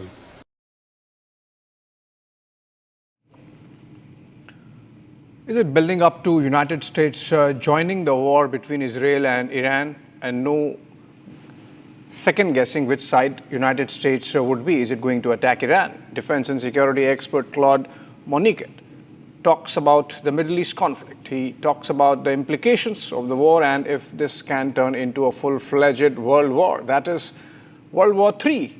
Or will it remain to be a largely regional conflict? Take a listen. Hello and welcome. Today we are joined by Mr. Claude Moniquet, senior journalist and defense and security expert. Mr. Moniquet, thank you very much for joining us on Republic TV. Thank you to have me. Mr. Moniquet, my first question to you is that Middle East is on a boil. Israel-Iran tensions seems to be flaring up. How do you view the conflict from someone who's sitting in Belgium? A third point, someone as an outsider. How do you view the conflict, sir? I'm not completely an outsider, actually, because when I was young, I was living in Israel. Right. And I know very well this country, of course. I'm working with Israeli. I'm also working with people in the Arab countries in the Middle East. And I analyze this situation since 40 years. Right, so sir. I'm an outsider in a way, but not completely. Right.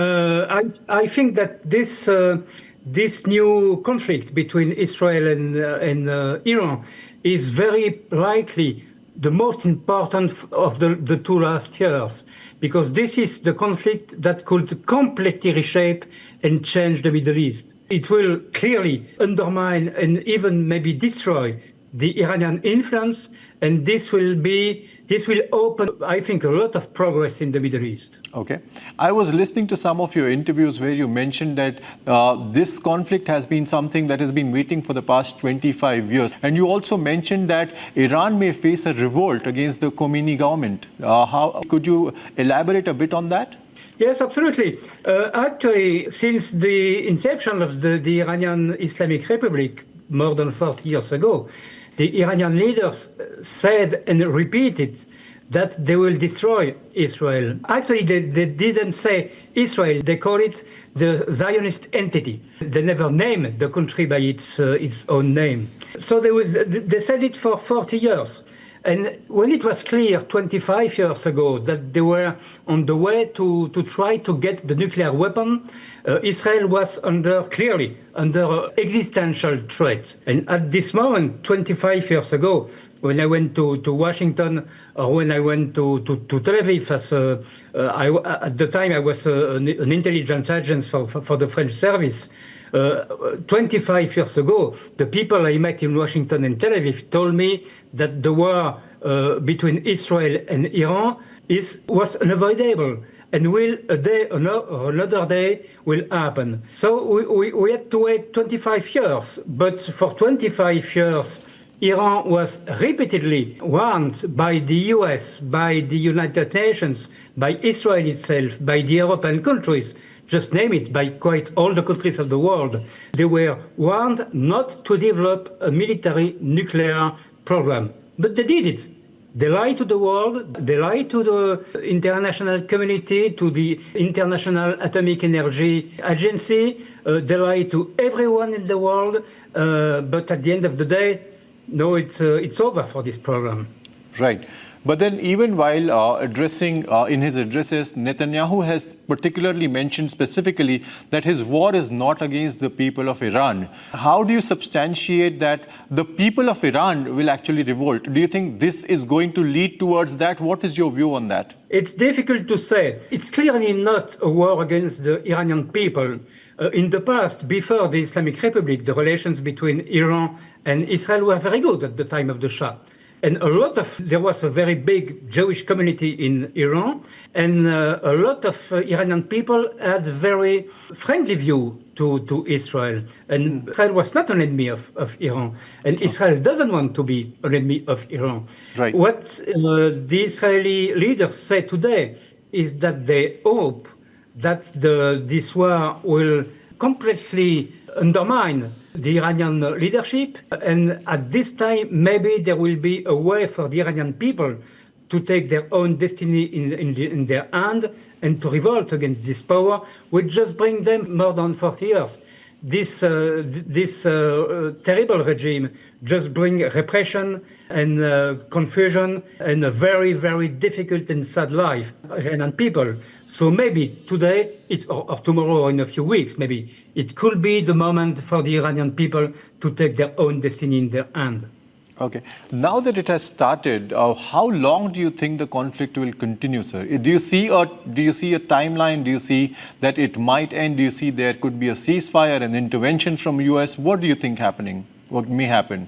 Oh, it's very, very complicated to assess. I think it will continue for at least a few days, because from a strategic and a military point of view, Israel decided to attack.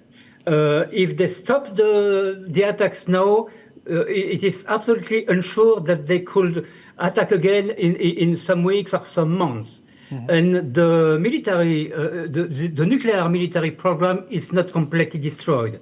So they have operation to continue, to pursue, to achieve their goal, to weaken the military force of Iran and to destroy the military nuclear program. So it will continue. And then, of course, we have and we will have the military answer of Iran. It could be missiles, as they fire them since Friday night. Mm-hmm. It could be terrorism in the world.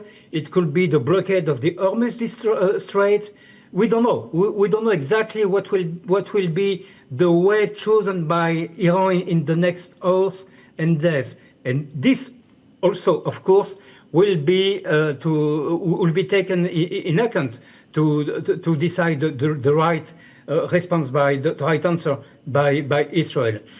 It's possible that the US will intervene. It's possible that France will intervene. 2 hours ago, the French foreign minister said that France is ready to protect and defend Israel.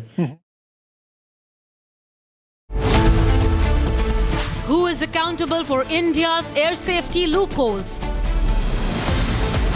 Why are red flags being ignored by regulators? How safe is your flight? Debating tonight at 8 p.m. Hi, this is Chef Ranveer Brar. Guarantee you brilliance on behalf of IAHM. अब छोलिया हो या लोबिया, सफेद चने या काले चने, सब कुछ मजेदार बने।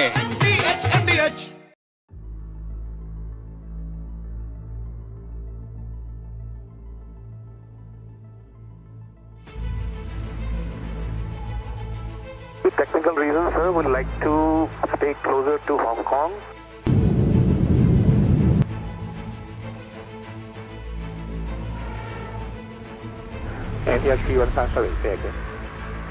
With technical reasons, sir, would like to stay closer to Hong Kong. Maybe we will come back and land back into Hong Kong once we sort out the problem. We don't want to continue further. And the actual Samarkand, maintain passion level, advise and able for right turn to Hong Kong. Able right turn right now in the 315.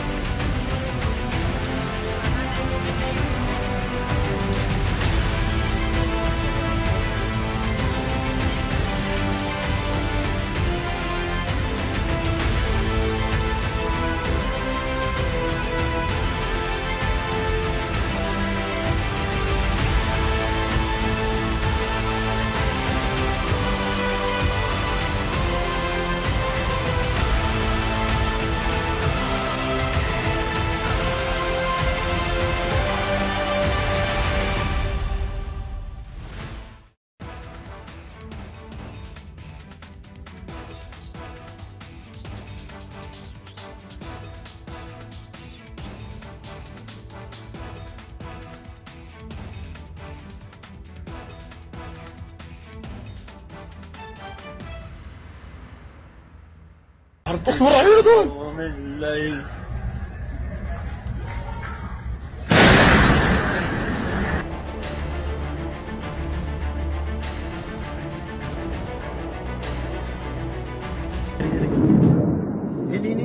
Philo. Wow, bebatnya siku.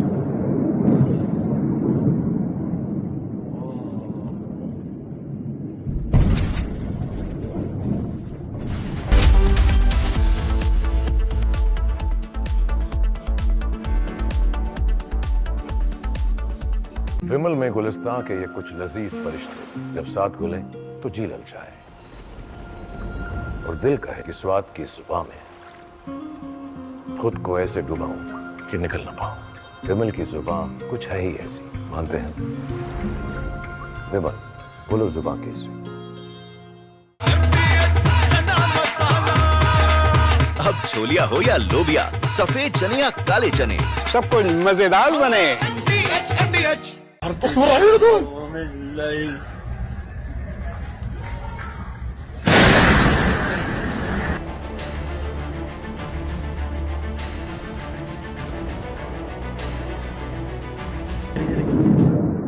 Ini Philo. Wow, bebatnya siku.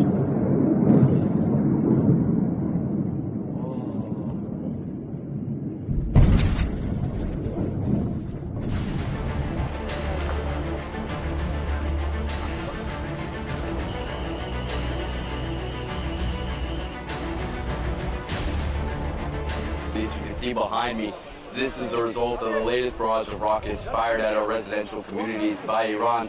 It's continuing the pattern as we're seeing. Each and every one of these scenes are targeting residential communities, civilians in their homes.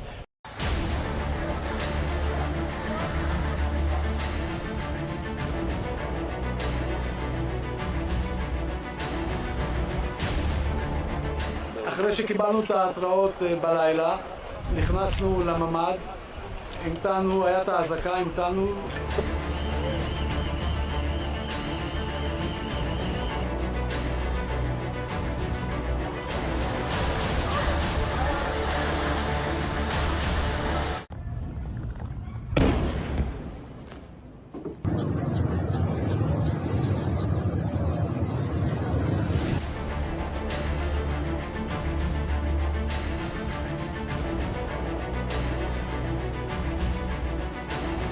In this context, Israel has the right to defend itself.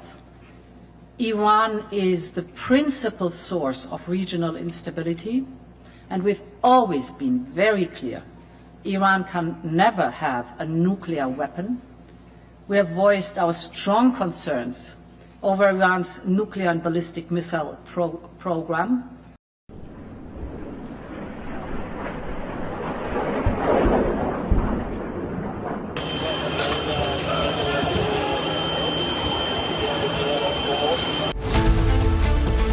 Who is accountable for India's air safety loopholes? Why are red flags being ignored by regulators? How safe is your flight? Debating tonight at 8 p.m.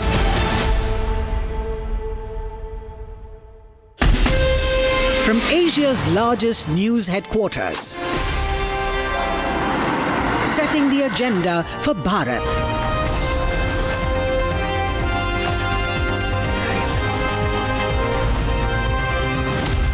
You're watching Republic.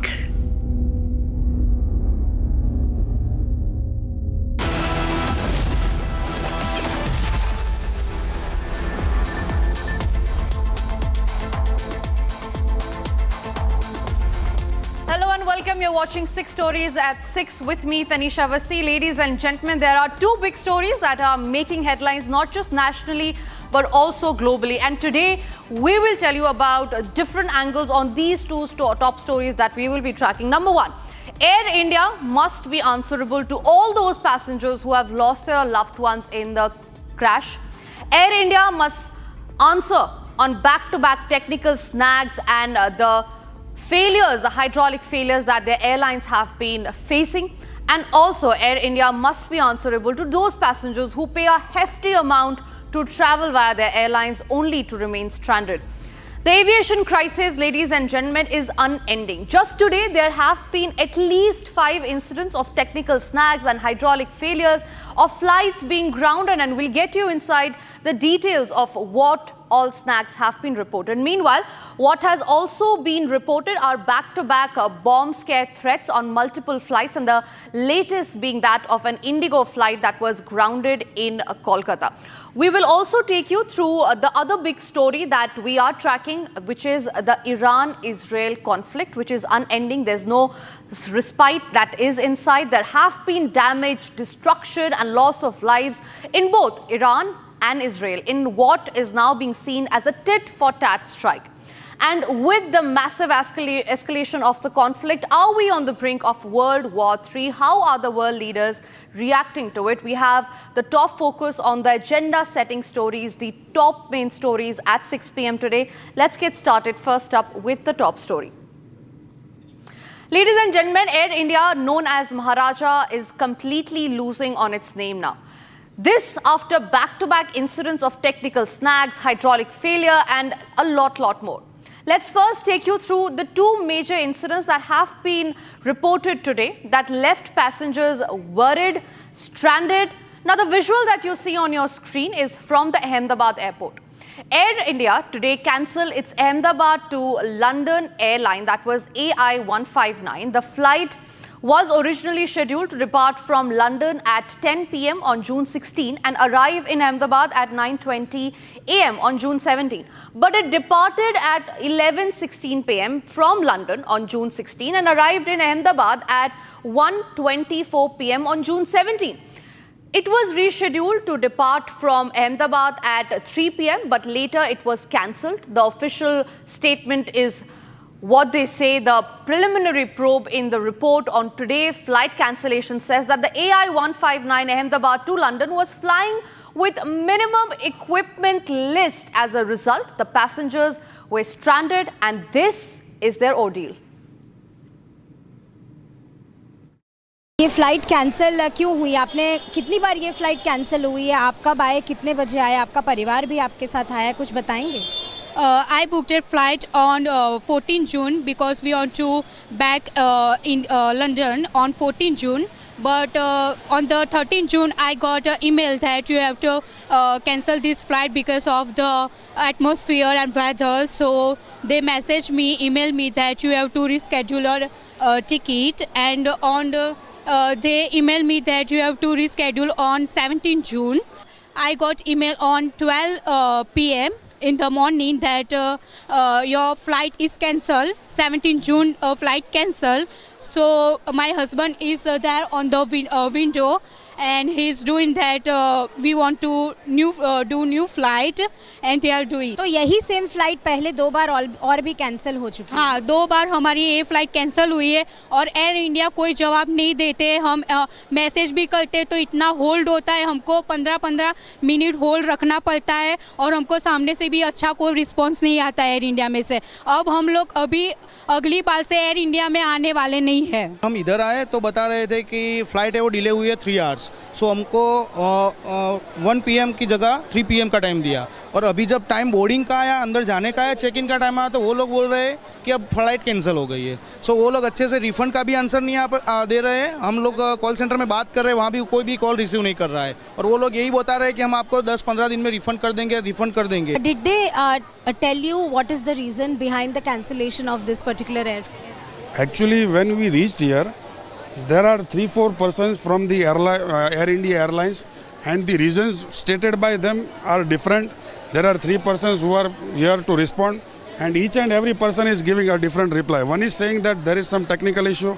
The second one is saying that there is a delay in the flight to reach here from Delhi to Ahmedabad. Therefore, today takeoff is not possible, and other reasons are being stated which are not plausible. Now, you heard what the passengers had to say. They were stranded. They were upset about the services that Air India was providing them. This is just one incident.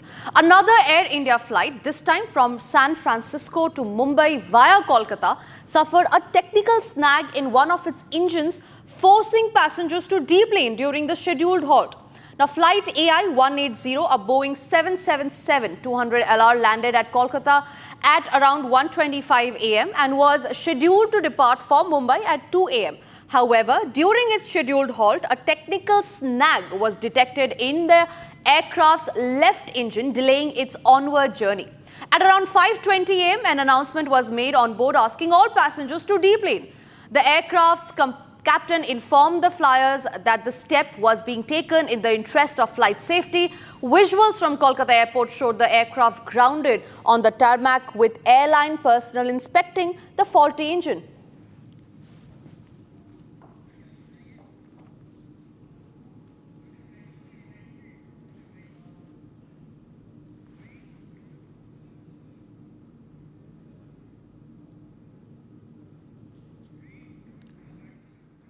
Moving on, ladies and gentlemen, it was just yesterday when Air India Dreamliner AI315 flying from Hong Kong to Delhi returned mid-air due to suspected technical issue. The aircraft was a Boeing 787 Dreamliner, the same model that was involved in the recent Air India flight crash 171 near Ahmedabad that killed over more than 200 people. Now, in a separate incident, British Airways flight BA35 bound for Chennai was forced to return to London after a technical fault. Today alone, there have been 5 Air India incidents that have been reported. Let's take a look at what are those 5 incidents that have been reported. We'll take you through the first set of incidents that has been reported. Remember, there are multiple technical snags that have been reported in the Air India flights. This one is from today. It is AI2493. Now, there was an air scare on Mumbai-Ahmedabad plane, another plane which had an air snag. And this was just one of the incidents. As a result, the passengers were told to deplane. There was inspection, there was checks going on. And all of this was happening after the passengers had already boarded the flight.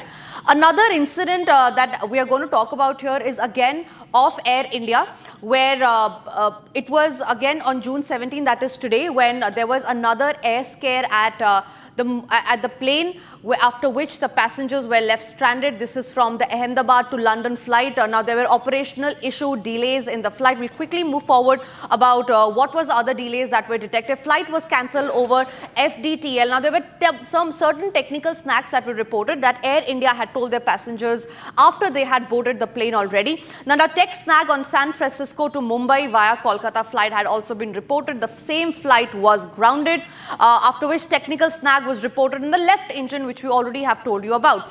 Another snag that was reported was that the technical snag delayed the flight from Kolkata. So a huge long hours of delay, nearly 5 to 6 hours is what left the passengers stranded.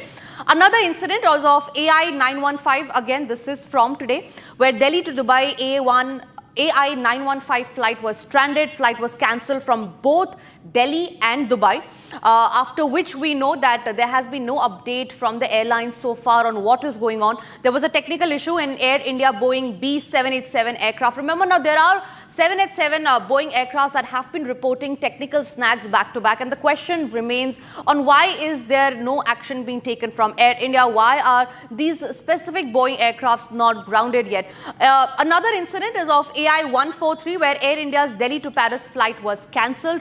All of these are international airlines. Remember, passengers pay a hefty amount to get on those flights to reach the destination that they want to leave. At the end of the day, they realize that these flights are going to remain grounded. There was a hydraulic leak, in fact, that was reported in the Boeing 787 aircraft, the same hydraulic failure that was reported on other aircrafts as well. Another incident, now this is from June 16, where Hong Kong to Delhi flight makes a U-turn. So yesterday, there were about 3 incidents that were reported. Today, there are nearly 5 Air India planes that have been grounded on certain technical snags that were reported. So there are multiple snags that have been reported. And with that, we move on to the other stories that we're tracking on the broadcast, where we are being joined by an aviation expert. Amit Singh is joining us on the broadcast. He's an aviation expert to give us more insight on what could be the possible reasons of back-to-back hydraulic failures, back-to-back technical snags. Amit Singh, thank you very much for speaking to Republic. Now, these are the specifications that we just detailed out to our viewers, and most of it has been coming for Air India. It seems that no lessons have been learned after the fatal crash that happened in Ahmedabad. Where do you see this going forward? Basically, the safety culture which is prevailing in the airline and industry as such, it's not that faults were not happening earlier. It's just that fear has set in now. So before, if the pilot was being forced to take a faulty aircraft or an aircraft with multiple faults so that there is no delay or effect on the schedule, now the pilots perhaps are refusing or getting more jittery because they do not know the consequences and they do not want to meet the consequences, what we have seen in the recent past. So this is the reason why suddenly, all of a sudden, a number of faults suddenly crop up. So this is the culture in the airline. We have seen in the past, while in Indian Airlines, there were a spate of hydraulic failures on the Airbus 320. Right. And inquiry revealed that it was the faulty, cheap spare part which was being imported and installed. So that would fail repeatedly. So repeated snags are of serious nature. Absolutely. And I'm sure the aircraft which went down also had certain repeated faults. And it is a very serious issue which the regulator must take it up seriously so that there is some kind of assurance, because nobody is giving an assurance to the public, neither the airline nor the regulator, that flying is still safe. It is safe statistically, but somebody has to come out in the open that yes, right, we have the system under control. Right, sir. Amit Singh, I request you to stay with me because what we're going to do right now for our viewers is we're going to report another incident that happened, and this time this is from an Indigo Airlines. Now, in another incident of a similar case, an Indigo flight 6E2706 from Muscat to Delhi via Kochi made an emergency landing at the Nagpur airport after a bomb threat was received. Now, the Kochi International Airport Limited said that the bomb threat was received with regard to the Indigo flight, which arrived here from Muscat and departed for Delhi, prompting them to make an emergency landing at Nagpur airport for undergoing inspection. It said that the threat was received on its official email ID about the Indigo flight, which departed for Delhi with 157 passengers and 6 crew at 9:31 a.m. On the same, I am also being joined by Amit Singh, aviation expert, continues to stay with us. Amit Singh, these are concentrated efforts that we see that have been going on, and it's not something new. There have been cases of hoax bomb threats that have been given to airlines. What do you think would be the possible reasons on why these airlines are receiving bomb threats? What could be the intention? Is it an attempt to create panic among the passengers? Generally, to destabilize aviation, when something unfortunate has happened, the airline is under stress, the aviation industry is under stress. So this is the easiest thing to mount some more stress to break basically the system. And aviation as such, we have such a big footprint, and everybody is traveling and they're booked for the summer season. So this is the travel season. That is when people want, who are against the interest of the country basically, to bring the system down. So that is one of the easiest thing to do. Absolutely. Thank you very much, sir, for speaking to Republic and sharing your views on that. With that, we move forward to the other stories that we're tracking on the broadcast, and this has made headlines globally. Now, Israel and Iran launched a new round of attacks as the conflict between the two heavily armed rivals entered day 5th. Israel said it had killed Ali Shadmani, Iran's new wartime chief of staff and country's most senior military commander. His predecessor was killed in Israel's initial attack, and this happened on Friday. At least 224 people have been killed since Israel began bombing Iran on Friday. Now, Iranian state media reported while Iranian retaliatory strikes have killed at least 24 people in Israel. Let's also take you through the key areas that have been hit in both Iran and Israel.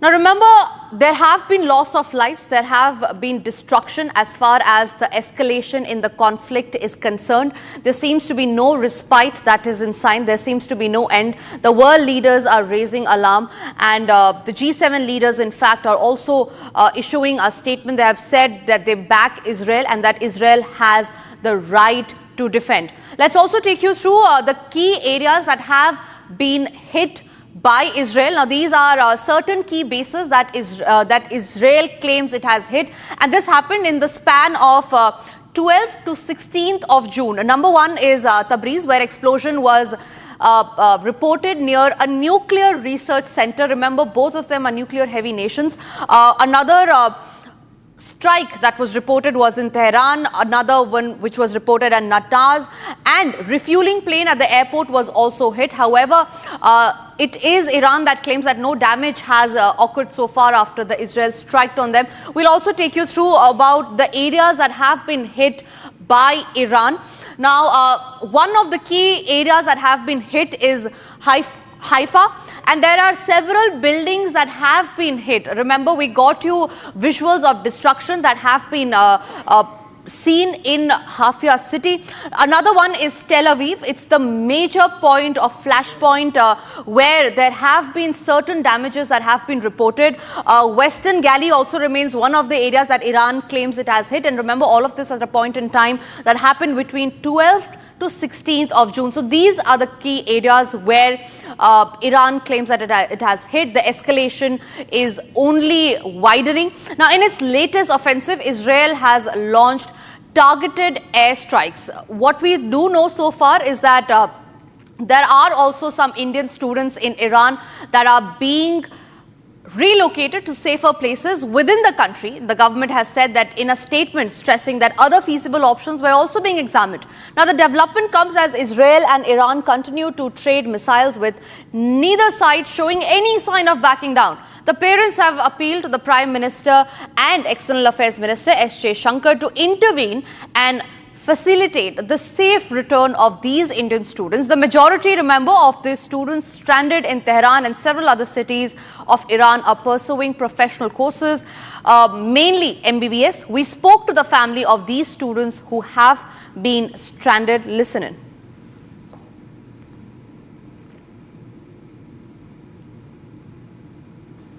Daughter of the family who's studying in Shiraz University. And she is the one who's still been stuck there, and I'm joined by her father, Nisar. जी ma'am, वो Shiraz medical university में पढ़ रही है. 2-4 दिन पहले जब ये वार स्टार्ट हो गया बिटवीन इसराइल एंड ईरान, तो वो बहुत डरे हुए थे. तो पहले दिन तो उतने डरे हुए नहीं थे, लेकिन जैसे जैसे वो दिन चढ़ता गया तो वहाँ से भी रॉकेट आ रहे हैं, यहाँ से भी रॉकेट आ रहे हैं. तो वो हॉस्टल में स्टक थे.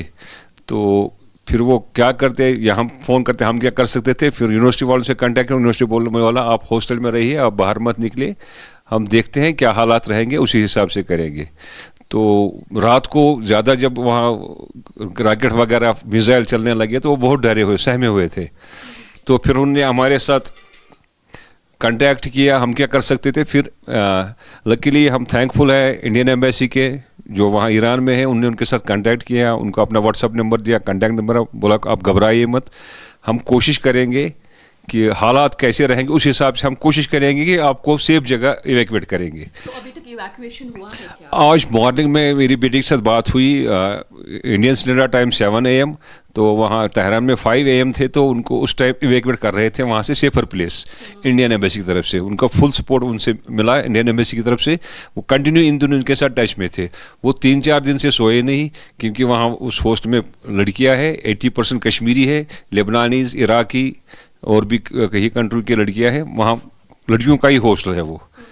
तो लेकिन सपोर्ट बहुत ही मिला उनको. यूनिवर्सिटी वालों ने भी सपोर्ट किया, तो एम्बेसी वालों ने उनके बच्चे जो है वो आपकी बेटी के साथ वहाँ फंसे हुए, कुछ बताया? वहाँ उसने बताया कि हमारी यूनिवर्सिटी के 200 लड़कियाँ थी. जी जी जी. Ladies and gentlemen, the Israeli Air Force destroyed more than 20 surface-to-surface missiles last night before they were launched towards the state of Israel by Iran. Now, the Israeli Air Force completed several waves of strike overnight, targeting approximately 100 military targets in central Iran. Now, let's get you the key visuals that are surfacing across Iran and Israel. One of the key videos shows how far the destruction has happened. Remember, there are certain nuclear sites as well that have been hit. There are certain videos that have circulated, and to access and tell us about the damage and destruction that has happened, we are being joined by our reporter Nick, who is joining live from Tel Aviv. Nick, talk to us about what are the kind of destruction that Tel Aviv specifically has gone through since you're reporting from there, and what is the situation so far as the ground is concerned? Here behind me you can see one of the targets of the Iranian missiles. Here you can see kids supposed to be. This is one of their bird and kangaroo paintings. And inside of this bus, around 70 children supposed to be, because those buses, 10 of them, are taking each morning the children to the kindergartens and to the schools. But all of them, as you can see, are completely destroyed just from one ballistic missile fired from Iran. And it happened in the morning, exactly at the time when those children supposed to go to schools, to kindergartens. And just because Israel decided to close all the schools, kindergartens, and workplaces, because of the emergency situation, no one was here, but otherwise it could be a huge tragedy. You can see how all of those buses are destroyed. And now I will show you a huge hole that this ballistic missile made inside of the area here. And then you can also see behind how close are the residential buildings, kindergartens, schools. They're all here, close to this hole. You see, this is what happened from one ballistic missile that Iran shot towards Israel. I will now go inside so we'll see how huge the hole. This is the hole from one ballistic missile of Iran. And they were targeting civilians in Israel. They were targeting buses that are taking children to the school, to kindergartens, and residential areas here. There are no military targets here all around. And this is what Iran doing for 5 days. They are striking civilian residential areas all across Israel. Back to you. Thank you very much for getting us those ground reports. All eyes are now on how the situation is going to pan out, because there seems to be no relief, no respite that have been seen. Moving on, the G7 summit has cracked under the pressure of war. And remember, G7 has also released a statement. They have completely backed Israel. We're keeping a very close watch on that, as Prime Minister Modi will also be attending the G7 summit. And that is all that we could pack in this edition of 6 Stories at 6. We will be back tomorrow with more agenda-setting stories at 6 p.m. Don't go anywhere. Coming up next after the break is Live and Breaking.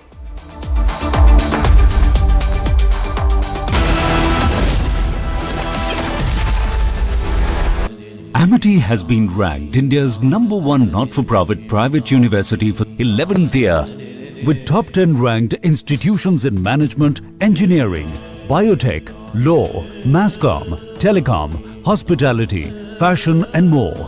Yet another top ranking for Amity University. अब छोलिया हो या लोबिया, सफेद चने या काले चने, सब कुछ मजेदार बने।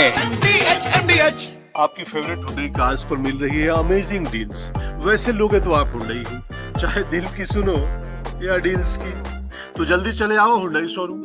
MDH की हल्दी मिर्ची धनिया करे कमाल, ये रंग दे, ये खुशबू दे, ये तीखा, ये कम पड़े, क्या निराला MDH masala.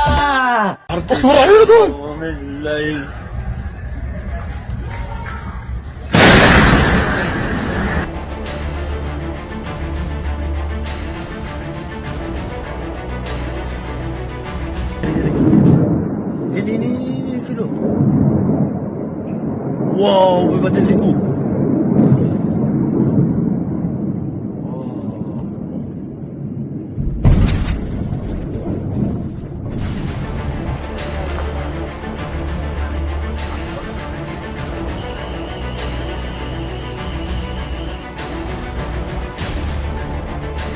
you can see behind me, this is the result of the latest barrage of rockets fired at our residential communities by Iran.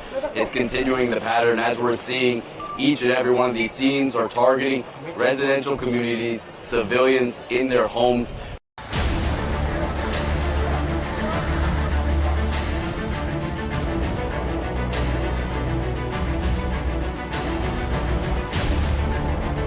אחרי שקיבלנו את ההתראות בלילה, נכנסנו לממ"ד, המתנו, היה את האזעקה, המתנו.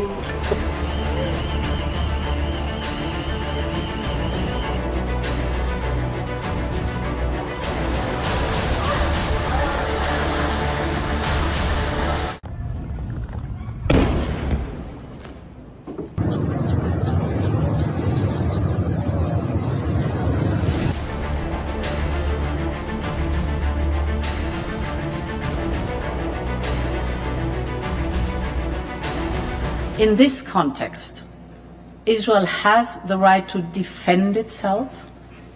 Iran is the principal source of regional instability, and we've always been very clear. Iran can never have a nuclear weapon. We have voiced our strong concerns over Iran's nuclear and ballistic missile program.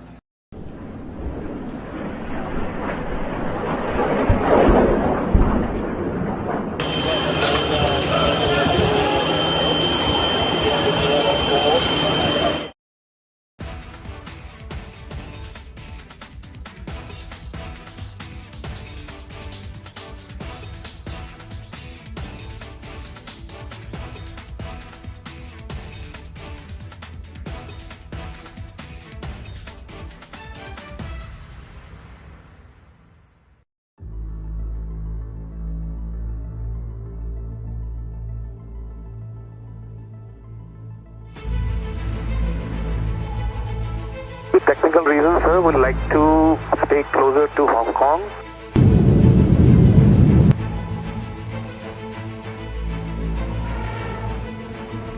NDHQ 157, say again.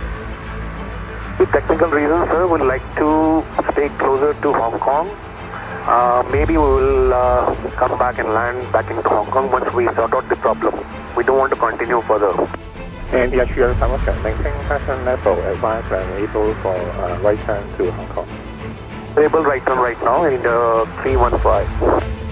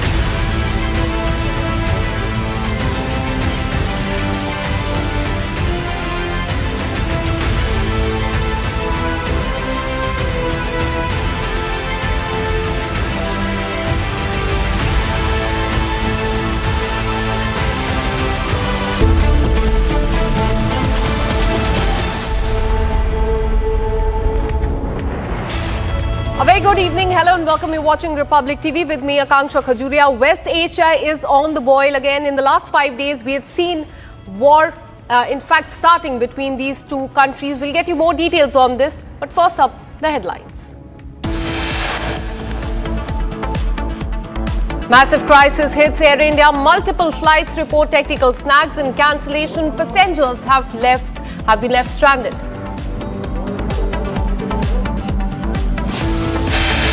Indigo flight flying from Kochi to the national capital was forced to make an emergency landing in Nagpur after the airline received a security alert. Israeli military says that it has killed Iran's wartime chief of staff. Israel-Iran conflict has escalated. Iran says that it has destroyed Israel's military intelligence center near Tel Aviv. PM Modi is in Canada to attend the G7 summit. He will be meeting Ukrainian President Zelensky on the sidelines of this summit, and we will keep you updated on that.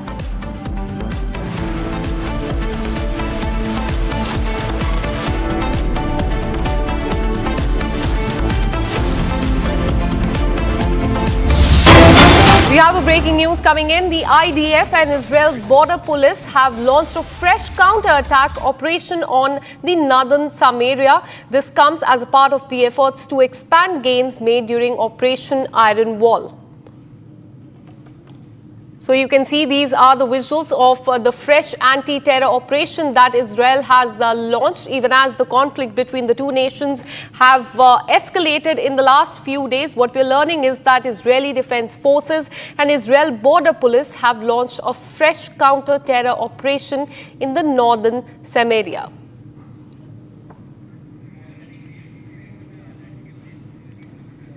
Well, this comes as a part of the efforts to expand gains made during the Operation Iron Wall. For more on this, let me go across in fact, our guest will be joining in some time. Let me go across to our reporter who joins us from Tel Aviv. Nick, tell us about the situation on the ground, and in fact on this breaking update that we are also getting, that IDF and Israeli Border Police have launched a fresh counter-terror operation in northern Samaria. Tell us about this and then the escalation of the war as far as Israel and Iran is concerned. I can tell you about the escalation of the war with Iran. I'm now standing at the place where one of the ballistic missiles from Iran hit the ground, and you see the massive damage to all of those buses that's supposed to take children to the school. And absolutely, okay. Nick. You can see here all the damage, and the Israeli Minister of Defense came here shortly ago, and he said that Israel will continue the war against Iran until Iran will stop attack Israel, and maybe Khomeini, the head of Iran, will be the next one, and his fate will be like Saddam Hussein. That's what said the Minister of Defense of Israel. And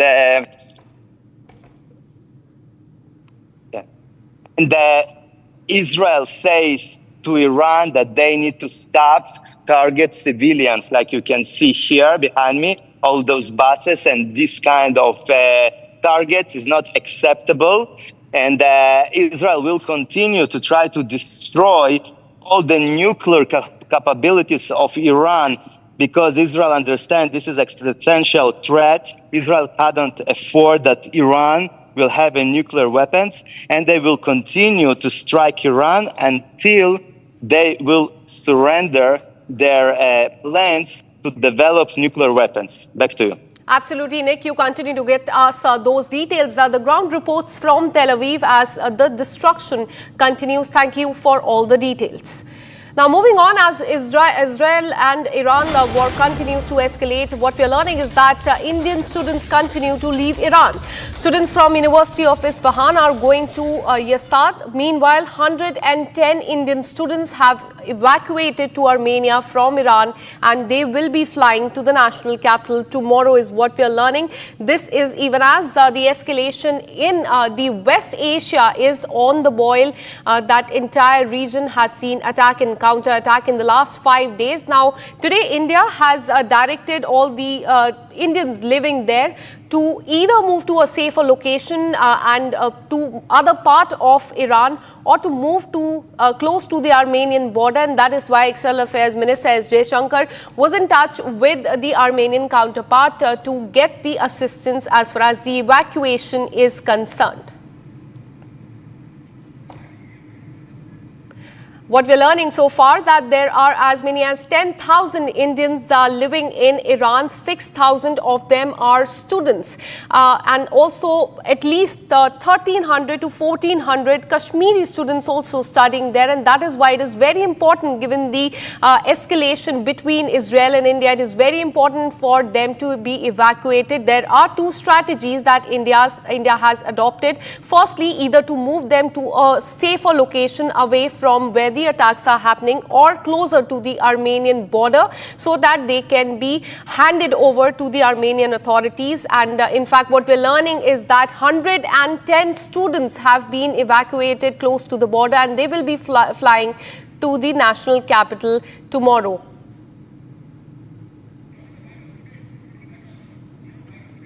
In fact, we are getting you the ordeal of the students who have been evacuated or who are still stuck there. We have, in fact, a reaction coming in from one student. Listen in.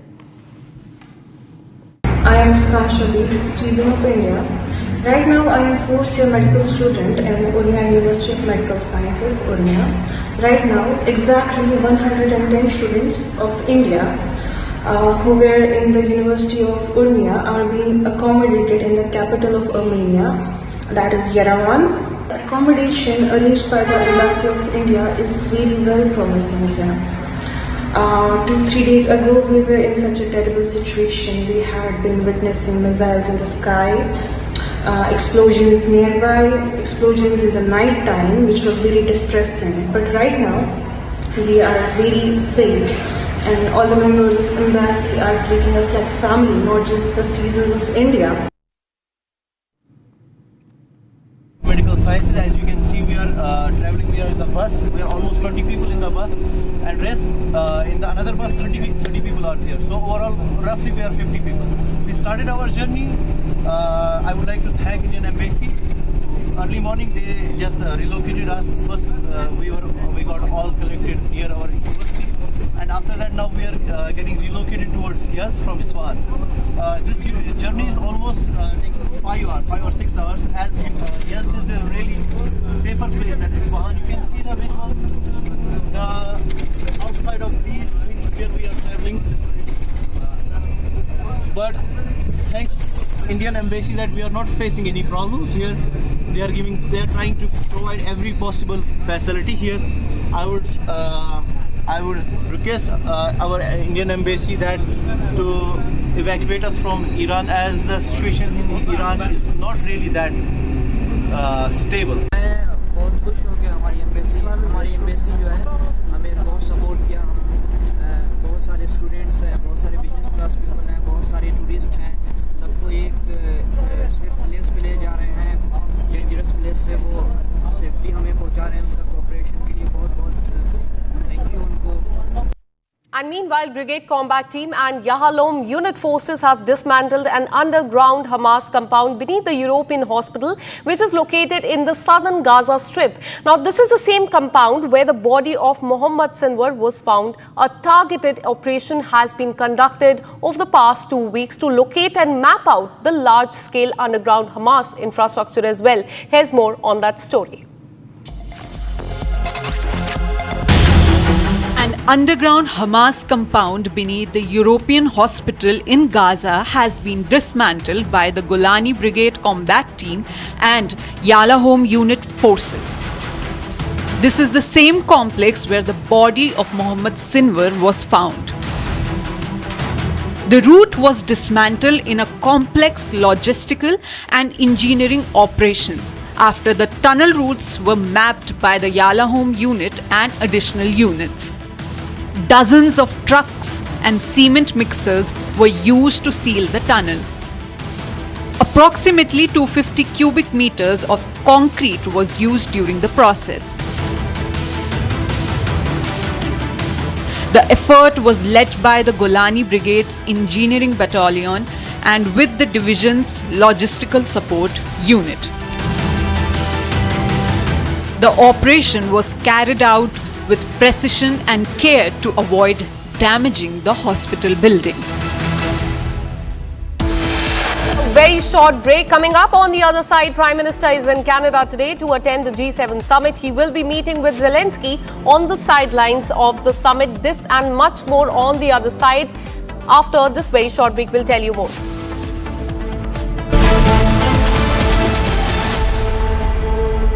दादी के हाथों का जादू और खुशबू से महकता घर, माँ की मुस्कुराहट और खाने की सुगंध। MDH गरम मसाला, क्योंकि हर रिश्ता है स्वाद से जुड़ा। विमल में गुलिस्तां की ये कुछ लजीज फरिश्ते जब साथ घुले तो जी ललचाए और दिल कहे कि स्वाद की इस जुबान में खुद को ऐसा डुबाऊं कि निकल ना पाऊं। विमल की जुबान कुछ है ही ऐसी, मानते हैं ना? विमल, बोलो जुबां केसरी। आधे बाउल दही में 4 चम्मच MDH चटनी पुदीना मसाला डाला, स्टर करो, पुदीना चटनी तैयार। MDH चटनी पुदीना मसाला।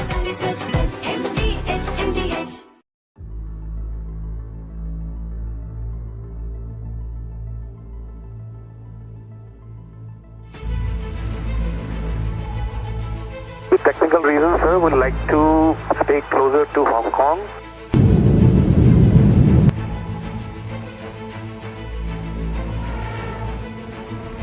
NDH 153, say again. With technical reasons, sir, would like to stay closer to Hong Kong. Maybe we will come back and land back into Hong Kong once we sort out the problem. We don't want to continue further. NDH 153, maintain passenger level, advise and able for right turn to Hong Kong. Able right turn right now in the 315.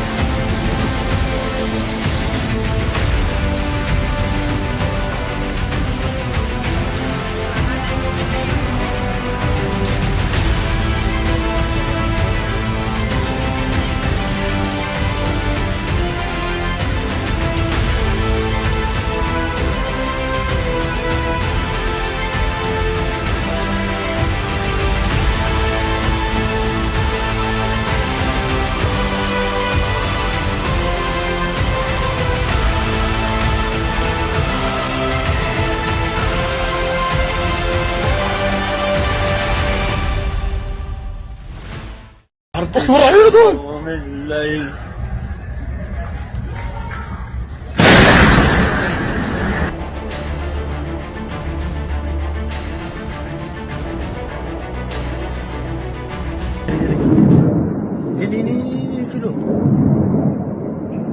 Wow, we bateu esse cu.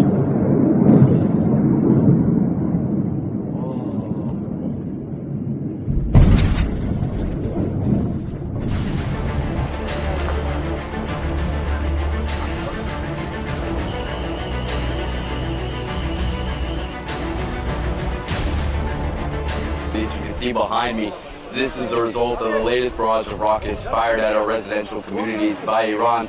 It's continuing the pattern as we're seeing. Each and every one of these scenes are targeting residential communities, civilians in their homes.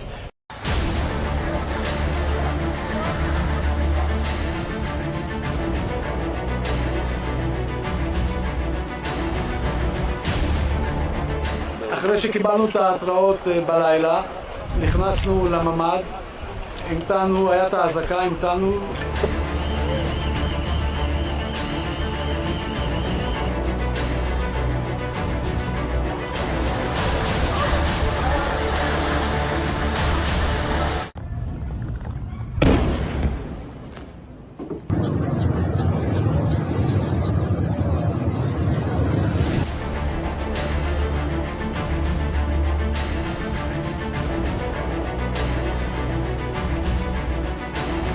In this context, Israel has the right to defend itself. Iran is the principal source of regional instability, and we've always been very clear. Iran can never have a nuclear weapon. We have voiced our strong concerns over Iran's nuclear and ballistic missile program.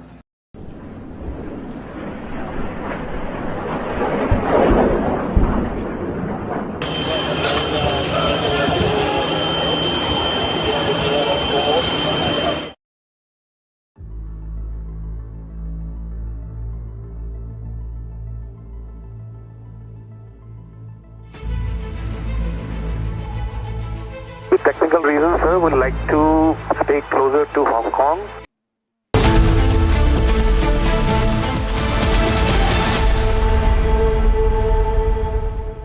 Welcome back. Now let's focus on G7 summit, which has cracked under the pressure of war. President Donald Trump walked out mid-summit, flying back to Washington, D.C. as tensions with Iran exploded. French President Macron claimed Tehran was ready for talks, but Trump dismissed it, hinting at something far more serious. As fighter jets take to the skies and the allies send mixed signals, the world is watching a summit unravel in real time. Here's more. The G7 summit, meant to be a gathering of global resolve, was interrupted by a war spiraling out of control in West Asia. In a dramatic turn, US President Donald Trump walked out, abruptly abandoning the summit to focus on the escalating Iran-Israel conflict. Soon after, America wasn't talking, it was moving. Fighter jets, surveillance drones, airlift tankers all scrambled in southern Europe. The message was loud. Washington is preparing for something bigger. While American warplanes took to the skies, the G7 scrambled to salvage diplomacy. The G7 leaders did not mince words. Iran was blamed, Israel was backed, and nuclear red lines were drawn. But here's the bigger picture. Donald Trump, the most powerful president in the world, was forced out of a summit by Tehran's war games. Let's not call it diplomacy. This was geopolitical theater, and Trump blinked first. Remember, Iran cannot have a nuclear weapon. It's very simple. We don't have to go too deep into it. They just can't have a nuclear weapon. I want people to be safe. And that's always possible. A thing like that could happen. I just want people to be safe. Back in Alberta, another diplomatic crack opened wide. French President Emmanuel Macron claimed Iran was ready for a ceasefire, even nuclear negotiations.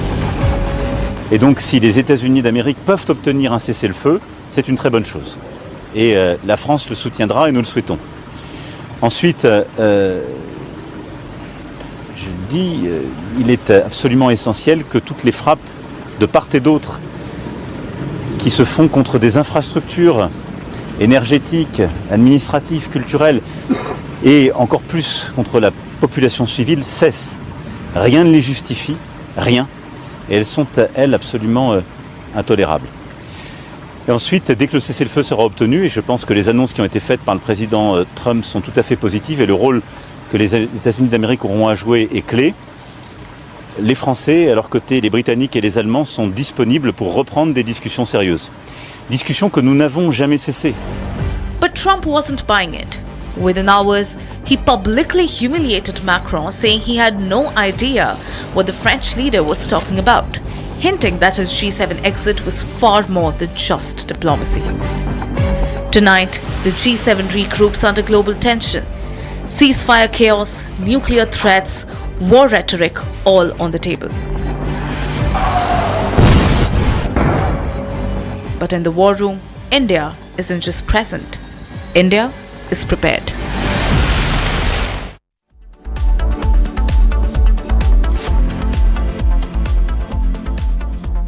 Amity has been ranked India's #1 not-for-profit private university for 11th year, with top 10 ranked institutions in management, engineering, biotech, law, mass comm, telecom, hospitality, fashion and more.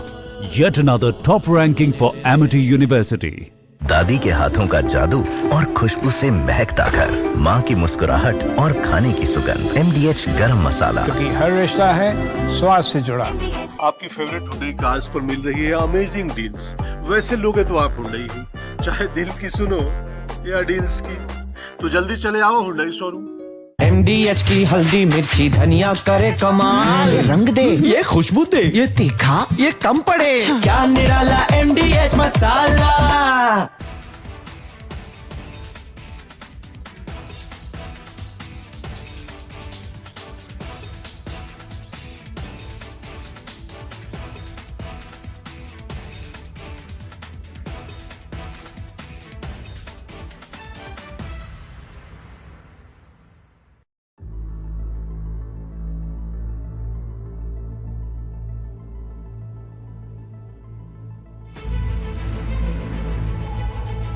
With technical reasons, sir, would like to stay closer to Hong Kong.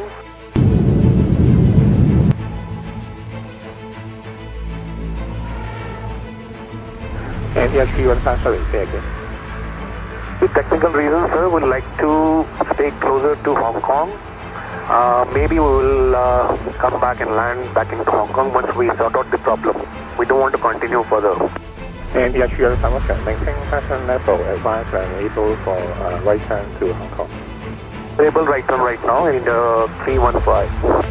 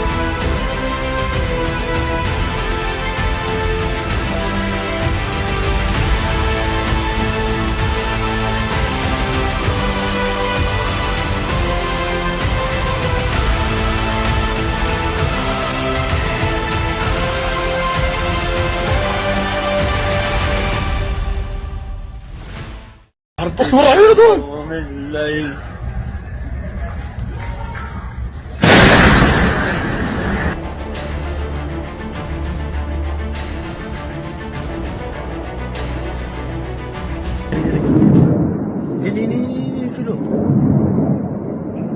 Wow, bebatin siku.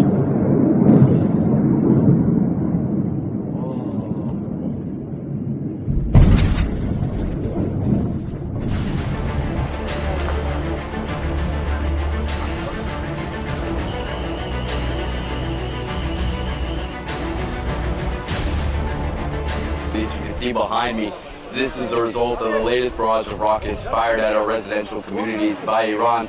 It's continuing the pattern as we're seeing. Each and every one of these scenes are targeting residential communities, civilians in their homes.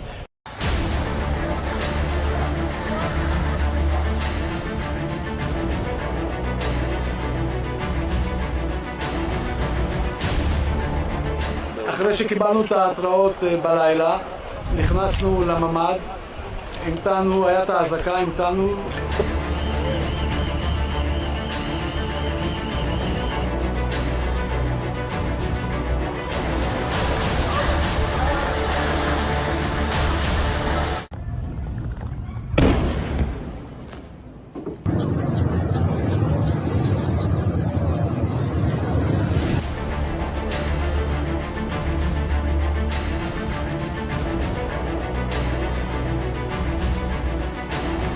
In this context, Israel has the right to defend itself.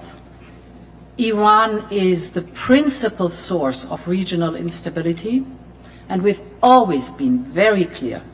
Iran can never have a nuclear weapon. We have voiced our strong concerns over Iran's nuclear and ballistic missile program.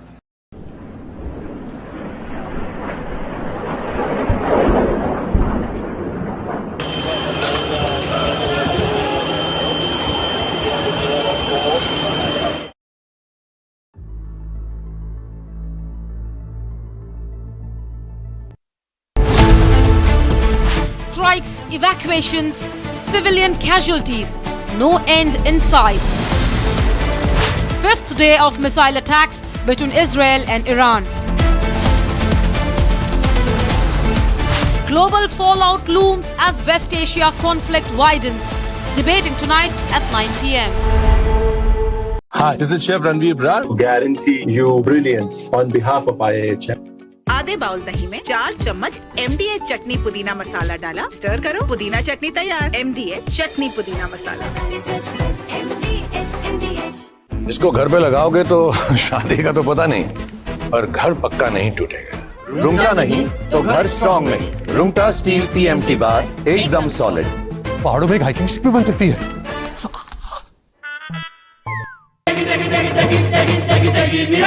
MDH की देगी मिर्च, देगी मिर्च का तड़का, अंग अंग फड़का। MDH की देगी मिर्च।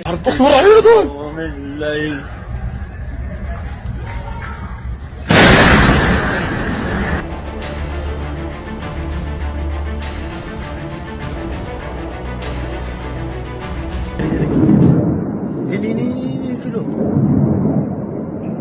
וואו, בבתי זיקוק.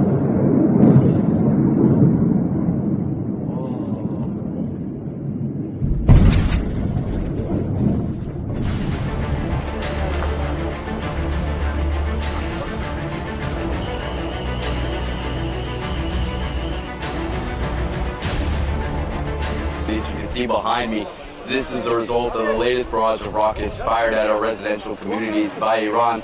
It's continuing the pattern as we're seeing. Each and every one of these scenes are targeting residential communities, civilians in their homes.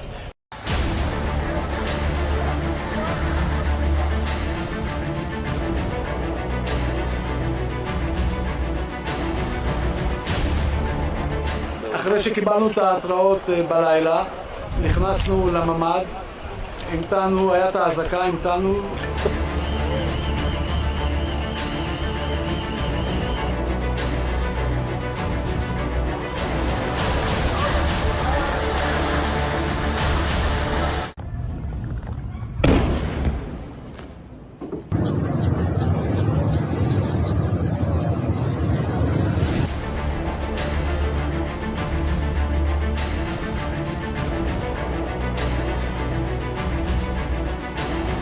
In this context, Israel has the right to defend itself. Iran is the principal source of regional instability, and we've always been very clear. Iran can never have a nuclear weapon. We have voiced our strong concerns over Iran's nuclear and ballistic missile program.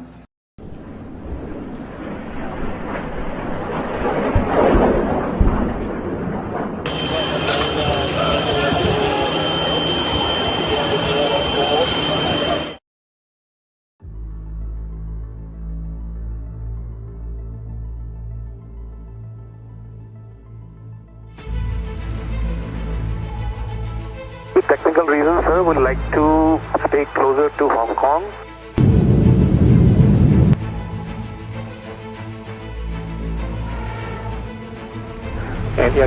Sorry, say again. With technical reasons, sir, we'd like to stay closer to Hong Kong. Maybe we will come back and land back into Hong Kong once we sort out the problem. We don't want to continue further. And yes, you are maintain passenger level advance and able for right turn to Hong Kong.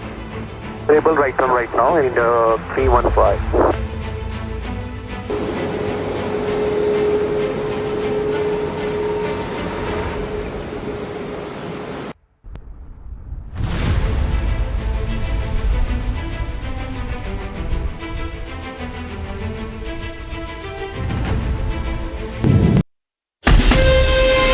Asia's largest news headquarters, setting the agenda for Bharat.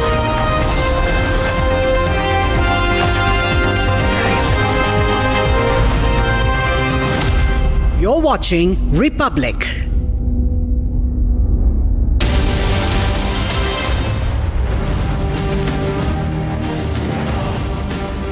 Hello and welcome. You're watching the Tuesday edition of This is Exclusive with me, Shavan Sen. It's no longer a shadow conflict. It's an all-out war between Israel and Iran. But how long can this continue? Will Iran be able to perhaps carry on with the endurance battle? Tonight on This is Exclusive, we get you both sides. What's really happening in Israel as well as Iran. The only Indian news network to give you a 360-degree view as to what's really happening in West Asia. But up first, let me take you through the headlines we're tracking at this hour.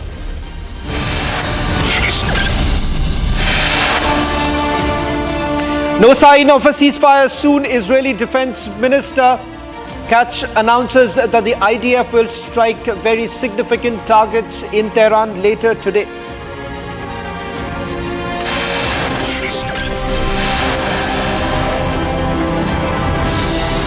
Republic is the only channel live from Ground Zero in Tel Aviv, rolling coverage and exclusive reports from both the countries. और air India कोई जवाब नहीं देते। अब हम लोग अभी अगली बार से एयर इंडिया में आने वाले नहीं हैं।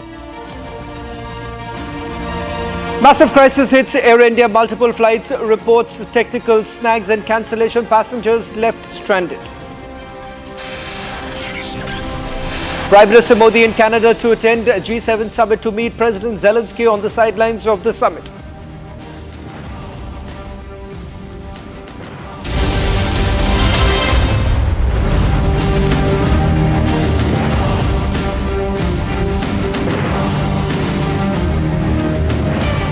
Ladies and gentlemen, in the last 24 hours, the Iran-Israel conflict has escalated sharply, with both nations exchanging direct military strikes in what is being described as the most intense confrontation between the two powers in recent years.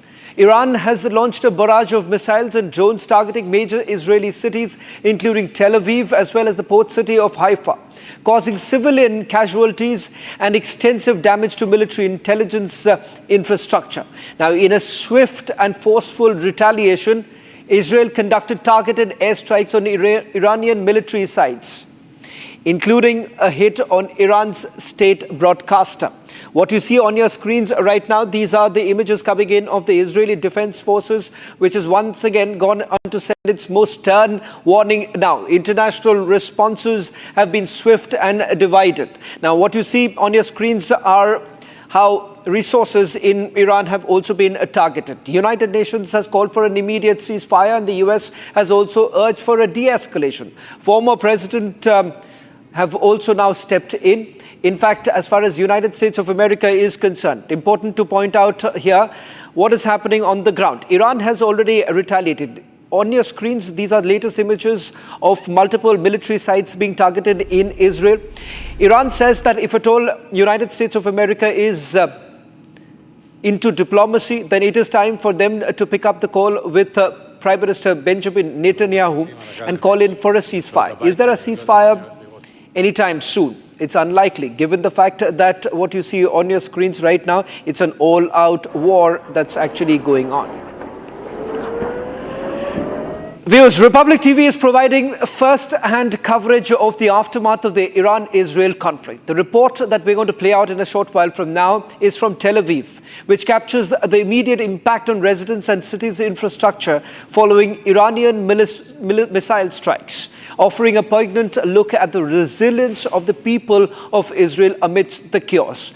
Now, not just in Israel, but also in Iran, there has been large-scale devastation that's taken place. If you go by the numbers that have been put out by the Iranian, it goes into hundreds. As far as Israel is concerned, perhaps it's a little different, but tonight we'll break it down for you. First, take a look at what's happening in Israel. This is the hole that made just one ballistic missile that was fired from Iran towards a residential area in the center of Israel. Meters from here there are kindergarten, schools, a lot of buildings with innocent people living there, and you can see the impact. One blast of a ballistic missile destroys anything with the shock wave in a radius of around 500 meters, and Iran continued to bombard Israel with hundreds of those kind of missiles for 5 days. Israel tries to destroy the nuclear capability of Iran because they also can use the nuclear weapons and to strike the same areas, but the impact will be much more bigger. Here behind me you can see the residential area in the center of Israel, and one of the ballistic missiles of Iran targeted this area where there is a schools, kindergartens, many residential buildings, and see what a huge hole just one rocket did. You can see the impact just of one rocket. See how big is that?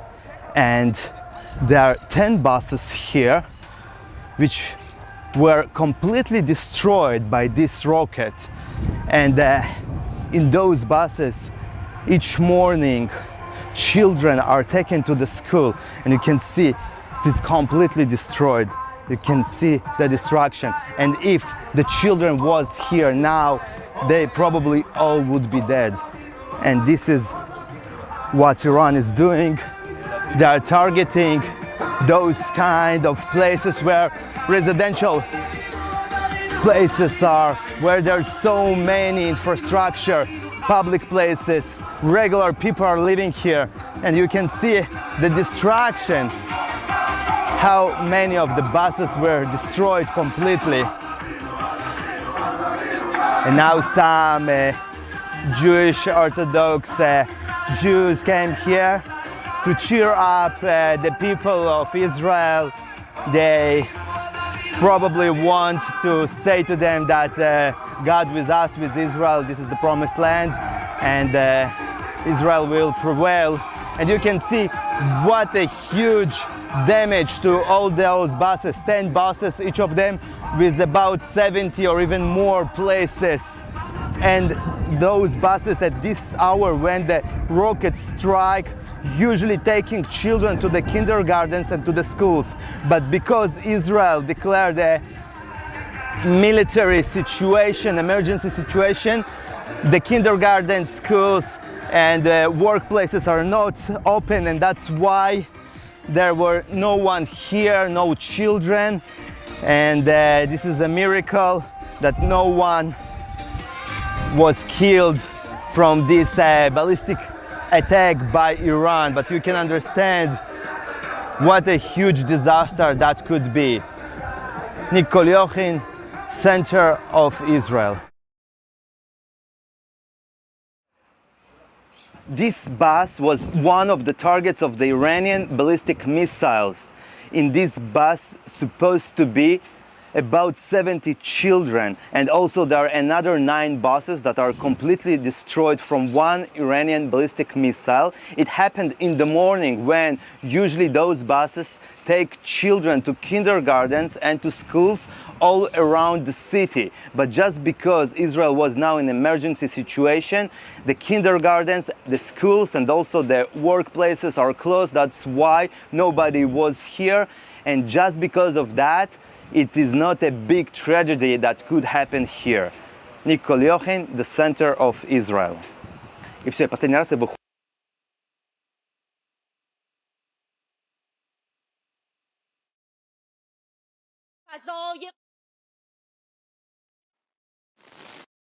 See a residential area, there are schools, kindergartens, and this is a huge hole here behind me that made just one ballistic missile. And you can see here around how many buses are impacted by just one missile. You can see it is completely destroyed, and just by fortune there was nobody here inside of those buses. But if somebody was inside, no one will survive it for sure.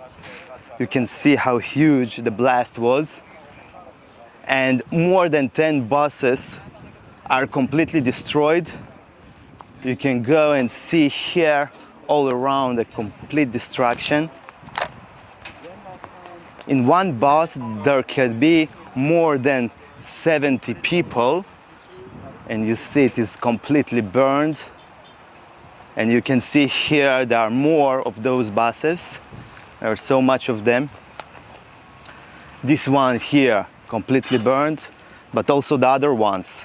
There are 1, 2, 3, 4, 5, 6, 7, 8, 9, 10 buses that were destroyed. If there were people inside of them, so the casualties could be massive. And those are the targets of Iranians. They are targeting civilians. You can see those are buses that civilians use them. This is not a military target. It is just civilian buses. And you can see here the impact. For hundreds of meters, you see the impact of those rockets. You can see here everything completely destroyed. And Iran continue to target civilians all across Israel. Nikol Yochin, Central Israel. Well, that was what happened in Israel. Now let me take you through what's really happening on the ground in Iran. In fact, Ali Akbar Dareni, he's a writer, joining us from Tehran, only Indian network to get you both sides, Israel as well as Iran. Mr. Dareni, thank you very much for joining us from Tehran. I believe you'll have to unmute yourself.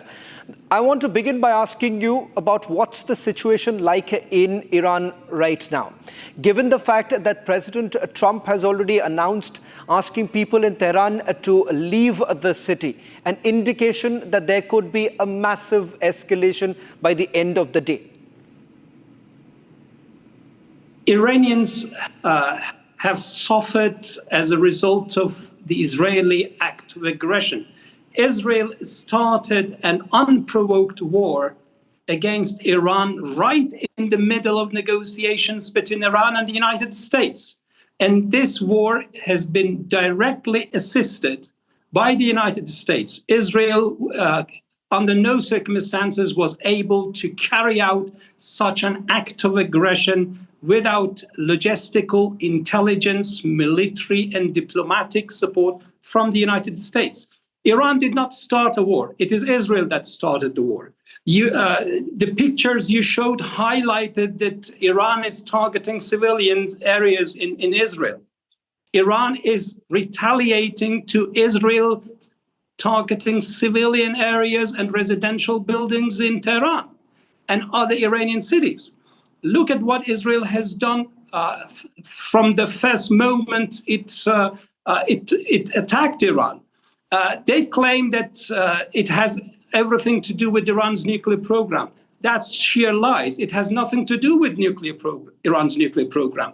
Israel possesses nuclear weapons. Iran doesn't.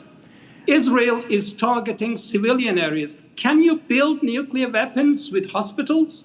Yesterday, can I then ask you, Mr. Dareni, it targeted Iran's broadcaster organization. Can you build a nuclear weapon with a media organization? Can you build a nuclear weapon with civilian areas? They say, I'm not getting into the specifics of that because the Israelis are claiming that it is used by the Iranian military, but that's not the point that I want to, focus on. But what I want to ask you is that what's the end game? Because there were reports that were coming in that Iran essentially wants some sort of a mediation to take place. You've been urging United States of America to make that call to Prime Minister Netanyahu, hoping for a ceasefire. Is that what Iran is looking forward to? Is there a possibility of some sort of a ceasefire in the coming few days? Iran did not start a war. It didn't want a war. Is it willing to come? Is it willing? Is Iran willing for a ceasefire agreement? Who are pushing the United States to enter the war. So Iran has not asked for a ceasefire, although it doesn't want the war to expand. Israel has killed civilians in Iran, started an unprovoked war. If Iran does not impose a heavy cost on Israel, Israel is not going to stop. So Iran's priority is to punish Israel and inflict unbearable pain on Israel so that Israel stops its acts of aggression. At the same time, if that stops, Iran will be open to diplomacy. Iran was in the process of diplomacy. Iran was about to enter a 6th round of negotiations with the United States. It was Israel that derailed the talks, and it was the United States and the Trump administration that allowed Israel to derail the talks and allow Israel to carry out such an act of aggression. And now it is killing diplomacy. I hope the Trump administration is wise enough not to fall in the trap by war-hungry Netanyahu. This is a key issue, but Iran is prepared for all eventualities. Well, thank you very much, Mr. Durini, for getting us the view from Tehran, the only Indian news network to put across both sides, what's happening in Israel as well as in Iran. In fact, earlier today, I spoke to an Israeli parliamentarian to get you a sense of what's really happening in Israel. In fact, the parliamentarian, when she spoke to me, was at an attack site.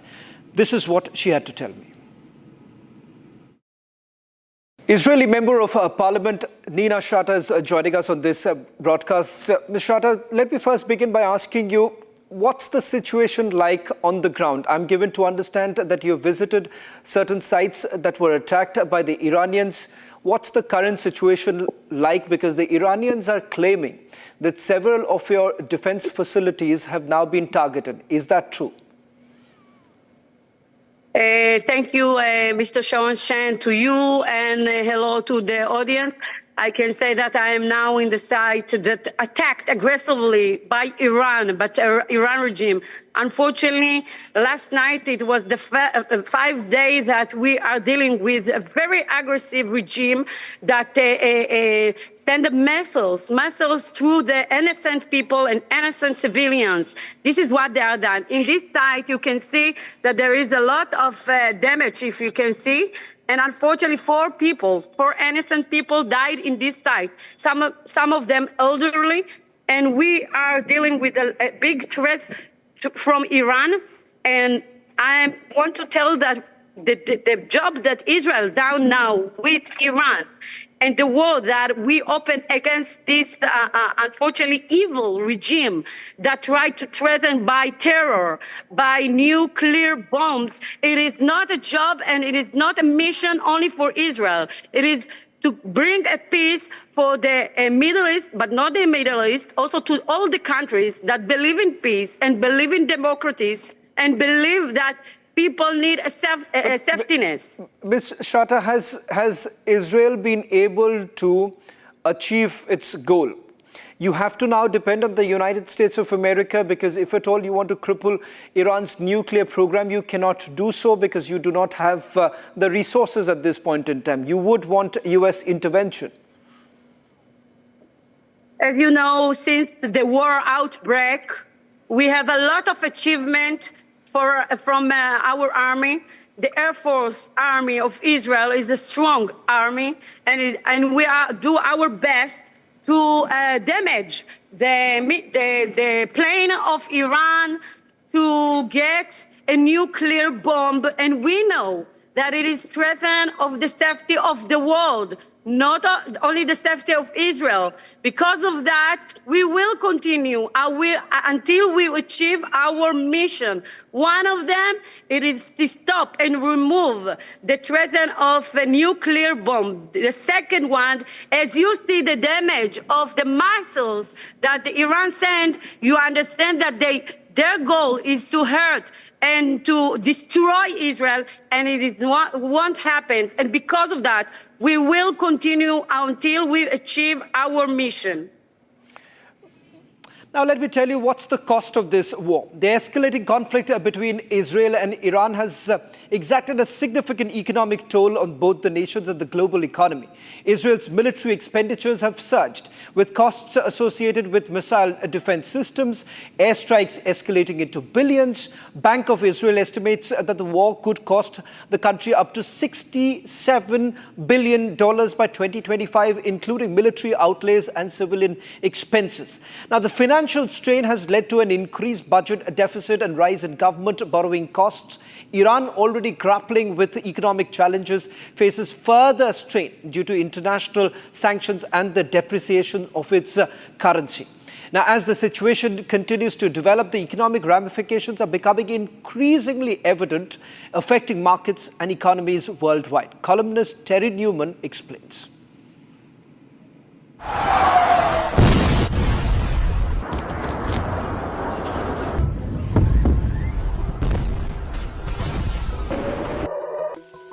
As we enter day 5 of this Iran-Israel war, the costs from the Israeli side of executing this war are in the region of about 800 million to $1 billion per day. Now, that number splits approximately 50% on offensive costs, i.e. the costs of Israel sending its aeroplanes, nearly 2,000 kilometers from Israel, all the way across to Iran, and the munitions required in order to take out the various nuclear installations, the ballistic missile installations, and also the targeted assassinations of the military leadership of the Iranian regime and the Revolutionary Guards. That obviously, in addition to the local costs of various operatives that have been reported or not been reported to be working on the ground there.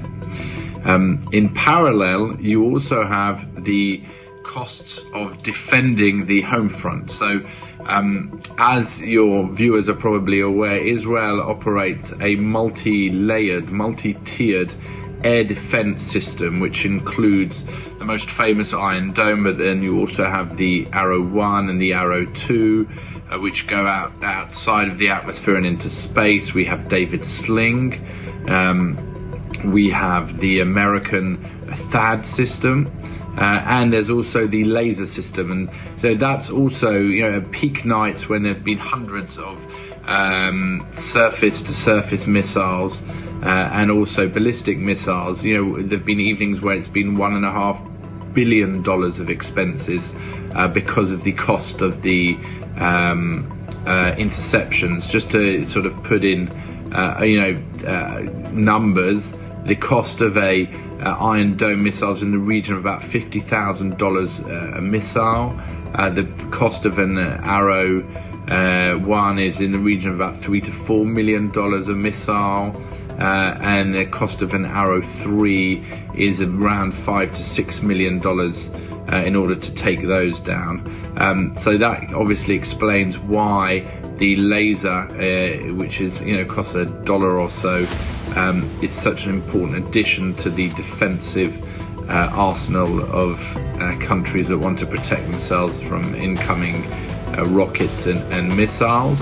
Obviously, those costs are the direct costs of both offense and defense. In addition to that, you have the costs of repairing the buildings that have fallen and lost GDP. So that's an overall picture. I hope that's useful. Well, in fact, what's the impact on India? In fact, government sources already indicating that the crude oil stocks are enough and it does not have any direct impact. In fact, I'm just going to quickly take you through the details that we've just got from our sources in terms of how exactly is the government responding to this entire thing. Point number 1, we have been given to understand global crude supply. There is currently an oversupply of crude oil globally with no risk of shortage. OPEC plus production, the group is producing 120 million barrels per day. Through production has been slightly reduced by 5 million barrels, bringing the current levels to approximately 97 million. And rising supplies from the Western Hemisphere, countries like Guyana, Brazil and US have emerged as major oil suppliers. So there is no direct impact. In fact, Strait of Hormuz's dependency of India's 5.6 million barrels per day oil consumption, only 1.5 to 2 million barrels comes through the Strait of Hormuz. So there is no disruption in it. Well, that's all that we could pack in this edition of This Is Exclusive. Coming up, trending with my colleague Rakshita.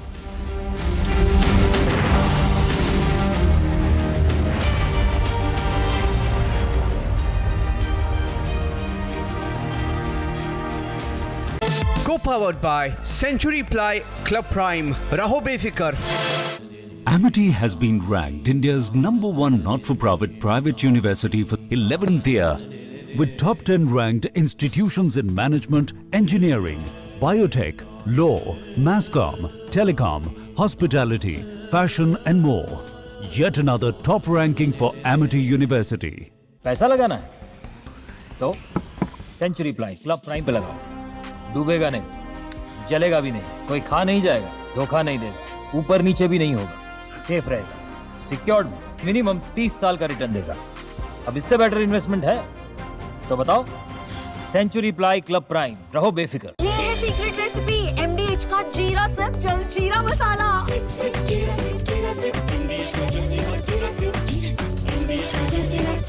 विमल में गुलिस्तां के ये कुछ लजीज फरिश्ते जब साथ घुले तो जी ललचाए और दिल कहे कि स्वाद की जुबान में खुद को ऐसे डुबाऊं कि निकल ना पाऊं। विमल की जुबान कुछ है ही ऐसी, मानते हैं?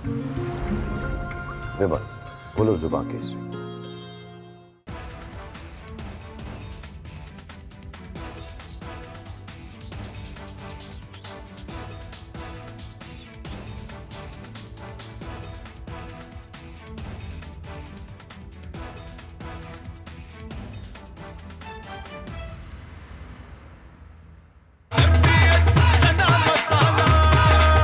अब छोलिया हो या लोबिया, सफेद चने या काले चने, सब कुछ मजेदार बने।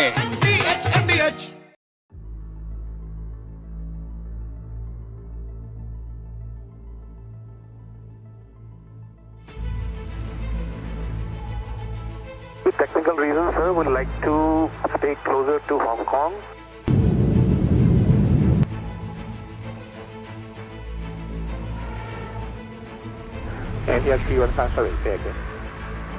With technical reasons, sir, would like to stay closer to Hong Kong.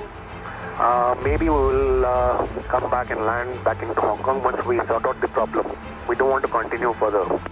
And the assurance function, maintain passion level, advance and able for right turn to Hong Kong. Able right turn right now in 315.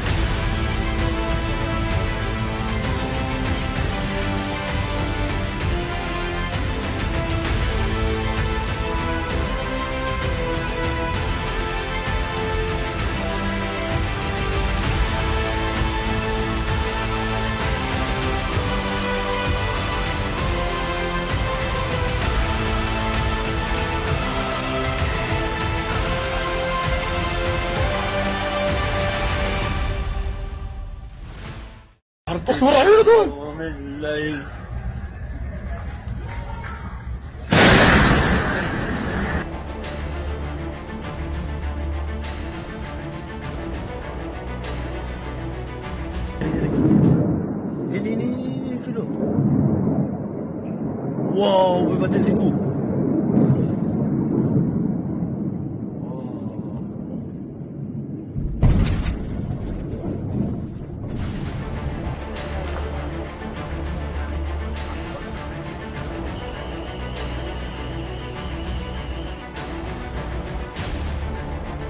As you can see behind me, this is the result of the latest barrage of rockets fired at our residential communities by Iran. It's continuing the pattern as we're seeing. Each and every one of these scenes are targeting residential communities, civilians in their homes.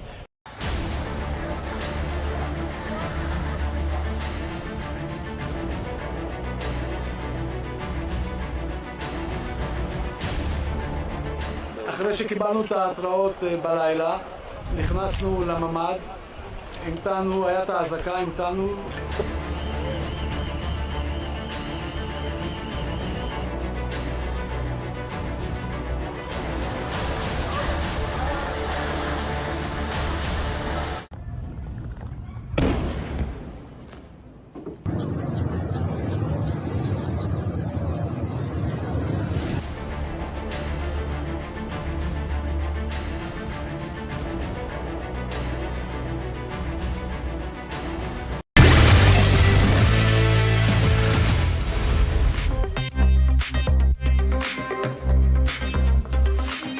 From your smart screens to your smart television, the trending stories are breaking the internet. Civil aviation safety has become a major cause of concern after back-to-back technical snags. Meanwhile, tensions in West Asia have seen an unprecedented escalation as the Israeli Prime Minister Benjamin Netanyahu has issued an unmissable warning. Not just that, in a major embarrassment for Asim Munir, he was seen being heckled by the Pakistanis in the United States. We'll get you all this and much more in this Power Pack Bulletin. I'm Rakshita Mishra and this is what is trending today.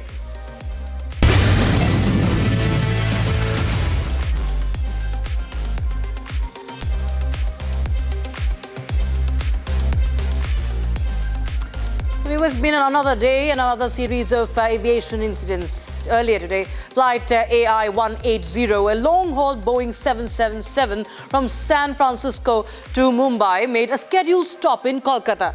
Now, a technical fault was detected in the left engine just after landing. For hours, passengers sat on board. At 5:20 a.m., they were finally asked to deplane.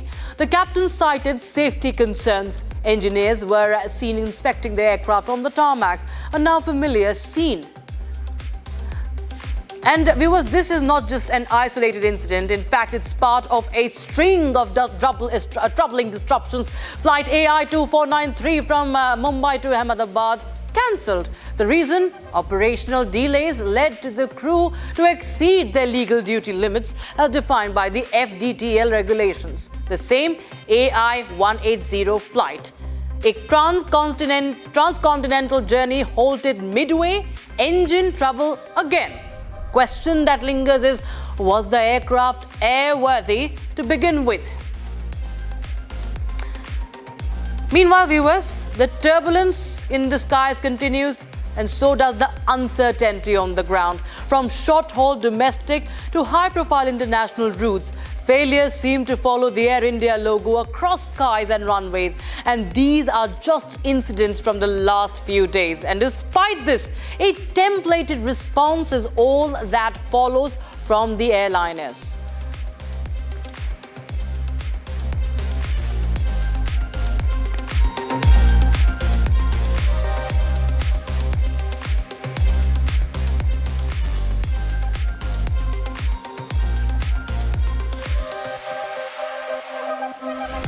And meanwhile, in another incident, this time surrounding SpiceJet, the angry passengers at the Pune airport confronted the SpiceJet staff over allegedly being given stale food after their flight was delayed. Watch this video that's going viral.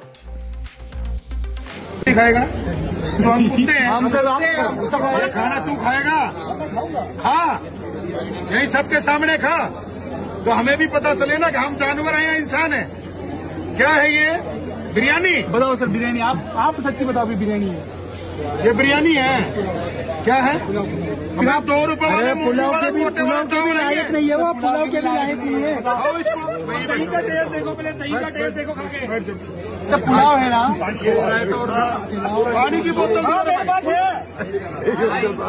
एक चम्मच में पानी जो काम कर सकता है उसको बुलाओ। 6 बजे लेकर दिया भाई, 6 बजे तेरी मर्जी करने से का जहाज तैयार होने वाला नहीं है। बेचारे ने नाश्ता भी नहीं किया, तो खाने तो चुपचाप। क्या बात सवाल कर रहे हो यार? अभी पुणे में एक बंदा भूखा है, बैठ जा भाई, भाग मत। देख दिमाग खराब मत कर, बैठ जा आराम से। भैया जाना नहीं खाएगा तो हम कुत्ते हैं, ये खाना तू खाएगा, खा यही सबके सामने खा, तो हमें भी पता चले ना कि हम जानवर हैं या इंसान हैं।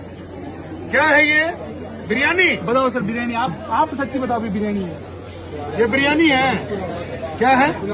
हमें 2 रुपए वाले पुलाव के भी चावल लायक नहीं है वो, पुलाव के भी लायक नहीं है। खाओ इसको। दही का टेस्ट देखो, पहले दही का टेस्ट देखो खा के। सब पुलाव है ना पानी की बोतल मेरे पास है एक चम्मच में पानी जो काम कर सकता है उसको बुलाओ। 6 बजे लेकर दिया भाई, 6 बजे तेरी मर्जी करने से का जहाज तैयार होने वाला नहीं है। बेचारे ने नाश्ता भी नहीं किया, तो खाने तो चुपचाप। क्या बात सवाल कर रहे हो यार? अभी पुणे में एक बंदा भूखा है, बैठ जा भाई, भाग मत। All right, I'm being joined by Captain Surjit Panesar, former Director of Flight Safety and Training, Indian Airlines. And thanks so much, Captain Panesar, for joining us.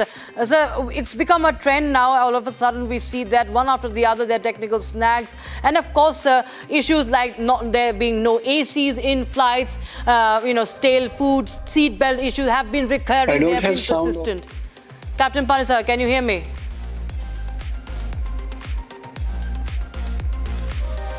We'll try and connect, just fix that audio. Can you hear me, sir, Captain Panesar?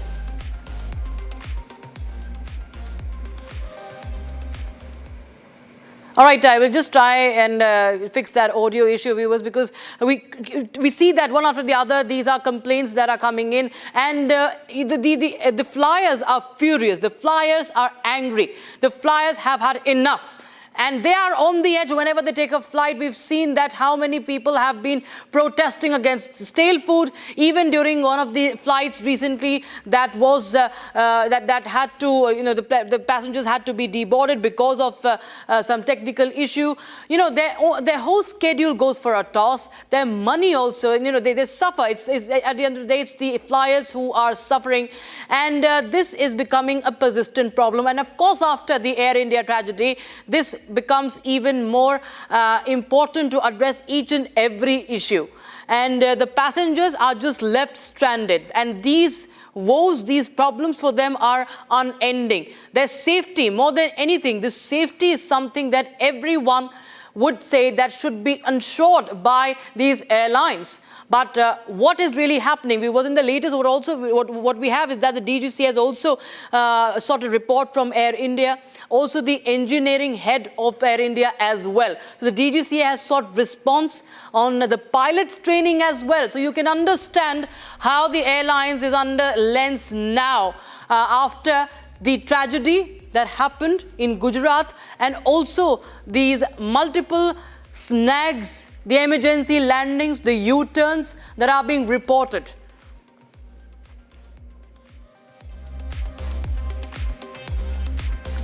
All right, Captain, I think Captain Surjit Panesar is back with us. He's former Director of Flight Safety and Training in the Indian Airlines. Thank you so much, Captain Panesar. Well, it's becoming a recurring and persistent issue. And after the tragedy, we see that, every snag is now looked at with more suspicion. The fact that DGC is now seeking report on the pilot's training as well, speaks volumes of what has been happening. You feel that there needs to be in-depth investigation and a sort of a overhaul, because these are recurring issues, and it's high time that these issues end once and for all. Captain Sabharwal. Captain Surjit Panesar, I think there's a problem with the connection, but we shift our focus to now the other stories on trending that we're bringing to you today. Is the story from West Asia. Israel's airstrike hit Iranian state news channel yesterday. The footage extremely dramatic, going viral. News anchor who was busy lambasting the state of Israel was interrupted by a deafening blast, sending her scrambling for cover. The studio descended into chaos with debris and dust filling the air. This dramatic escalation between Israel and Iran was the world watching closely. Take a look. معاونت سیاسی صدا و سیمای جمهوری اسلامی ایران هدف حمله متجاوز قرار گرفت. الله اکبر، الله اکبر، الله اکبر. مردم شریف ایران آگاه باشید. آنچه که دیدید، صدایی که شنیدید، صدای متجاوز به خاک وطن، صدای متجاوز به صدای حق و حقیقت است. آنچه که ملاحظه کردید، صدایی که شنیدید، فضای غبارآلود استودیو.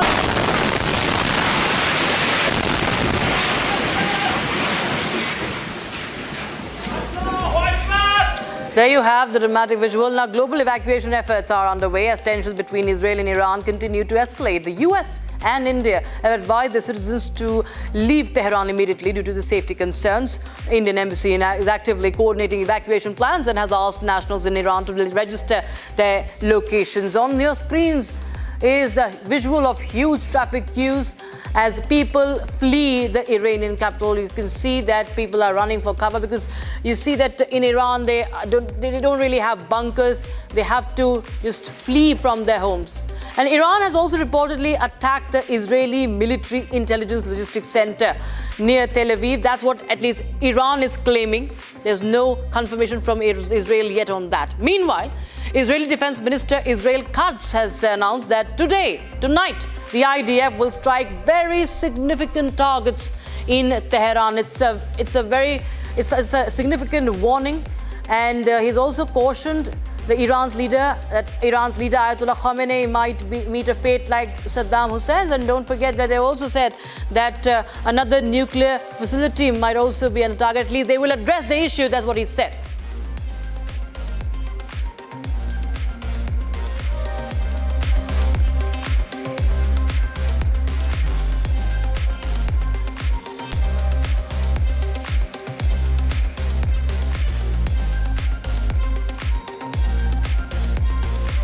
And Israeli Prime Minister Benjamin Netanyahu did not rule out plans to assassinate Iran's supreme leader Ayatollah Ali Khamenei, saying it would end the conflict between the two arch foes.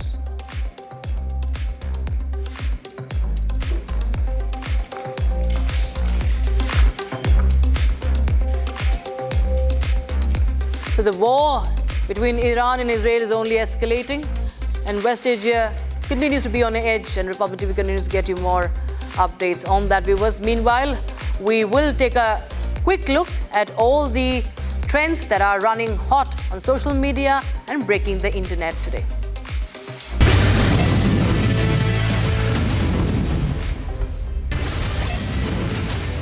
Finance Minister Nirmala Sitharaman laid wreath and paid tribute to the martyrs who laid down their lives in service of the nation at the Rezangla War Memorial in Ladakh.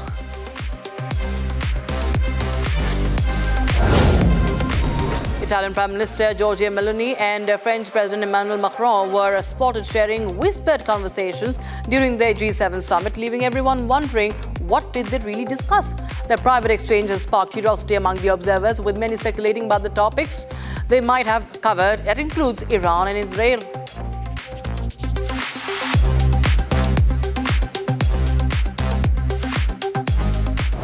Like some A-listers are in hot water. The ED has questioned, reportedly, Harbhajan Singh, Yuvraj Singh, Suresh Raina. However, there's been no confirmation on that.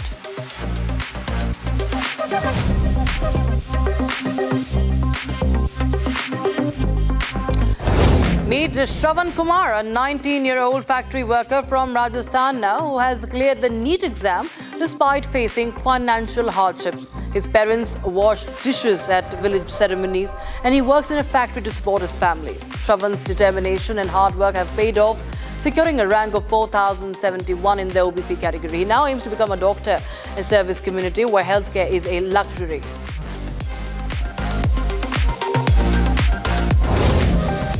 A rare 30-feet oarfish, also known as the doomsday fish, has been spotted in Tamil Nadu. Now, this deep-sea dweller is a rare sight and its appearance has got everyone talking.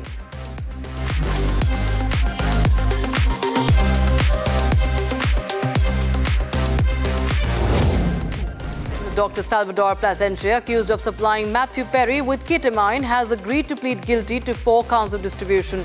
Now, this could land him up to 40 years in prison. The doctor allegedly called Perry a moron in text messages, exploiting the actor's vulnerability for financial gain. Plasencia admitted to supplying Perry with 20 vials of ketamine, worth thousands of dollars, despite knowing the risks.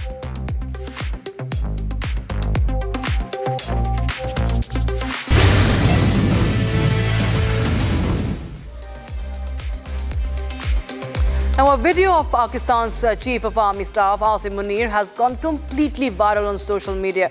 He was heckled by the Pakistani diaspora in the United States. In fact, his whole hotel was geared out. You can see on your screens, they installed a large electronic billboard across the hotel that he was staying in. The billboard is flashing screens calling him a mass murderer, saying, Asim Munir, your time is up. He's in Washington, D.C. to attend an event, and the protesters in front of the hotel, you can see, were shouting slogans against him, calling him a mass murderer.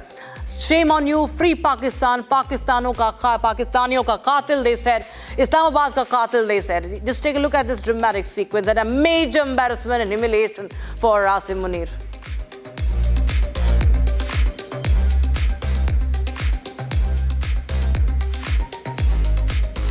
This is Washington Four Seasons Hotel, telling him what he has done to Pakistan.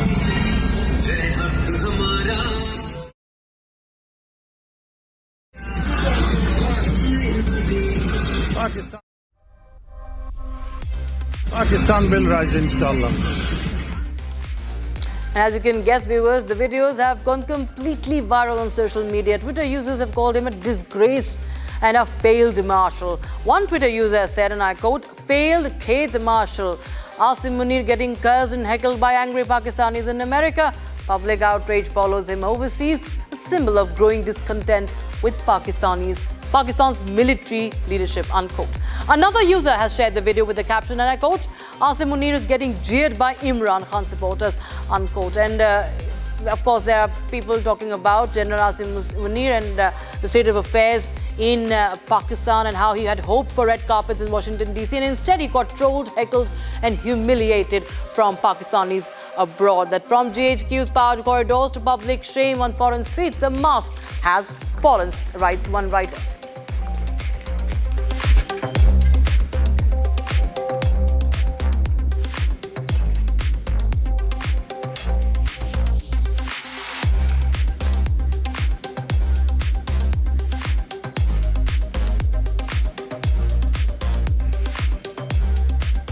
As a prelude to International Yoga Day, the Indian Army organized special yoga sessions across various UN peacekeeping missions with participation from local communities and international peacekeepers, celebrating unity, health and harmony. Watch these visuals as I say goodbye.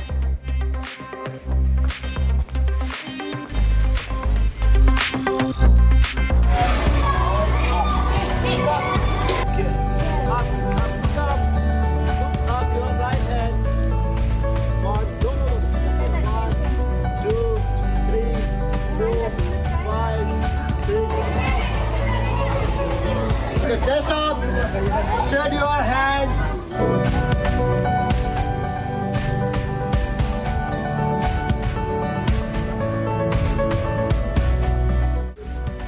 Please lie on your back, fold your legs at the knees and place flat.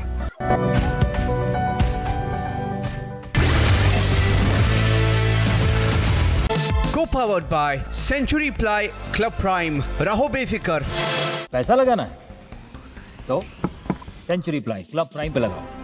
डूबेगा नहीं, जलेगा भी नहीं, कोई खा नहीं जाएगा, धोखा नहीं देगा, ऊपर नीचे भी नहीं होगा, सेफ रहेगा, सिक्योर्ड में मिनिमम 30 साल का रिटर्न देगा.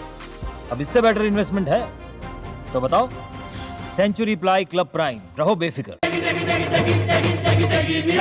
MDH की देगी मिर्च, देगी मिर्च का तड़का, अंग अंग फड़का। MDH की देगी मिर्च. Hi, this is Chef Ranveer Brar. Guarantee you brilliance on behalf of IAHM. MDH की हल्दी मिर्ची धनिया करे कमाल, ये रंग दे, ये खुशबू दे, ये तीखा, ये कम पड़े, क्या निराला MDH masala.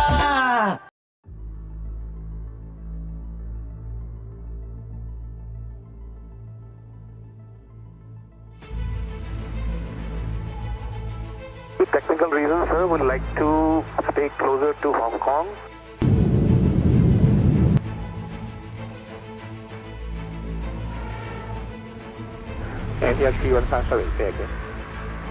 With technical reasons, sir, would like to stay closer to Hong Kong.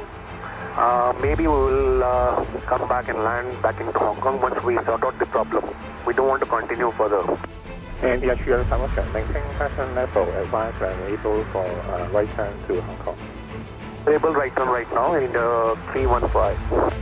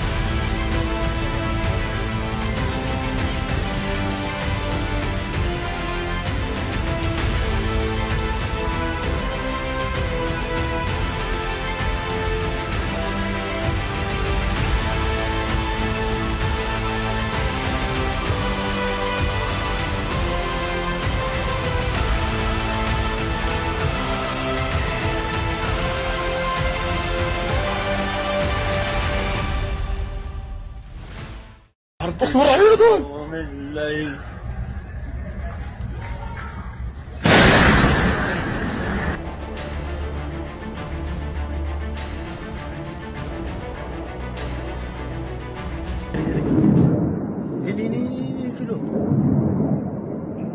Wow, berbatu siku.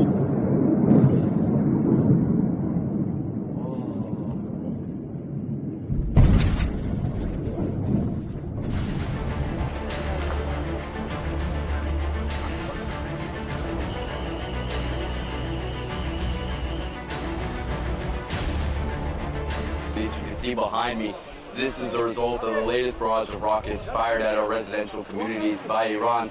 It's continuing the pattern as we're seeing. Each and every one of these scenes are targeting residential communities, civilians in their homes.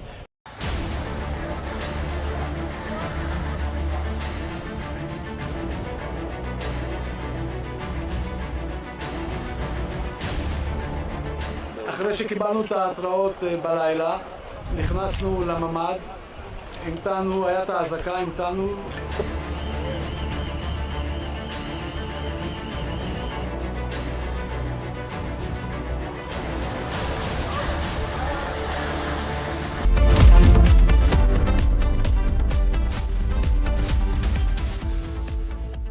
Co-powered by Century Ply Club Prime. Raho befikar. Amity has been ranked India's #1 not-for-profit private university for 11th year, with top 10 ranked institutions in management, engineering, biotech, law, masscom, telecom, hospitality, fashion and more. Yet another top ranking for Amity University. पैसा लगाना है तो century ply club prime पे लगाओ, डूबेगा नहीं, जलेगा भी नहीं, कोई खा नहीं जाएगा, धोखा नहीं देगा, ऊपर नीचे भी नहीं होगा, सेफ रहेगा, सिक्योर्ड, मिनिमम 30 साल का रिटर्न देगा. अब इससे बेटर इन्वेस्टमेंट है तो बताओ. सेंचुरी प्लाई क्लब प्राइम, रहो बेफिक्र. MDH की देगी मिर्च, देगी मिर्च का तड़का, अंग अंग फड़का। MDH की देगी मिर्च।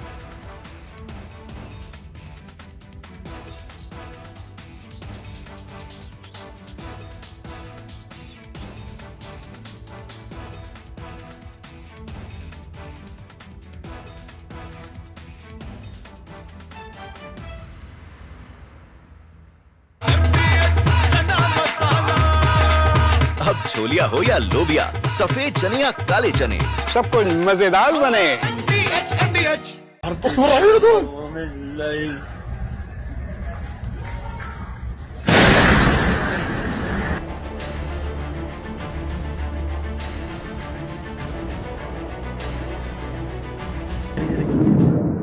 Ini Philo.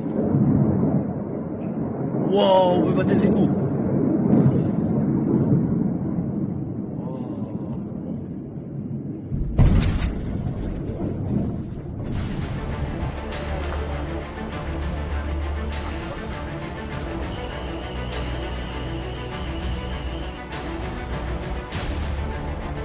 As you can see behind me, this is the result of the latest barrage of rockets fired at our residential communities by Iran. It's continuing the pattern as we're seeing. Each and every one of these scenes are targeting residential communities, civilians in their homes.